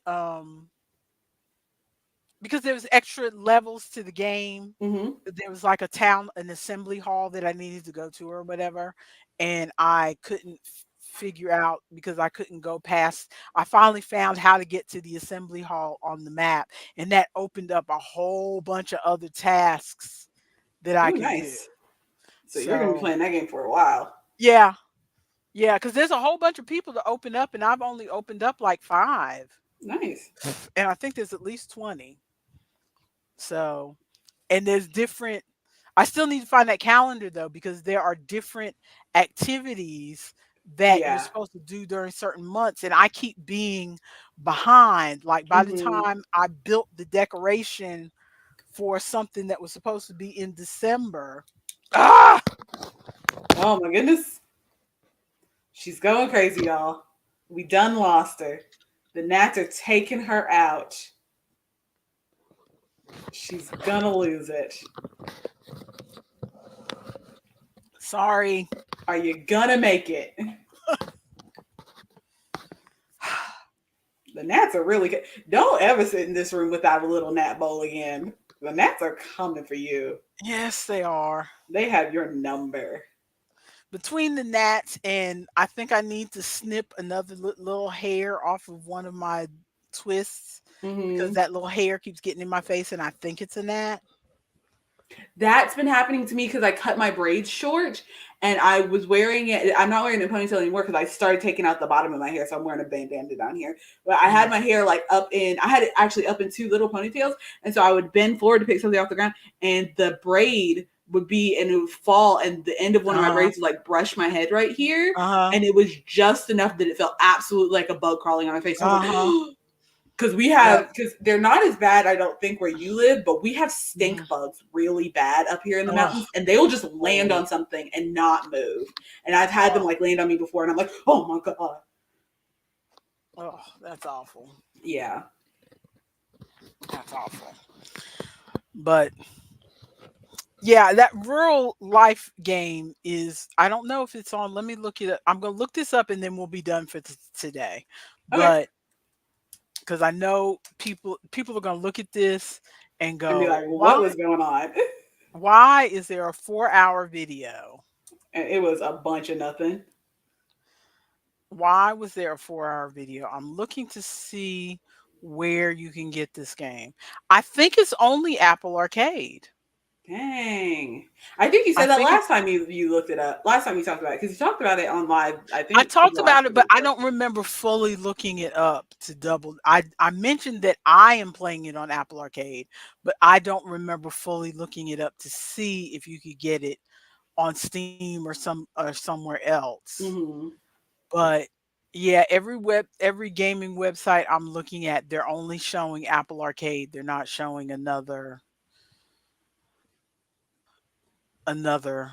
place, which Dang.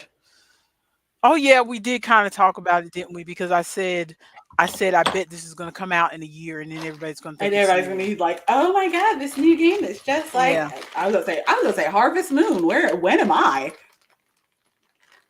Goodness, Hmm. Just like Stardew Valley, it's like Spider-Man.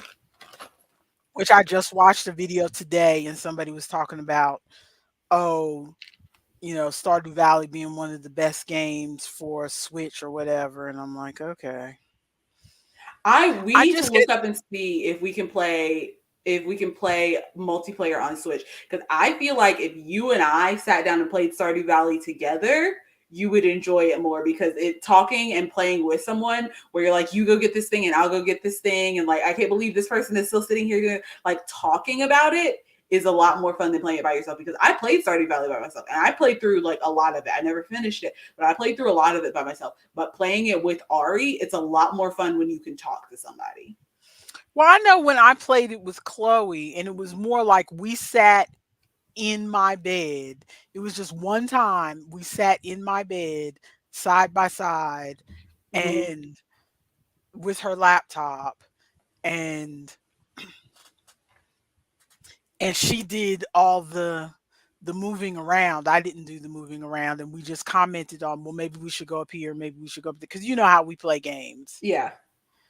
And I remember enjoying it, but we never got back to doing it again. Yeah. But that was in the early days when people were first starting to say Stardew Valley is kind of cool. This was before it was on every single platform and Hmm. everybody was talking about it as the next coming of video games. And now every game is a pixel game. And I'm like, ugh. Speaking of which, oh, I'm going to mention one more thing. I said we were going to go, but I wanted to mention one more thing. There is this game which Hmm. I don't like pixel games. I don't. But there is this pixel game that is on Kickstarter right now, which Yeah. I'm not supporting a Kickstarter game. Let's be real. If you But can't spend $5 for a pattern, I do not expect you to spend money on a Kickstarter game. I'm not surprised. exactly. Exactly. But it's called 2 Pixelia. Okay. And I think maybe I like it because although pixel games are not my favorite thing, I think because this one is set in the city instead of the country, and Is this it game like in the 80s and it's it kids on seems to bikes? be it's no. Okay, I'm thinking of a different game. Sorry, Gilbert just told me And about another game. and it seems to be brighter than Ooh, cute. it just has a brightness to it Yeah. that I like. And you're going to get your apartment and then you got to go get a job and Hmm. it I don't know. There's something about it that's interesting to me. I doubt that I will buy it because I bet it will come out and it'll be like $29.99 and I'm like $30 for a pixel game, you're out of your mind. But Hmm. there's something about it that's kind of when Yeah. I watch other people and there's not a lot of people playing it on YouTube. I think because it's still in Kickstarter and so they've only given the The key like alpha to code or whatever. yeah, they've only given the key to like a couple people. And so like I've only seen literally 2 people play this on Yeah. well, I think there may be more, but the 2 at no, I've only seen 2 because the other videos I saw were like videos that the company themselves put up. But yeah, there's just something that seems interesting about it. Yeah, it And looks fine. It looks if it cute. comes out in early Ooh, but access and not it's that not driving. expensive, if it comes out in early access, and it's not if it comes out in early access and it's not expensive, I might try it. Even though I hate Mm. pixel games, I hate pixel games. If it was the level of pixel game that I like is like Backbone because Yeah. it's more of a high level pixel. Yeah. It's It's still more pixelated, a but more it like the pixels are detailed much pixel. smaller. Yeah. This is like very yeah, it's still pixelated, but you get more detail so you can actually like to me, you can create your character in this game and I'm like, why? You can't see anything other Hmm. than what color you make your hair. You can't really see anything, so why bother creating a character? That's how I felt. That's how I feel about Stardew Valley too. Hmm. And this is less pixelated to me than Stardew Valley. Yeah. But It looks fun though. it looked yeah, it looked interesting. I watched a couple people play that this week. I hope a couple more people play it just so I can watch them play it because I'm not gonna buy it myself, but I'd like Hmm. to watch them play it. But okay, people, we have wasted way too much time. We have I wasted hope no that we time. It kept you was all com- productive.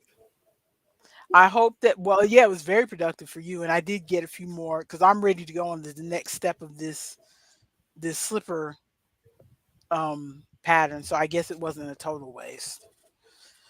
And your father doesn't get off work until late this evening, so I can actually I'm um about to finish another one. I still have to stuff it and do the bottom. I'm about to finish oh, so another one. cute.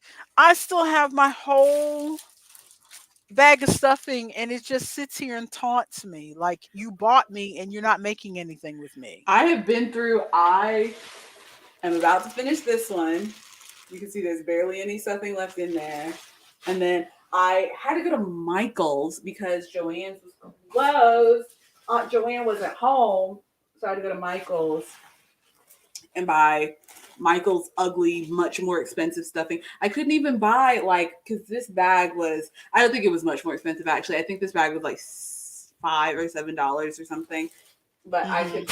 But when I go to Joanne's, I get the big bags, and I can Uh-huh. get a big bag for like $12, and then I don't have to go back as often. Hmm. So I'm gonna have Yeah. to go back again. Yeah.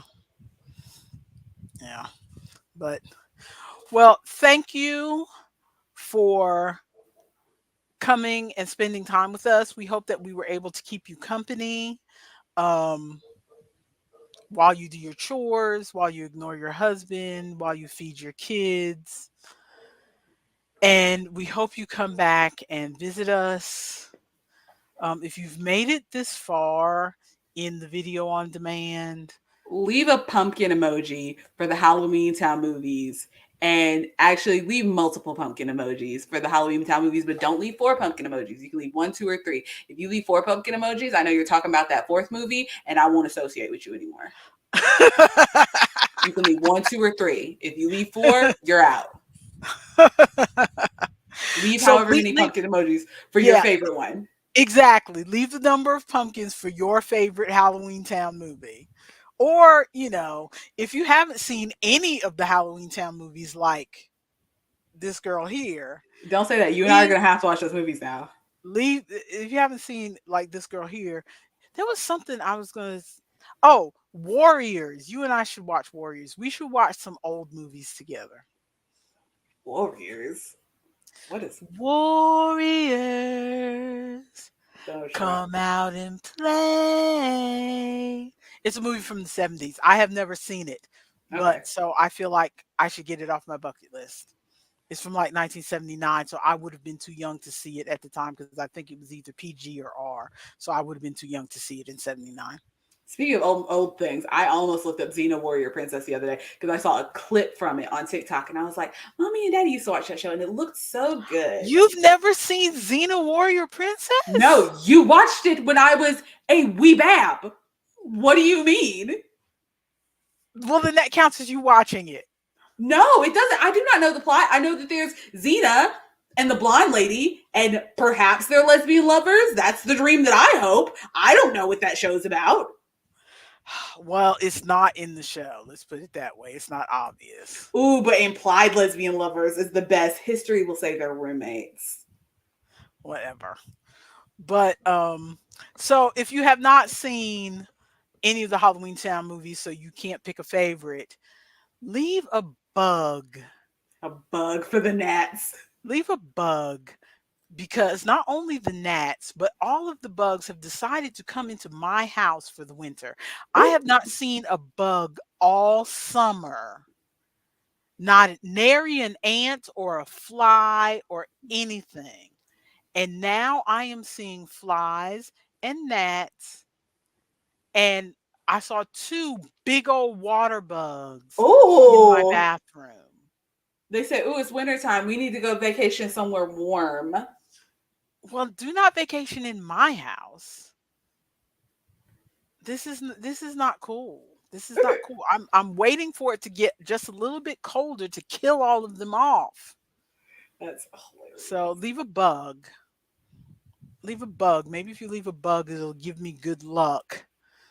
Meanwhile, we are leaving this area. I'm going back into the part of the house where I still have gnat traps set. So they so the gnats will stop bothering me. They were really getting you today. They were Yes, they were. coming and like dive bombing in the camera because I saw them at least twice right in front of the camera. Yes. But thank you. See you next week. Hopefully, I will be less Tired? fatigued, less of a drag. Hopefully, I'll be less of a drag, folks. Bye. Bye.